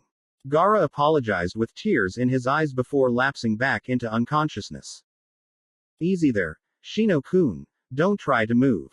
Shino's eyes opened as Gaara's eyes closed. He obeyed Yusun's command but was startled to find his head resting on her lap. The Kiri Genin's baby blue eyes were shining with concern. The poison, you nullified it. A slow blush spread over Shino's face as he recalled exactly how that particular feat was accomplished. The Aburame clan members were known for their calm, collected demeanors, but Shino was a 12-year-old boy still undergoing puberty. Was that your first kiss? Yusun asked. It was. Shino would later look back on this moment and view the fact that his voice did not warble once during the entire conversation as one of his greatest feats of mental fortitude. Damn, sorry I had to take that from you. If it's any consolation, I'm not that far ahead of you. That was only my fourth kiss, and the other three were all done for the same reason. Yusun smiled. So, don't think much of it? Shino inquired. Pretty much, Yusun replied, although, if you do want to make something more out of it, I'd be willing to see where it goes. The descendant of Poseidon smiled. Excuse me. Shino's mind was racing down pathways he didn't even know existed. I like you, and you clearly have some feelings for me if that blush all over your face means anything. Yusun began. The Yumino clan tradition says that I can only marry someone outside the clan if they either beat me in a fight or come really close. Me, my sisters, and my dad are the last members of our clan, so dating someone within the clan isn't an option, and none of the boys my age at home are a match for me. As Yusun continued, her tone grew more and more melancholy. On top of that, Yumino clan women as a whole have a genetic predisposition to be very careful when picking a mate. I'm no exception to that rule, so I haven't fallen head over heels for you, but you're by far the best prospect I've ever met, so I want to see where this goes. As Yusun concluded her argument, there was steel in her voice. A most intriguing and enticing proposal. I accept. Shino's eyes stared into Yusun's, and the young woman now couldn't keep a blush from spreading across her face. Shino's sunglasses had fallen to the left of where he currently lay, so Yusun could see that the Aburame hair's augmentation had affected more than his Kaiden affinity and Kikaichu. Before receiving Kepri's blessing, Shino's eyes were the same brown-black color as all of his clansmen. Now, they were the powerful orange-red of the sunrise. The two were still staring at each other, lost in their own little world, when Yama and Shikamaru found them. Chunin Exam Arena Roof. Rasengan. Raiden. Rariato. Lightning Release. Lariat Minato and A's signature jutsu clashed for the umpteenth time in the last 90 minutes, with the same result as most of its predecessors. Minato was blown back with over half his upper body blasted away. In life, Minato was feared for his speed, analytical prowess, and fuinjutsu, and he owed his proficiency in the third category to Kushina's lessons. With both his maximum chakra output and physical attributes restricted to only 40% of their norms, he lacked the power necessary to overcome the Yondaime Raikage's lightning armor. Even the instantaneous movement provided by his Hiruzen no Jutsu, Flying Thunder God technique, did little to offset this. The yellow flash of Konoha's legendary speed meant little if he could not damage his opponent. While Minato had several fuinjutsu that could tilt the odds in his favor, Orochimaru had forbidden him from using them. The Snake Sani knew his enhancements to Edo Tensei were not flawless and was taking no chances. None of the resurrected Kage would be permitted to use fuinjutsu. The Hiruzen no Jutsu's reliance on pre-placed seals technically made it a fuinjutsu, and Orochimaru made an exception for it only due to the extreme advantage teleportation granted to Tobirama and Minato. That last lariat was slower than most of the ones that came before it. You're getting tired, I-san. Minato gave a relaxed smile once his body had finished regenerating. If you have time to assess my condition, then you have time to eat another lariat. I lunged at his old rival once more. Hiraishingiri. Flying Thunder God / Futen. Juhito. Boil release. Sana. Just before Tobirama vanished from sight, Mei reapplied the defense she'd been using for the past hour and a half to thwart her opponent's teleportation. The air surrounding Mei for 10 feet in all directions simmered as if in a summer haze. When Tobirama materialized within the affected airspace to eviscerate the Godime Mizukage, he was once again corroded by the invisible acidic vapor contained therein. Mei was seemingly immune to the effects of her own jutsu, but this by itself wouldn't be a problem. At first, Tobirama thought he could outlast his opponent. Even if she was not consumed by her jutsu, Mei was still human and required oxygen to breathe. She would have to cancel her jutsu eventually to stay alive. However, the 20 circular seals that had appeared on Mei's body shortly after she activated Juhito seemed to eliminate that weakness, as she had no problem breathing despite being surrounded by acidic vapor. As Tobirama regenerated, the 10th of the 20 seals disappeared. Sweden. Suiryuden no Jutsu. After regenerating, Tobirama switched tactics. If infiltrating Mei's defense was impossible and outlasting it was impractical, then he would overwhelm it. As one of the most powerful senju in the history of the clan, being restricted to just 40% of his full might meant only that he would actually have to try against most enemies. 3 massive water dragons streaked toward the leader of Kiri. Mei was not. Most enemies. Uden. Nadir. Lava release. Avalanche, a towering wall of lava manifested around Mei and Tobirama's attack was vaporized by it. In the next instant, the lava wall shifted into a river of lava that flooded the entire section of the roof Mei and Tobirama were fighting on.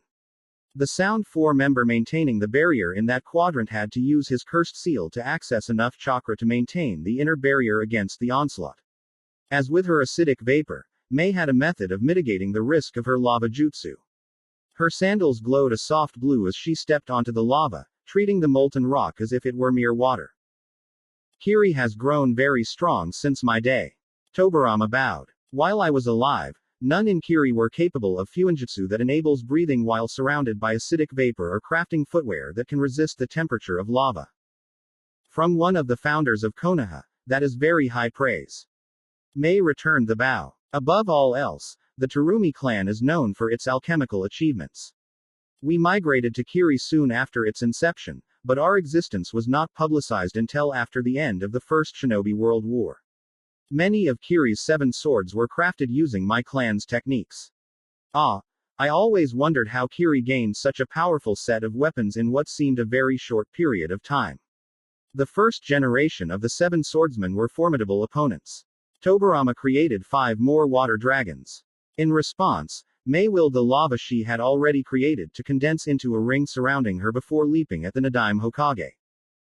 That was close, Sarutobi-sensei, you should be more careful. Orochimaru licked Hiruzen's blood off the sword of Kusanagi. The ruler of Konoha was having a much harder time than either of his peers. Not only was he fighting 2 opponents but Hashirama and Orochimaru were Hiruzen's teacher and star student respectively. As such, they had ample knowledge of the Sandaime Hokage's skillset and tactics. Worse, Hashirama was the most powerful senju to ever exist, so the 40% restriction was even more moot to him than to Tobirama.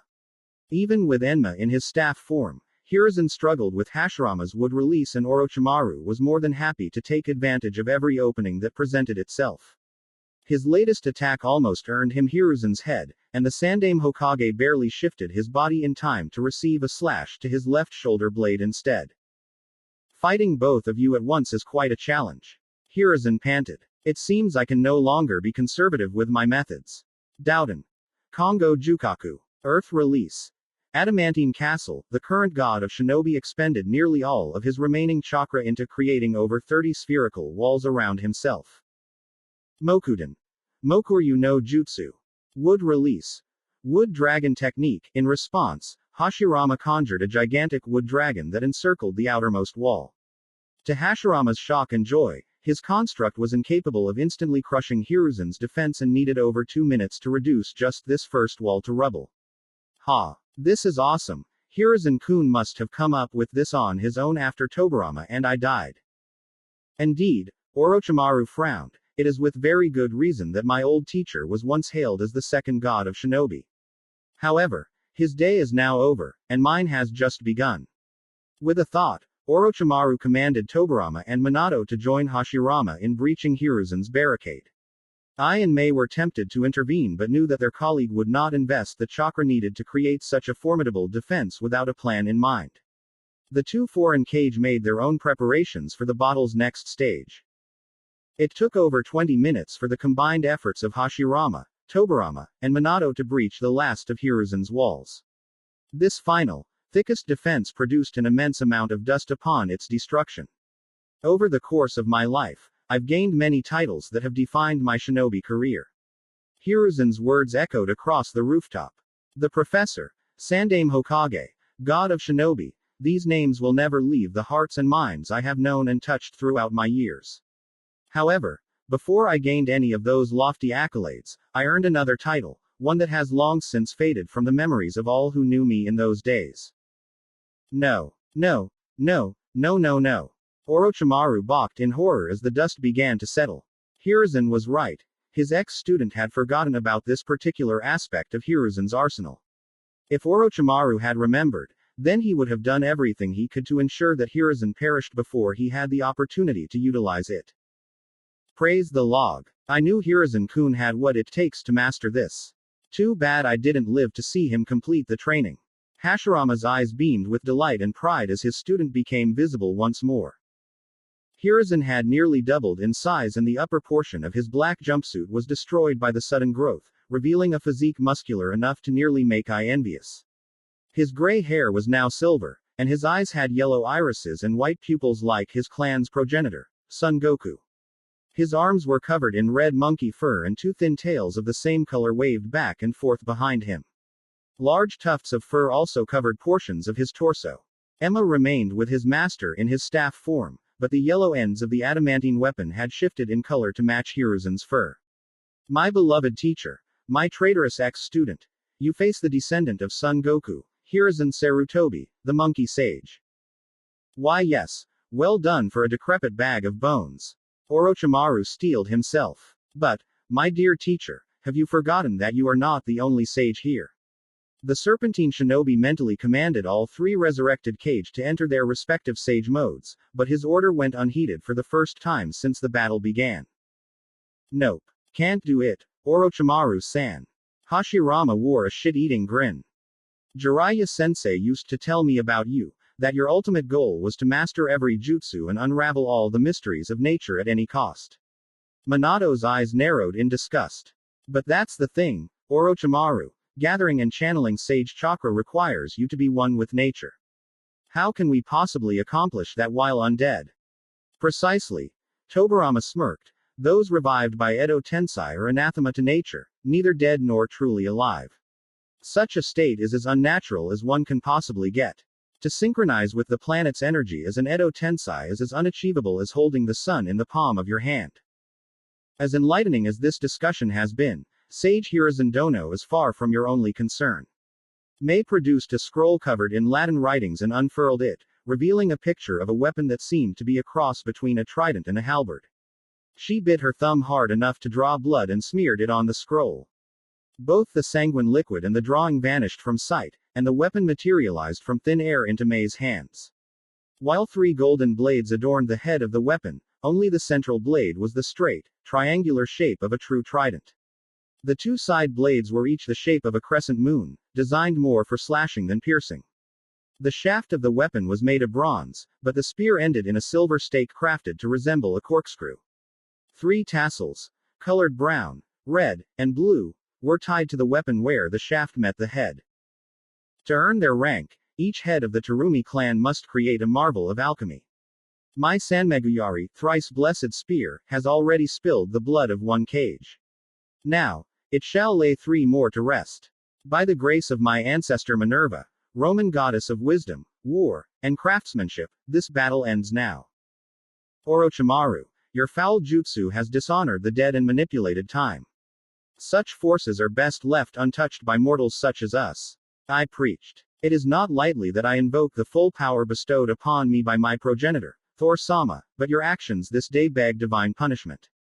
Tenrin. Divine Storm A's lightning armor manifested once more, but it was now pure white instead of the conventional electric blue. Tenrantan.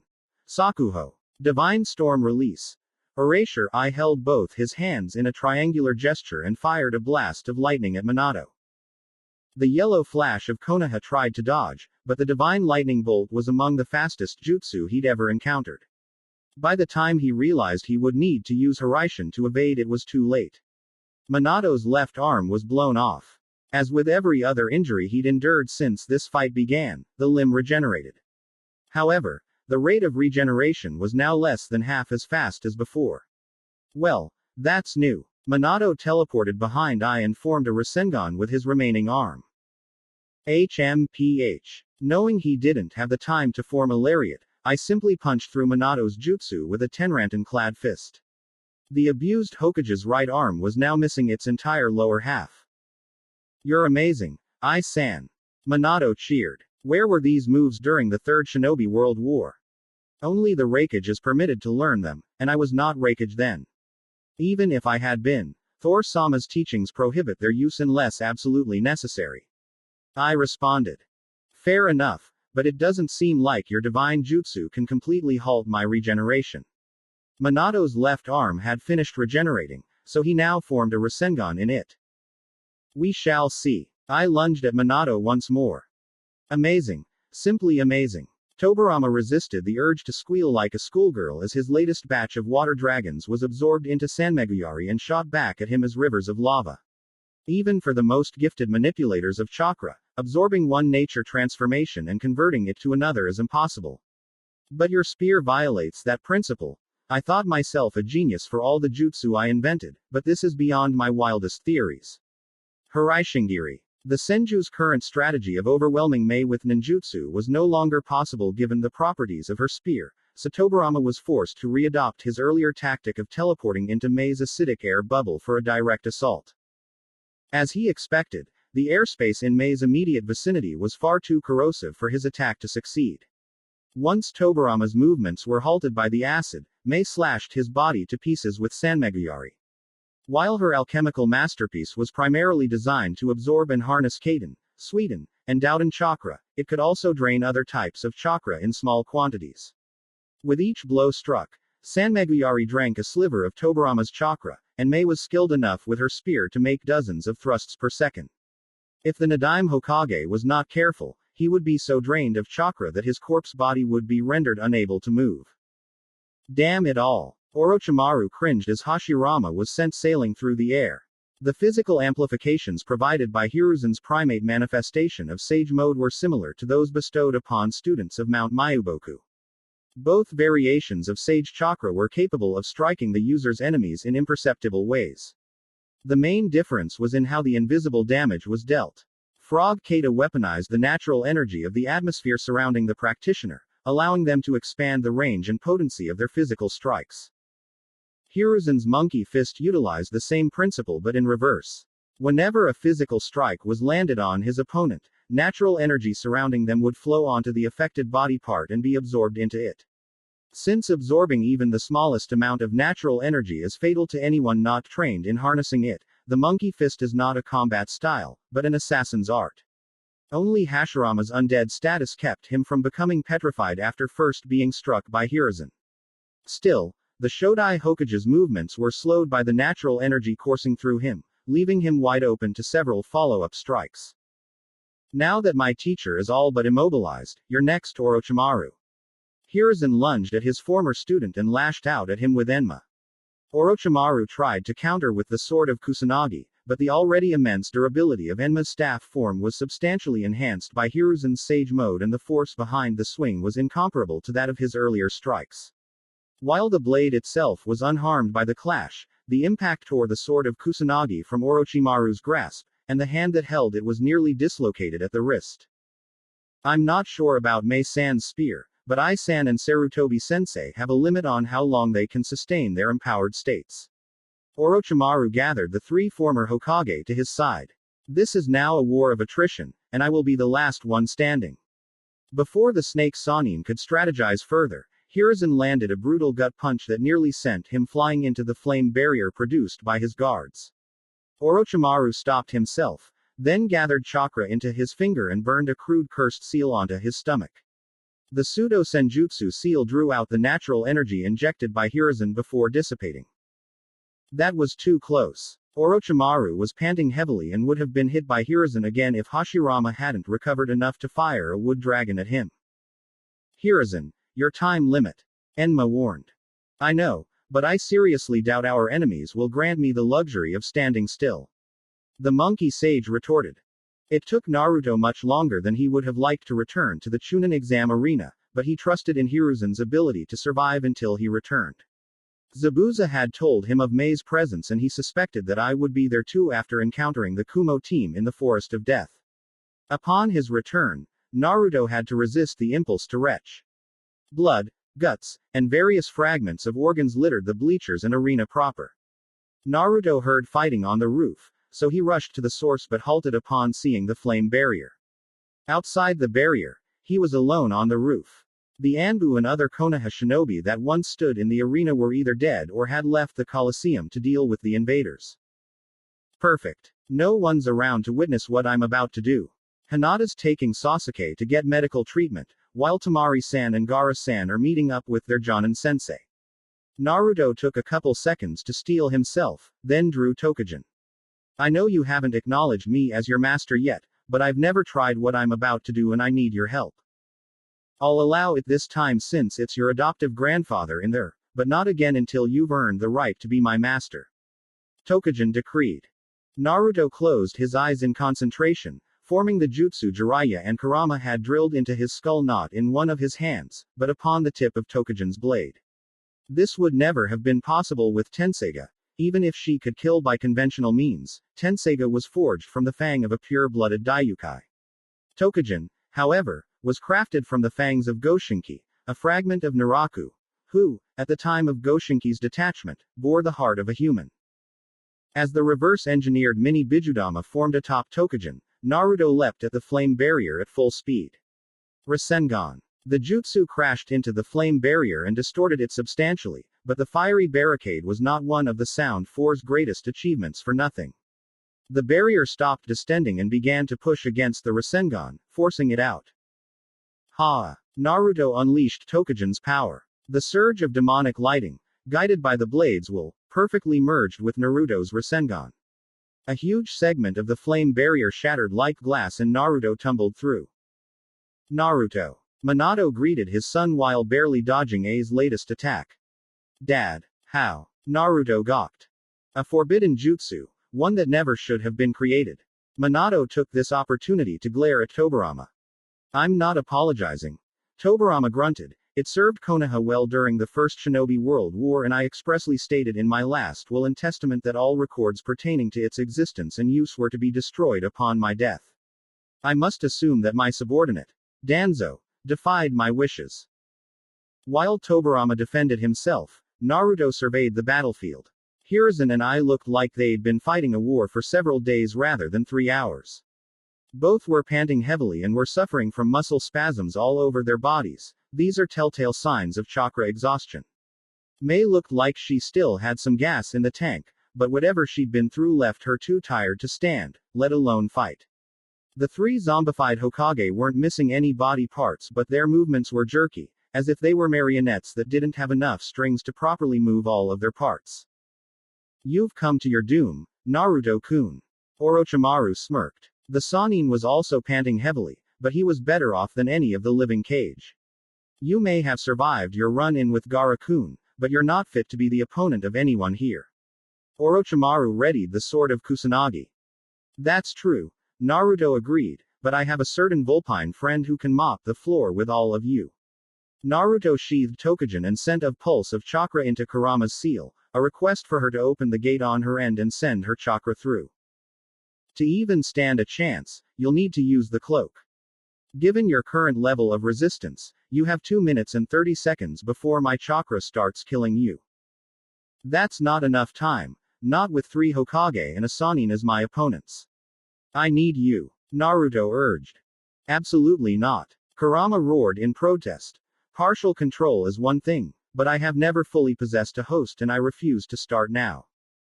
Then I'll die, and Konoha will fall. Kurama, please. A pregnant pause followed Naruto's request. In the very near future, we shall train to the point that it never crosses your mind to even consider asking this of me again. With that declaration, vermilion chakra began surging around Naruto. First, it resembled a swirling aura but soon expanded into a dense shroud of chakra that took the form of a one-tailed fox. The cloak was a translucent red with bubbles boiling through its entire surface. Minato Dono, prepare yourself. Kurama drew Tenseiga, who had no issue being wielded by her. After all, Naruto desired that his tailed beast assume control in this fight, and flashed toward the Yondaime Hokage.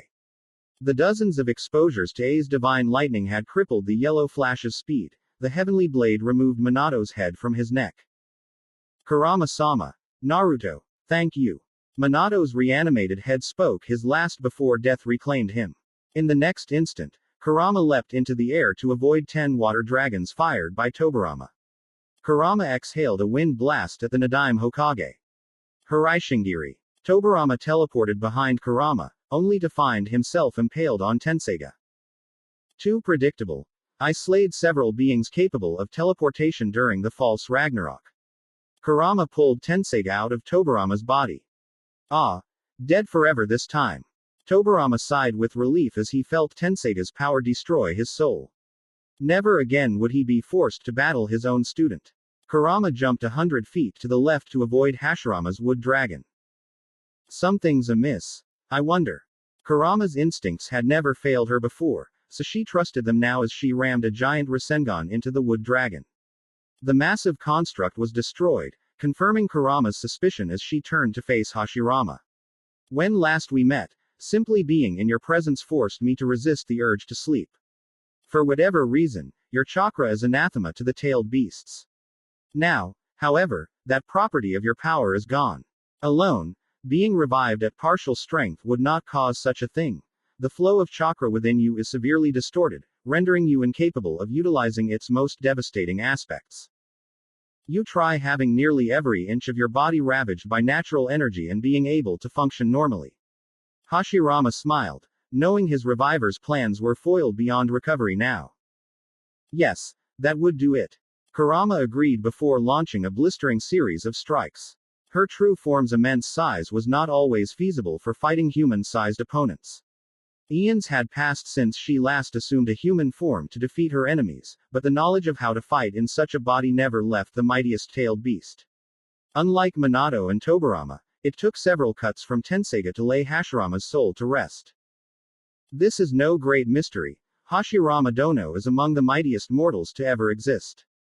Tenseiga answered Kurama's unspoken question. His soul is too powerful to be vanquished by a single strike of mine, but multiple strikes. That is a different tale. As Kurama and Tenseiga conversed, Orochimaru impaled Naruto's heart on Kusanagi. Oh, dear, mustn't lower your guard. The snake Sannin cackled. Indeed. The chakra cloak's arms latched around Orochimaru's, pining his arms to his sides. The cloak's tail also wrapped around his waist, locking him in place. Kurama then sheathed Tenseiga, pulled the sword of Kusanagi out of Naruto's heart, and threw it toward the flame barrier. Unfortunately, the blade fell just short of impacting it. Kurama was much more worried about her host's heart than the fate of her enemy's sword. In life, Minato and Kushina discussed your ambitions at length. Kurama growled after fully healing Naruto's heart. Orochimaru struggled to escape the tailed beast's grip, to no avail. You seek to master all jutsu, a prospect that will be most difficult without the use of your upper limbs. Yukaijuman. Dakaso. Demonic spell. Poison luster claws. Naruto's fingernails became adorned with vermilion Yuki claws, which Kurama used to deeply scratch Orochimaru's arms dozens of times over the next few seconds. The assault ended once the allotted time she could safely channel her chakra into Naruto ended. Naruto fell to the ground, unconscious but unharmed. Orochimaru's arms grew blood red in color as he lost all ability to move them. My arms. Orochimaru shrieked as the crippled limbs started to feel as if they were on fire. Retreat. The sound dispelled the flame barrier. Saken lingered just long enough to retrieve the sword of Kusanagi before fleeing with his master and teammates.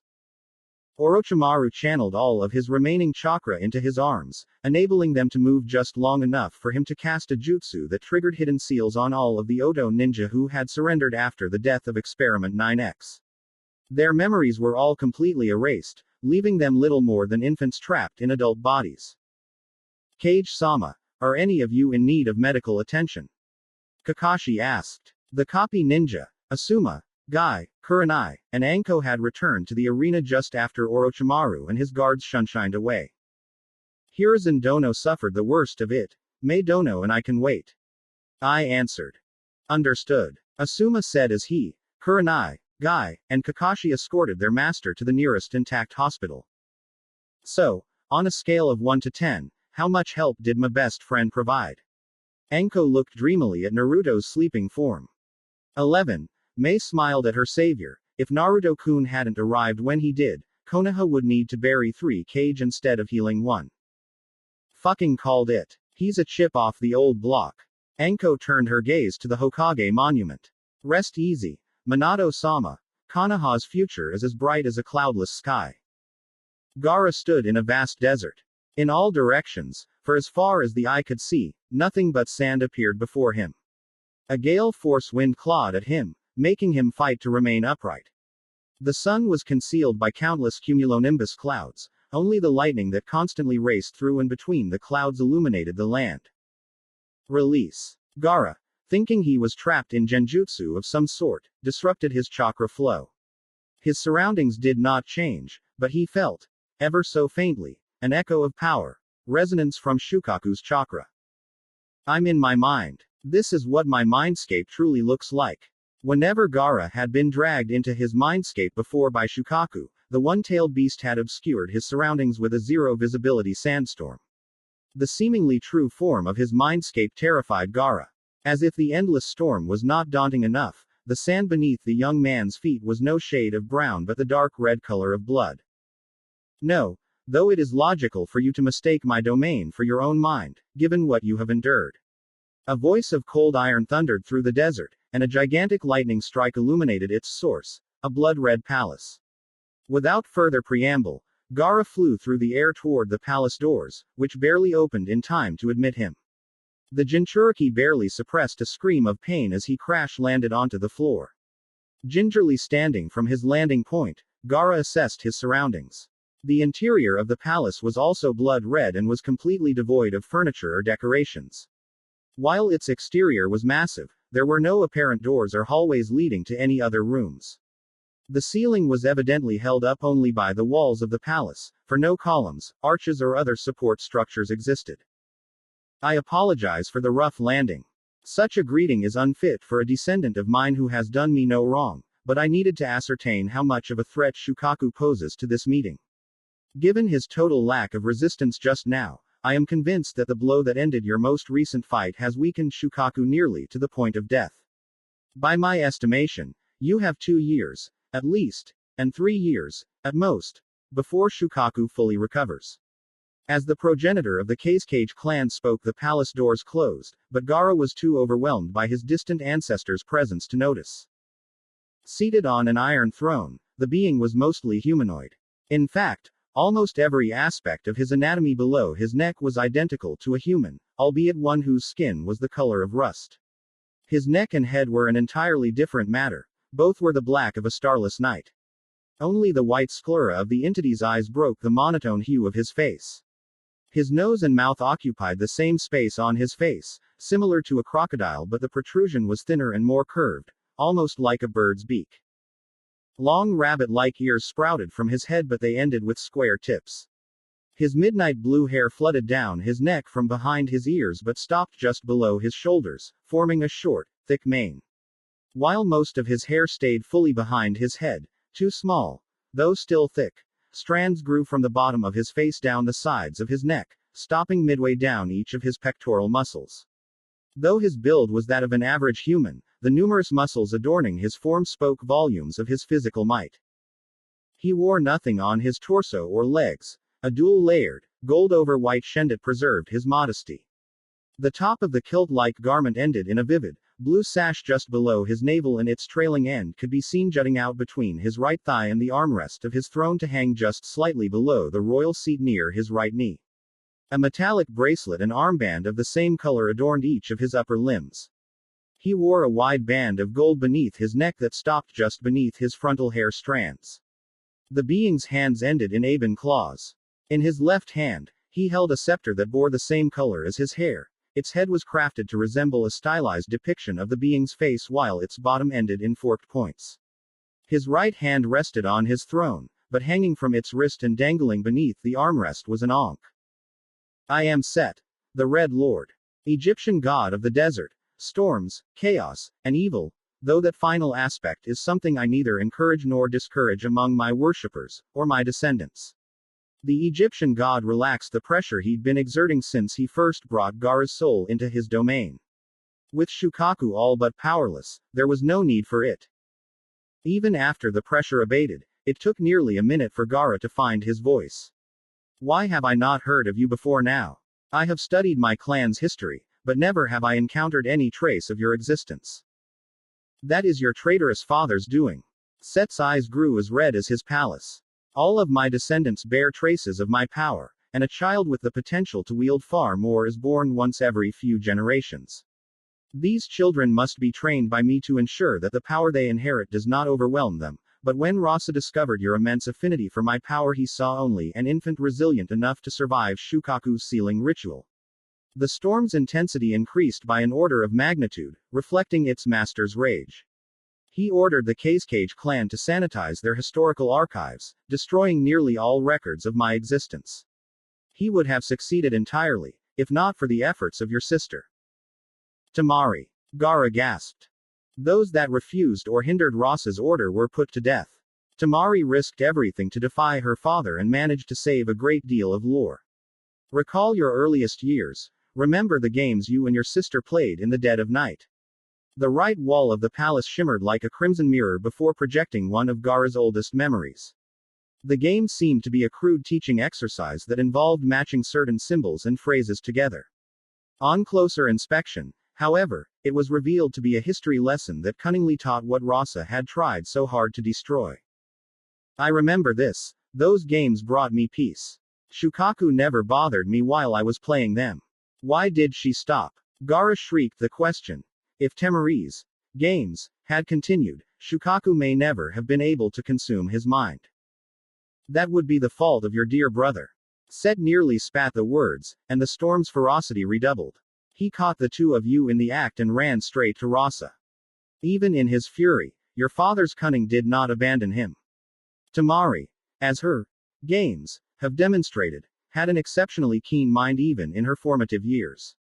Killing her would be a waste, but the torments inflicted by Rasa made her beg for death more than once. His medical ninja ensured there would be no physical reminders of those weeks, but the impact on her mind has only recently begun to fade. Then why didn't you stop him? Gaara roared. In answer, the wall shifted to show what transpired immediately after Shukaku had been sealed into him. Rasa slit his youngest son's left wrist and allowed Gaara's blood to fill a vial before waving a medical ninja over to heal the incision. This vial was poured into a basin already filled with water. Rasa and his two elder children then took turns filling small cups with the basin's contents and drinking until nothing was left. This addendum to the sealing ritual allowed your father and siblings to benefit from Shukaku's protection. Set's voice retained its furious edge, but his eyes were once again black.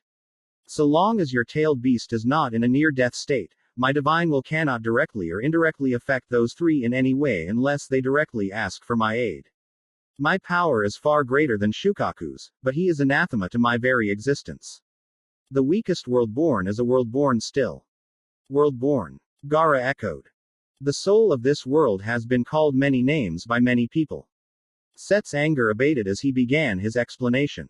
Of all the titles bestowed upon her, she prefers most that which she received from the ancient Greeks, Gaia. Even as she was first dragging herself out of the primordial sea, Gaia knew she was far more potent than most other worlds and that her energy would be coveted by many external forces. In time, she would cultivate her power and knowledge to such an extent that only the mightiest of invaders could pose a threat, but achieving such a state proved to require eons that she did not have. In answer to those who would inevitably come before her might reached its pinnacle, Gaia forged a set of guardians. 9 guardians. The tailed beasts. Gaara's eyes widened in realization. Crafted from Gaia's raw essence mere moments after her inception, each worldborn is meant to oppose otherworldly entities with specific traits. The power differential between said entities and the worldborn means nothing. On this world, their strength is supreme so long as they are capable of wielding it. I am a desert deity, and Shukaku is the guardian of Gaia's deserts. He cannot destroy me unless I am fool enough to confront him in open combat, but neither can I breach his protection. Set sighed in resignation. The concepts and forces the people of ancient Egypt worshipped as gods originate from Dwat, a realm of spirits, dreams, and monsters. As she matured, Gaia welcomed some of them as allies and exempted them from the worldborn's eternal duty. I have been granted no such pardon, however. Gaara was reeling from Set's revelations but collected himself enough to ask his next question. If the tailed beasts are so powerful, how have we humans been able to seal, or even kill them, time and time again?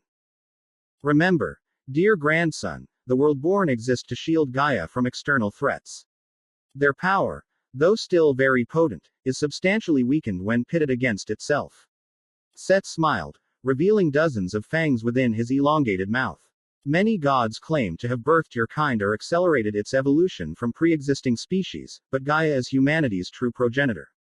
Though she used far less of her essence while sowing humanity's first seeds than what was needed to forge the worldborn, all beings created directly by Gaia are linked and the bond is strong enough to allow your victory against them given enough time and resources. The advent of chakra made things easier still. Gaara took several minutes to process all that Set had told him before asking more of his progenitor. Why have you brought me here? If Shukaku is your antithesis as you claim, then nothing you can teach me of your power holds any merit. If Shukaku was in any condition to resist my will, you would be correct, Set admitted, but my perfect counter is in a very dire state right now. He can do nothing more than listen to our conversation, and he knows it. Set began laughing maniacally. And to think, we have the perfect assassin's latest grandson to thank for this conference. The cosmos has a sense of humor. Perfect assassin. Naruto. Gaara's eyes widened once more. Lord Sesshomaru's tale is not mine to tell. If you would know more of your savior and his clan, ask him directly. Set advised. And if you seek to acquire Naruto's power of bonds, I would recommend starting with your siblings, such as they are. The palace wall shifted once again to show Temari and Baki sitting on chairs in what seemed a large hotel suite. The two were reflecting on the futility of the Konoha invasion, and Karasu's head occasionally chimed in from its position on a nearby table with Kankuro's voice. Kankuro. What hap? Gaara's question died on his lips as he beheld Set's shit-eating grin. Your brother picked a fight with a child of Kepri, a primary aspect of the only being I have ever acknowledged as my king. Set howled with glee. Your father has commanded your clansmen several times that they are not to ask for my aid under any circumstance. A prudent measure, given his actions, but young Kankuro was desperate and directly asked for my aid. The wall now showed the exact moment Kankuro begged for Set's help. When he spoke those fateful words, he rejected Shukaku's protection. Afterward, as you mortals are fond of saying, all bets were off. I spared his pathetic life, knowing that you would wish to make amends with him if Naruto succeeded in freeing you of Shukaku's influence. Heed my words, Gaara Kazekage. I have gazed into the future, and Kankuro shall not live to see the end of his teenage years. As the insolent child is still of my blood, I shall do nothing to hasten his death, but neither will I shield him from his fate when the hour arrives. Gaara narrowed his eyes in anger but knew better than to argue. Kankuro had gravely insulted a god, and neutrality was the best compromise the Jinchuriki would ever get. Before he could comment further on the matter, Set began speaking once more. To answer your earlier question, the training you should have undergone as a child is long overdue. Being Shukaku's Jinchuriki has not erased your affinity for my power. Set's scepter crackled with scarlet lightning. He has done all he can to suppress your demigod traits since being sealed into you. Now, I can reverse the damage he has caused, and then some. A blast of electricity engulfed Gaara but did not harm him. Quite the reverse, it felt like a piece of his soul that had always been just out of sync with the rest of it was now clicking into place. One of my lesser-known domains is power over metals, magnetism, if you will. Set elaborated. Shukaku possesses this trait as well, so you may have enjoyed its benefits while using his power. Now, the power is yours, as it should always have been. Will the power you give me vanish when Shukaku fully recovers? Gaara asked. It will not. As a human, the essence of Gaia present within you does not reject my power. On the contrary, the two shall strengthen each other over time. By the time Shukaku regains enough strength to even consider suppressing the power that is your birthright, it will be far too deeply entrenched for his efforts to succeed. As Set finished his answer, Gaara momentarily flickered out of sight. Your body is awakening and needs its soul. We shall begin your training when next you sleep. Set's domain shattered around Gaara like glass and was replaced by a white void as he regained consciousness. Gaara. Temari rushed to her brother's side as he began sitting up in his bed. You've been out for 5 days. Are you? I spoke with Set-sama, Temari ne-chan. The eldest child of Ross's blood ran cold after hearing that. She knew her progenitor was responsible for Kenkuro's current plight, but it should not have been possible for him to commune with Gaara with that thing inside him. Unless. For you to speak with Set-sama, Shukaku must be near death. Baki finished Temari's unspoken thoughts and regretted, for the umpteenth time, that the suite assigned to him and his team did not have a mini-bar. What did he say? While hearing her youngest brother's recollection, Temari alternated between relief that Set seemed to have no intention of harming Gaara and horror from the memories of her father torturing her. She'd only recently been taught by Baki how to use some mental exercises to prevent the nightmares of those horrible days. The techniques were effective, but years of psychological damage was not something you got over in a few weeks. Kankuro told Set to shove his scepter up his ass when Gaara recounted the god's decree involving the puppet boy's fate. After hearing the entirety of the tale, Baki stood up and began gathering his things. Now that Gaara-kun is awake, we leave for Suna as soon as possible. While Gaara was unconscious, Baki and several other Suna squad leaders had been interrogated by Konoha's intelligence division. Once they had confirmed beyond all doubt that Suna had only invaded Konoha due to Orochimaru's manipulations, the surviving soldiers of Suna were free to return home. Baki wanted to deny that he and his countrymen had been used as pawns, but upon returning to his assigned suite after his interrogation, an Anbu delivered a coded message to him, saying it and many similar messages had been delivered by Messenger Hawk. The message, once deciphered, proved to be an emergency order from the Suna Council commanding all Suna shinobi in Konoha to cease hostilities at once. Ross's corpse had been found and his cause of death was inconsistent with any known Konoha assassination method.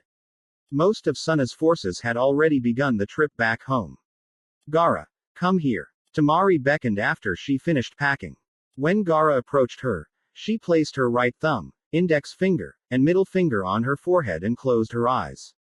Moments later, a sphere of chakra formed between the 3 fingers and Temari pressed it into Gaara's forehead. Before you were born, Father was grooming me to be the next keeper of the Kazekage clan's history. The uncensored copies of our clan's history I managed to save from the initial purge were destroyed after Kankuro ratted us out, but by then I had memorized most of Set's lore. Don't try to access my copied memories now, it will take time for my mental energy to synchronize with yours. Temari ne-chan, thank you. Gaara hugged his sister. Just Temari. Please, brother. Temari begged with tears of joy in her eyes. Gaara nodded in consent as joyful tears began streaming down his face as well. Konoha General Hospital. Now that the nurse has left, we should have at least an hour to converse. Hiruzen said after casting several privacy and anti-intrusion seals upon his hospital room. His 2 guests, I and Mei, duplicated his efforts. The Sandaime Hokage was in near critical condition when Naruto and Kurama arrived on the rooftop. It had been over a decade since the last time he had used his Sage mode, and his control over the enlightened state had diminished. Also, even disregarding his chakra exhaustion, Hiruzen had pushed his body to its absolute limit and suffered several deep slashes and broken bones from Orochimaru and Hashirama throughout the battle. Though I was now sufficiently recovered to no longer require constant bed rest, he wasn't in much better shape. Tenrin and its subsidiary jutsu placed immense strain on the user's body in addition to their chakra cost. While not as severe as the backlash suffered when using the 8 gates, the road to full recovery was lengthy and I had no desire to prolong it. He would be remaining in Konoha for the foreseeable future and had already sent a message home promoting B to acting Raikage until his return. Mei was the least impacted of the 3 Kage. While she had pushed herself to the limit in the battle, the jutsu she utilized exacted no physical toll from her aside from their chakra costs and she suffered the least injuries out of the 3. She had already been discharged from the hospital with several home care instructions, most of which she planned to ignore in favor of her own clan's remedies, and was only visiting today.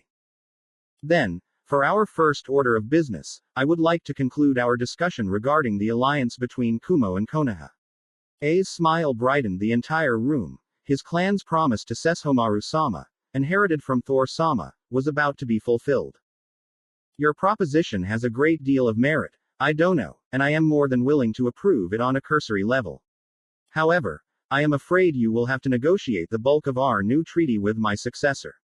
Hiruzen smiled sadly. Once my successor returns to Konoha, I'm stepping down. Between Orochimaru's ambitions and Iwa's lust for war, Konoha needs a new leader, one whose body has not yet been ravaged by time.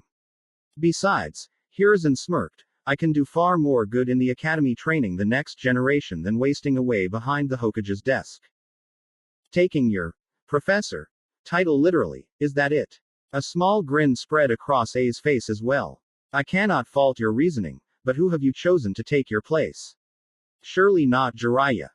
Dear Kami. No. Hiruzen laughed. He'll be far too busy mentoring Naruto Dono to take the job. Another Sannin will assume the role. Tsunade Haim. Mei realized. But has she not abandoned Konoha? It would be more accurate to state that she took an extended leave of absence due to extreme personal loss and grief.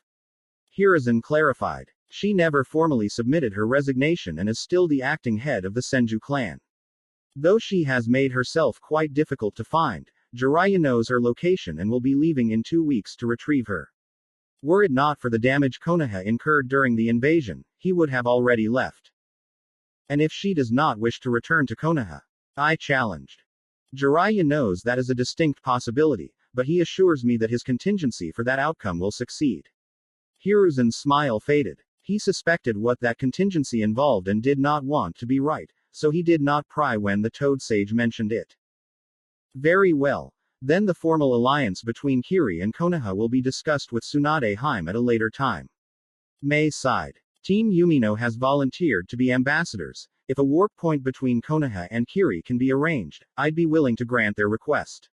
A wry smile spread across the Mizukage's face. She was no stranger to young love and had confidence that Team Yumino would be able to balance their duties and relationships successfully.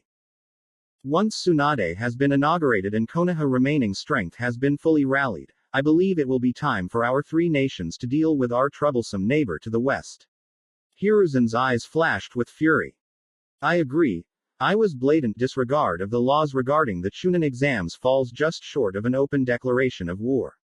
Mei's brows furrowed. Onoki Dono has been a major player in all 3 shinobi world wars and his recent actions prove that the lives lost in those dreadful conflicts have taught him nothing. Due to the matter we discussed in secret before the start of the finals, it would be a betrayal to Kumo's ancestors if we did not offer our full support to Konoha in this endeavor. I slammed his fist against the armrest of his chair, leaving a large dent. Onoki Dono has lived since the days of Hashirama-sama and has shown himself to be a relic of an age best left forgotten. You have my deepest thanks, both of you. Hiruzen, swathed in bandages and confined to bed, could do little more than nod his head in appreciation. Orochimaru's collaboration with Danzo allowed him to make surgical strikes against many sources of Konoha's strength. Though most were repulsed, Our academy has been ravaged. Most of our teachers are dead, and I will need all the shinobi capable of combat for the war effort. The academy is not as understaffed as you believe, Lord Hiruzen. Sito entered the Hokage's room as if his countermeasures had never existed. Sito-sama. Hiruzen lowered his head as far as he could in supplication. The action spoke volumes of his respect for the woman who had just entered the room and put I and Mei at ease. My daughters and I shall teach until others can replace us. The goddess decreed. Though we cannot use it ourselves, I have observed the flow of chakra through mortals longer than any of you have been alive. Training others in its use is trivial. My youngest, Medusa, will be able to do so with exceptional ease. The mana she must now use in place of her divine power bears many similarities to chakra.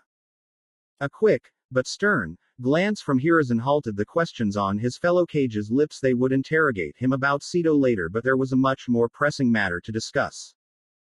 Hiruzen Dono, how will you deal with the Odo shinobi whose memories have been erased? I asked. The hidden seals the snake Sanin placed on all of his men made the Yondaime Raikage nervous. Killing them to ensure they couldn't reveal anything of their master would have made much more sense. You suspect that my ex-student's seal did more than induce mass amnesia. I thought the same, which is why Shukaku Dono and Inoichi Dono are investigating the matter as we speak. Hiruzen answered with a smile. Though Orochimaru has immense knowledge of fuinjutsu, as evidenced by his cursed seals, he was no seal master. The formulas he created were powerful and resilient, but often they were also crude and vulnerable to manipulation from external forces. Danzo had been far more gifted in fuinjutsu, and if Shukaku and Inoichi could circumvent the seals he placed on Roots members, then Orochimaru's gambit was bound to implode any second now. Sito Dono. Kiri has experienced an explosion of civilians seeking to become shinobi after each of its many civil wars. I fear you will encounter a similar bevy of requests in the wake of Orochimaru's invasion. Mei warned. Of course I will, Sito chuckled, the more the better. You can't be serious. I gawked. Most of your new students will be adults or adolescents on the cusp of adulthood.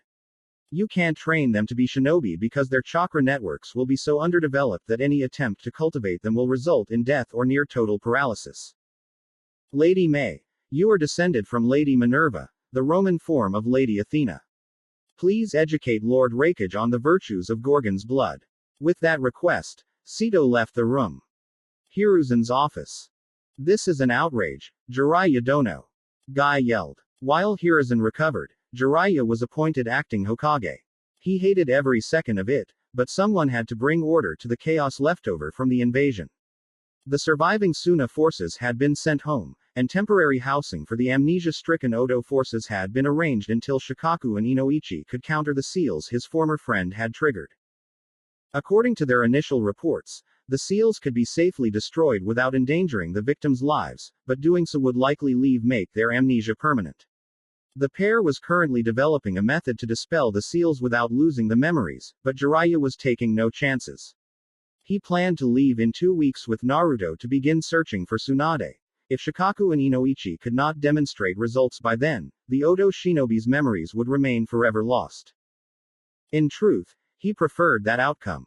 There was a sweet irony in turning Orochimaru's men against him by raising them to be soldiers of Konoha. The memory erasure was absolute. The poor men and women were currently relearning how to walk and speak. For all intents and purposes, they were infants, and the Toad Sage had no qualms about using them to bolster Konoha's ranks.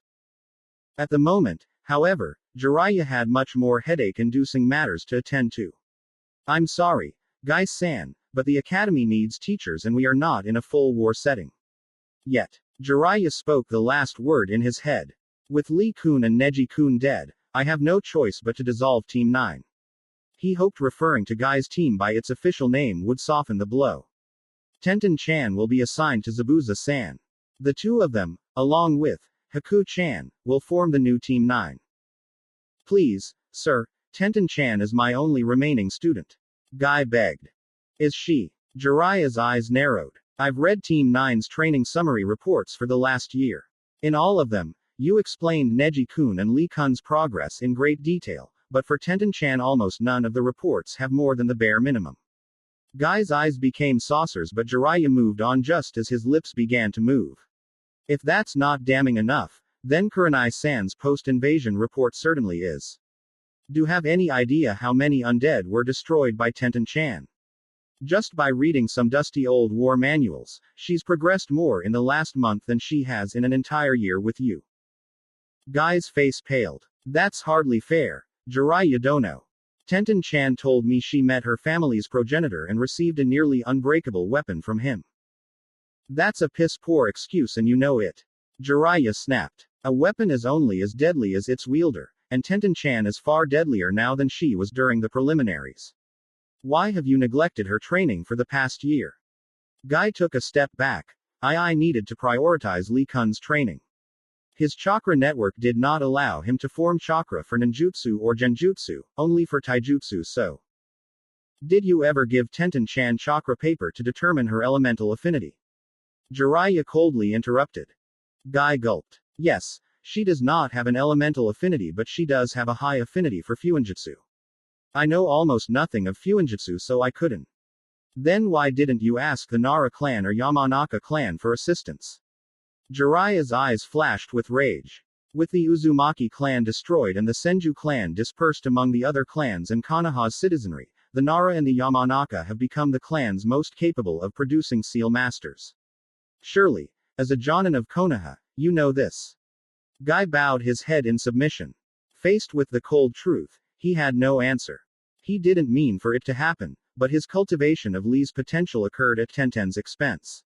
I failed her, Guy said solemnly, but I will not fail those who come after her. See to it that you don't. Jiraiya snarled. The only reason that I don't strip you of your Jonin rank now is because I feel you have lost enough recently as it is. Rest assured, if Tsunade investigates your classes and finds you've been slacking off, demotion will be the least of your worries. Why yes, sir. Guy bowed and left the office. With that meeting out of the way, Jiraiya signaled an Anbu to inform his next appointment that he was ready for them. Team 7, Team 8, Team 10, and Team Yumino stepped into the office 2 minutes later. Naruto Namikaze Uzumaki, Jiraiya addressed his godson. Despite your momentary blood feud with the Hyuga clan, your duel with Neji was still technically a Chunin exam match and the skill you demonstrated is exemplary. In addition to displaying immense prowess with taijutsu and ninjutsu, you also showed a keen understanding of anatomy while chastising your opponent. For these reasons, I dono, Mei dono, and I have unanimously agreed to grant you the rank of Chunin. I am honored, Jiraiya-sensei. I shall do all I can to serve Konoha in this time of need. Naruto spoke with a humble tone, but a huge grin dominated his face. No one in the room called him out on it. His classmates and teachers were too proud of him and Team Yumino had seen enough of his prowess to know he deserved the promotion. Shikamaru Nara and Tetsushi Yumino, Jiraiya continued, your matches also highlighted your skills and strengths. Once again, there was no disagreement with your promotions to Chunin. Troublesome, but it's the life I chose. Shikamaru grumbled, but a contented sigh escaped his lips at the end. Tetsushi simply nodded in response to her promotion, but Yama grabbed her into a bear hug. I'm so proud of you. Otu-san, stop it. You're embarrassing me, Tetsushi pleaded. Not a chance, little sis. Group hug. Yusen embraced Tetsushi. Arashi joined in just seconds later. While she considered such public displays of affection unbecoming of a shinobi, this was an exception. Hem. Jiraiya's fake cough brought an end to the festivities. Shino Aburame and Yusen Yumino, the report of your fight with Konkuro Kazekage has persuaded Meidono to request a field promotion to Chunin for both of you. Idono does not doubt either of your skills, but he is unwilling to agree on the grounds of just one battle. Since Team Yumino will be serving as Kiri's ambassadors to Konoha for the foreseeable future, I proposed a compromise, a joint B-rank mission. Yama-san and Kurenai-chan will accompany you as observers only. If they must intervene to guarantee the mission's success, you will remain genin. Succeed without their help, and you become Chunin. Sweet. We accept. Yusen cried with delight. Do you already have a mission in mind, Jiraiya-sama? Shino asked. I do. The Anbu have identified several locations in and around Konoha believed to be old hideouts of Orochimaru. You are to travel to these areas and perform reconnaissance. There are sure to be more than a few surprises in store for intruders. You are to detect as many of these traps as you can and disable them if possible. Your mission will be considered a success if you can find at least 1/3 of the traps noticed by Kurenai-chan and Yama-san. Disabling them will not count toward your success rate, so don't bother unless you're absolutely sure that you can succeed. No problem. We got this. Yusen promised. While I dare not assume that detecting a Sanin's traps will be easy, I have confidence we can fulfill this mission's quota for success. Shino added. As Shino, Yusen, Kurenai, and Yama left to prepare for their mission, Jiraiya turned his gaze to the last person in the room he needed to address. Sasuke Uchiha, you did very well in your match before the invasion began, but your actions during the invasion are a different story. Shukaku baited you into an obvious trap and you would have died if Naruto and Hinata-chan had been 1 second later. I cannot recommend you for Chunin. If I did, there's no way my fellow judges would agree to it at this time.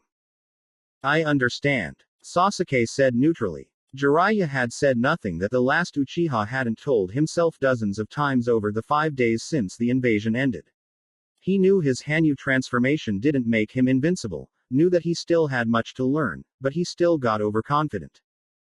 So long as you can acknowledge your mistakes, you can grow from them. Kakashi placed a hand on the boy's shoulder. Thanks, Kakashi-sensei. Sasuke's smile was a mix of sadness and determination. Naruto and Shikamaru-kun, now that you're both Chunin, there's some missions that need your immediate add-in. No can do, Jiraiya. Naruto cut the acting Hokage off. Excuse me. Jiraiya raised an annoyed eyebrow. Kakashi-sensei said earlier that I'm on the most menial, belittling D-rank missions the village gets for a year, as punishment for a verbal spat I got into with Guy-san. Naruto tried speaking with a straight face but failed spectacularly as his godfather gave Kakashi a look that guaranteed pain. Is this true, Kakashi-kun? Mostly, but Naruto-kun omitted the, unless you're needed elsewhere, part while quoting me. The copy ninja quickly said. Have you two forgotten? Naruto's smile threatened to tear his face in half. I'm the construction saint of Konoha. Oh right, that. Naruto's two teachers cringed, realizing he had won the argument. The village was in dire need of repairs, and the sheer amount of physical labor involved could double as strength and stamina training. The practice Naruto would get with the Daiyoukai Bushin no Jutsu was an added bonus.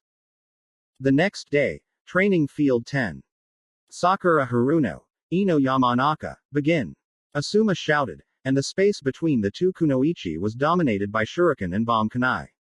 With Naruto and his Kage Bushin handling all missions and requests related to Konoha's reconstruction efforts and all missions outside the village suspended for the immediate future, the duo knew they'd never get a better chance to have the match to determine which of them would be Sasuke's head wife. They also knew they'd be in for the punishment of their lives if they had the match without supervision. Flashback. No, I won't condone this match. Asuma declared. He knew that there was trouble between Ino, Sakura, and Sasuke, but there had to be a better way to resolve it than this. Oh really? Kurenai said coldly. Then you should take this back. The Genjutsu mistress removed her engagement ring. Asuma's eyes nearly jumped out of his head. If you can't see how badly Ino-chan and Sakura-chan need this, I don't deserve you. Kurenai held her fist out toward Asuma with her palm facing the ground. The message was clear. If Asuma didn't reverse his decision immediately, she would drop the ring and never be seen again outside of professional obligations. It seems I was too hasty. Asuma spluttered. The match will begin immediately. Better. Kurenai put the ring back on her finger and glared at her fiancé. When my joint mission with Yama-san, Shino-kun, and Yusen-chan is over, I will thoroughly explain exactly why you were wrong. Flashback end. The match had rules similar to the Chunin exams, with one exception: no giving up. It would only end when one of the combatants was either unconscious or suffered an injury that rendered them incapable of continuing the match. This meant Ino couldn't secure a free win by taking over Sakura's mind and forcing her to surrender. Not that she wanted to. This fight would change their relationship forever, and she knew Sakura would never forgive her if she used such a cheap tactic to ensure victory. Douden. Doriruiki. Megan. Narukumi no Jutsu. Ano's Earth Dome materialized seconds before Sakura's Genjutsu hit. Sweden. Tepudama. The next thing Ino sensed after purging the genjutsu from her mind was a dozen water balls as large as her head streaking toward her barricade. Something's wrong. Sakura knows Sweden is weak against Douden. What's she up to? The aquatic spheres stopped just short of impacting the Earth dome and were positioned all around it. The chakra in Sakura's jutsu is condensing as much as possible. What goin'? Oh shit. After shrinking to as small a size as possible while still retaining their shape, the water balls expanded to their original size with enough speed to break the sound barrier. 12 shockwaves ravaged the dome at key stress points, causing the whole structure to collapse. Ino barely managed to use Douden to make an opening fast enough to avoid being crushed. She escaped with her life but was now covered in dozens of minor cuts. Clever. Was the trick inspired by Yusen-san's bubble bombs? Ino smiled in admiration. By Choji-kun's heat wave, actually. Sakura had known how to make her water balls explode before the start of the preliminaries, but weaponizing the air to counter a nature transformation's weakness to its opposing element had not occurred to her before seeing the Akamichi hairs match. Then let's see how well it helps you against this. Douden. Anosha Shikaku. Earth release. Boar horns. A surge of chakra from Ino saw the remains of her earth dome break into hundreds of stone spears half as long as Sakura was tall. Sweden. Suiheki. Water release. Water wall. Sakura leapt straight back while spitting out several masses of water. The constructs quickly formed a multi-layered wall that slowed the spears just long enough for Sakura to shuncheon out of the line of fire. Ha! Sakura channeled a large amount of chakra into her legs and rushed as Ino in an explosion of speed. Douden. Tukyu. Earth release. Magnitude. Ino stomped her left foot and a localized earthquake pulsed toward Sakura. Normally, this jutsu is used to destabilize enemy fortresses. Even with Ino using the bare minimum of chakra needed to cast the jutsu, the force of the trembling earth would likely have blasted Sakura's legs off if she hadn't leapt into the air just in time. Got you. Douden. Anosha Shikaku. As Sakura neared her prey, Ino quickly forged 4 spears from the ground. Sakura did her best to avoid them, but airborne evasive maneuvers were not something she'd put much practice into yet. She completely dodged 1 spear, but the next 2 grazed her and the 4th one impaled her in the stomach. Blood from the wound spilled onto Ino as Sakura fell to the ground just a few feet away. So close, and yet so far. Ino smirked victoriously. Come on, Sakura, let's get you to the nearest hospital. Ino went to pick her friend off the ground but Sakura slapped her hand away. We're not done. Sakura panted. I'm not unconscious, can still move, and I have enough chakra left to fight. Damn it all. Sakura, enough already. Ino cried. You did great, making me use Tukyu. You're bleeding out and need medical attention ASAP. Asuma-sensei, call the match. I can't, not yet. Asuma grimaced. The spear is slowing Sakura-chan's blood loss, and everything she said is true. You haven't won yet, Ino-chan. With this, the fight will end for real. When Ino turned away from her to speak with Asuma, Sakura began weaving a series of hand seals as quickly as possible. By the time Ino returned her attention to the fight and noticed the huge surge of chakra indicative of a powerful jutsu, it was too late. Sweden. Ketsukusutsu. Water release. Bloodbending. The blood from Sakura's impalement had seeped into the wounds Ino received while escaping her earth dome. With that as her catalyst, Sakura was able to usurp control of Ino's cardiovascular system. Kurenai-sensei showed me this jutsu but refused to teach it to me, saying I wasn't ready for it. She's right. My chakra's going right down the drain. Sakura was now standing only by sheer willpower, but ignored her precarious state and reversed the flow of Ino's blood, causing it to rush out of her brain. Thing is, she forgot that I couldn't have gotten the top grades in our class without a damn good memory. Ino fell to the ground, unconscious, and Sakura barely cancelled her jutsu in time to delay the same fate by a matter of seconds. Asuma-san, the outcome of our match will be determined by who wakes up first. It'll probably be Ino since she won't have to deal with chakra exhaustion on top of her injuries. Then why did you use a jutsu you knew you weren't ready for? Asuma barely resisted the impulse to scream the question out loud. Konaha General Hospital. Several hours later. My head. Ino moaned as she woke up. Don't try sitting up. The medical ninja assured me that Sakura's tampering with your blood vessels caused no permanent damage, but you're going to be nauseous for the rest of the night, and likely most of tomorrow. Asuma said from his chair in Ino and Sakura's room. The Pinkett was still asleep and would make a full recovery according to the surgeon. I knew she had an affinity for Sweden, but I never thought Sakura would be able to pull something like that. Guess she won. Ino sighed. You have it backwards. Asuma corrected. Kurinai showed Sakura-chan that jutsu is an example of what can be done with Sweden but never actually taught it to her. It drains chakra far too rapidly for Sakura-chan to safely use it at her current level, and she knew it. Technically, it's a forbidden jutsu for her at this point, so Sakura decided that whichever of you woke up first would be the winner. Sakura, you stupid girl. Ino roared. Her best friend had to know that Ino would wake up first. Damn you. Kami, damn you. Tears began flooding down Ino's face. She knew why Sakura did it. Worse, she couldn't hate her for it. Sakura didn't want to give Ino the satisfaction of being mostly unscathed while she was skewered on a spear, not with what was on the line in this fight. She dragged both of them into unconsciousness to even the playing field as best as possible. And I can't say a single fucking word to her about it because I would have done the exact same thing in her shoes.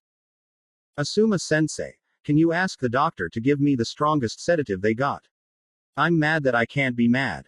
The leader of Team 10 wordlessly complied, knowing that the reasoning behind Ino's request would likely be drilled into him by Kurinai later. Hyuga clan compound. What is the meaning of this? A Hyuga elder screamed at Hiyashi. While Sakura and Ino were having their match, the Hyuga lord stormed into his clan's council chamber accompanied by Jiraiya, Shukaku, Inoichi, Choza, and 100 Anbu.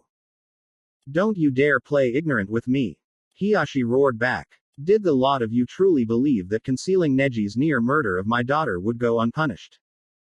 You have no proof. A second elder declared. Not yet, but we shall go to a place where such truths are revealed beyond all doubt. The Anbu shunshined around the Hyuga elders and bound them all. Once the captives were secure, they were frog-marched to the Namikaze mansion courtyard. Seconds later, a blood-red mist seeped from the ground and the earth trembled beneath the elders' feet. To the Hiyashi and his allies, it looked like the mansion's grounds were weeping tears of blood. Enemy of Lord, enemy of clan, source of misery for Lord's betrothed, source of heartache for the father of Lord's betrothed. Destruction and erasure. Not enough. The mist entered nearly all of the Hyuga elders, and they instantly began screaming. Stop. Stay back. How you are alive? We killed you. No, not the bees. Hiyashi, Jiraiya, and Choza were dumbstruck by the scene unfolding before them. The traitorous elders were being tormented by what seemed to be waking nightmares. Inoichi and Shukaku used yin release to ascertain what was happening, and both were stunned. Incredible. Inoichi yelled. To think Naruto-kun's ancestors developed such an execution method untold generations ago. It's not a genjutsu, at least not as we normally understand them. Shukaku clarified. Simply put, it's hypnosis, but I've never seen anything like it. Unlike normal genjutsu, which manipulates the victim's senses by disrupting the flow of chakra through and around their sensory organs, the mansion's hypnosis triggers a fear response in the target's brain. Only once the response is triggered, the hypnosis prevents the brain from turning it off. Jiraiya's jaw hit the floor. That would mean the victim's body would constantly produce adrenaline in response, but if that goes on for too long it'll kill them. Then my treasonous clansmen are literally being scared to death. A most fitting punishment. Hiyashi decreed. It took several minutes for the mansion's hypnosis to have fatal consequences. Once the deed was done, Hiyashi didn't know whether to laugh or cry. All of the clan elders, both for the main branch and side branch, had been present in the chamber. Every single side branch elder now joined the ranks of the dead, and all but 3 of the main branch elders accompanied them. The surviving elders were understandably traumatized by what they had just seen and fled to the Hyuga compound. No one stopped them. Their loyalty had been proven and their lack of decorum was permissible given the circumstances. Let us return to my compound. I take no chances. All bearing the Hyuga name shall undergo this trial before the day is done. Hiyashi swore. Jiraiya nodded and motioned one of the Anbu to leave for reinforcements. What about the elders' corpses? Choza asked. Remove them from the courtyard and leave them for the crows. They had no honor in life. They deserve none in death. Hiashi spat. It was well into the evening before the judgment of the Hyuga was complete. Hundreds of other traitors were discovered, but the mansion dealt with them with crimson fire. Death by fear was reserved for the grand architects of the Hyuga's betrayal. Their tools met their end by near-instant incineration. Hiashi now stood in the Hyuga council chamber with Hinata, Hanabi, Shukaku, Inoichi, and the surviving elders. From this day forth, the Council of Elders is abolished. The clan head shall wield near absolute authority but must have 3 advisors at all times. For matters affecting the entire clan, the advisors can supersede the clan heads will by a 2/3 vote. Furthermore, at least one of the clan heads' advisors must come from the ranks of the Hyuga youth. Never again shall blind adherence to tradition dictate our actions. At this time, the side branch is also abolished. Shikaku-san and Inoichi-san, as soon as time and circumstances permit, please begin researching a method to safely destroy the caged bird seal. You shall have full access to the Hyuga archives to aid your work. Hiashi now turned to his youngest daughter. Hanabi Hyuga, I would have you be my youthful advisor, should you be willing to accept. The 7-year-old girl's eyes became saucers. Me. Why? I just started studying the Hyuga history and traditions last year. Your incomplete education on the Hyuga's history and customs is a boon, not a detriment. Hiashi explained. From your perspective, traditions that should never be challenged may appear deeply flawed. The Hyuga will greatly benefit from your viewpoint in the future. Of that, I have no doubt. Take the position. Hinata laid a reassuring hand on her sister's shoulder. It's what Okawa-san would want. That did it. For the good of the Hyuga. I, Hanabi Hyuga, accept the role placed upon me. The youngest elder in the history of the clan curtsied. Isshin-san, would you be willing to give up your seat and serve as Hanabi's tutor? Hiashi addressed the oldest of the 3 current elders. Isshin gave a toothy grin. It would be a pleasure and an honor, Hiashi-sama. The next day, Konaha Academy Library. Iruka and Kakashi stepped into the library and were shocked by what they saw. Nearly every bookshelf was destroyed and their contents were a sea of books and scrolls that covered almost the entirety of both of the library's floors in a heaping mess. Though nothing had changed since the last time Iruka was here, the young teacher had been too distracted by the invasion to notice just how thoroughly Sito had obliterated her own workspace when she flooded the library. Iruka and Kakashi, I hope you don't mind if our discussion of Naruto's formative years occurs while I put this library back together. Sito came down the stairs, looking almost nothing like the last time Iruka saw her. It was only due to her eyes being the same color and the divine aura radiating from her that Iruka was able to recognize Sito. The goddess now took the form of a young woman in her 20s with waist-length light blue hair and skin the color of snow. She wore a sleeveless sea green blouse and matching dress which emphasized her figure. While not as voluptuous as the Gorgons, she was of ample bosom and hip. The dress stopped just below her calves, and her feet were closed in sandals woven from seaweed. Why the change in appearance, Sito-sama? Iruka barely suppressed a nosebleed. He was no pervert, but the beauty of Sito's new form struck him like a wrecking ball. Just Sito. Noble Iruka, and the change was frankly overdue. The invasion is the perfect cover for Kotoru to die and a new head librarian to take her place. Given how many survivors know my true nature, I won't use a false name this time. Sito gazed upon 3 of the shattered bookcases and they instantly repaired themselves. With a snap of her fingers, the books that had previously adorned the newly repaired shelves rose off the floor and drifted to their rightful places. Can we move on to the discussion at hand? Kakashi grabbed a handkerchief out of his pocket to wipe away his nosebleed. It would take several rereads of Ika Ika Paradise to get Sito's new form out of his head. Naruto's start at the academy was predictably horrendous. Sito began. His teachers refused to explain their lessons to him when he asked for help, and his fellow students were offered extra credit in exchange for refusing his pleas for aid. After hearing this, Iruka barely suppressed the urge to punch the nearest wall. My intervention began just 6 months after Naruto arrived. He fled here, quivering with fright, after his math teacher struck him for failing a simple multiplication test. Now, Kakashi did punch the nearest wall. As a goddess of monsters, I know too well the stigma of being different. I had hoped Hiruzen or the shinobi faction of the council would be able to shield Naruto from the worst of it, yet I was mistaken. To my eternal shame, I did nothing when my daughter Medusa was exiled, and eventually killed, for her actions.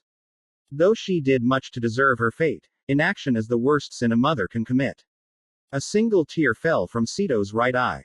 Upon seeing Naruto's plight, I vowed that history would not repeat itself. Here was a boy who had done nothing to earn his torment, and he was drowning in despair. So you began to train him. Kakashi sighed with relief. I provided the education that Naruto's teachers refused to give. Sito agreed. To this day, he holds a phobia of mathematics due to what brought him to me. It took a great deal of time for me to convince him to study algebra and geometry. Perhaps one of his future wives can absolve him of his fear. Sito moved to another part of the library now that all bookcases in her current field of vision were restored.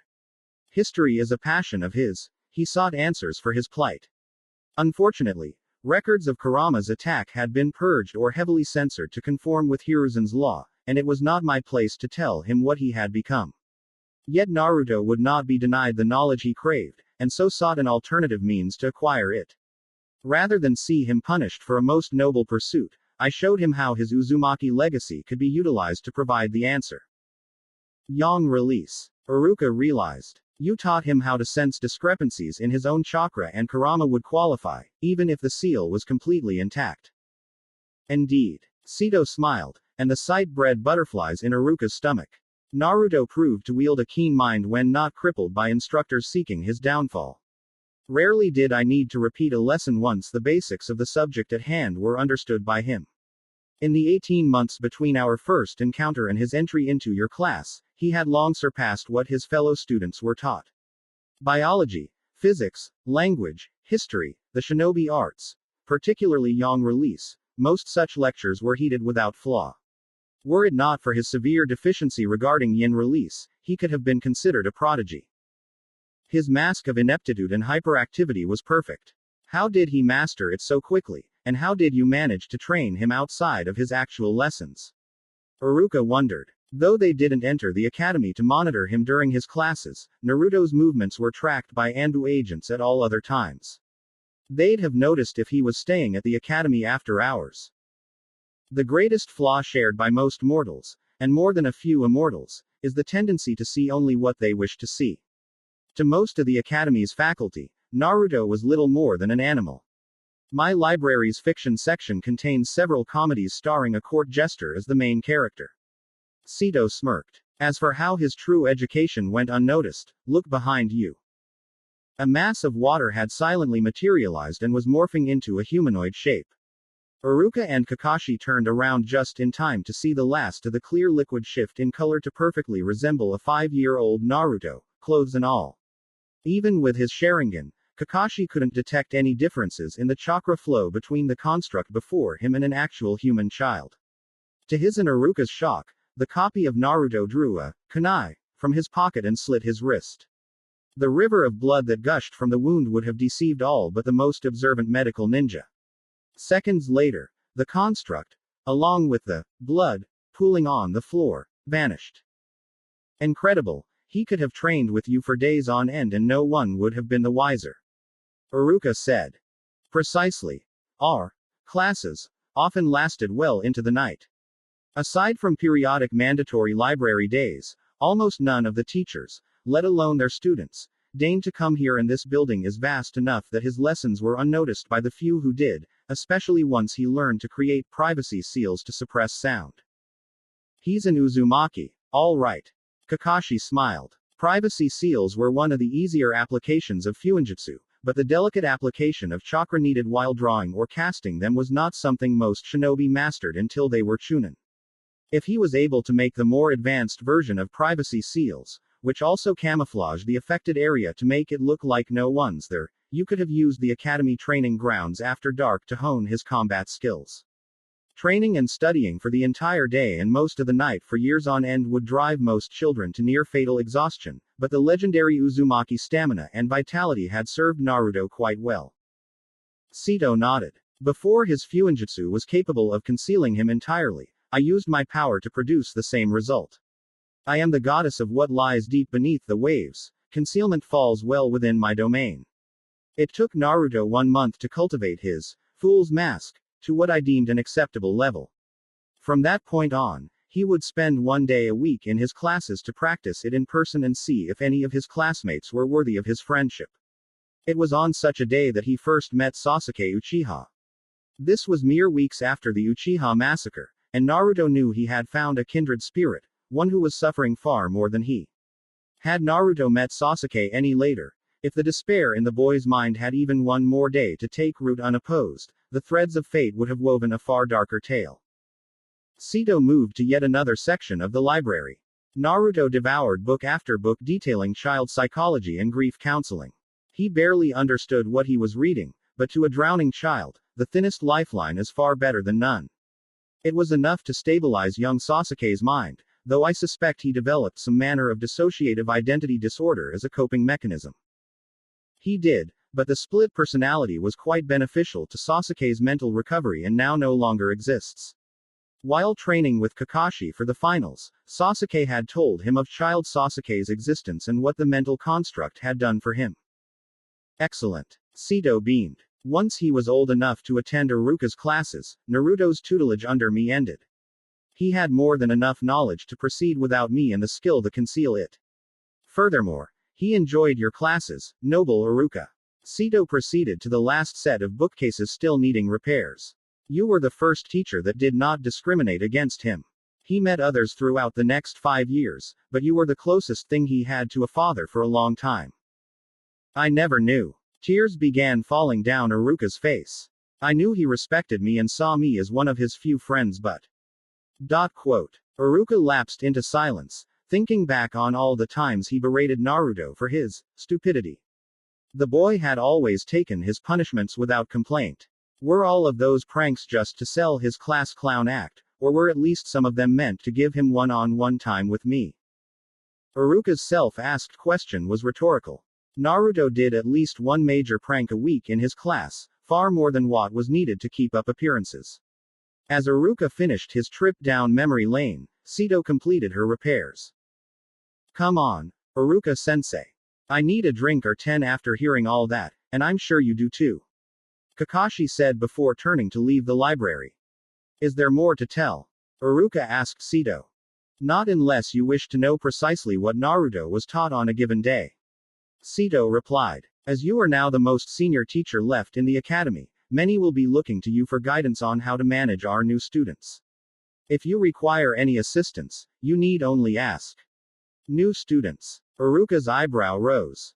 Tomorrow, you will see. Sito turned to walk back up the stairs leading to the library's 2nd floor.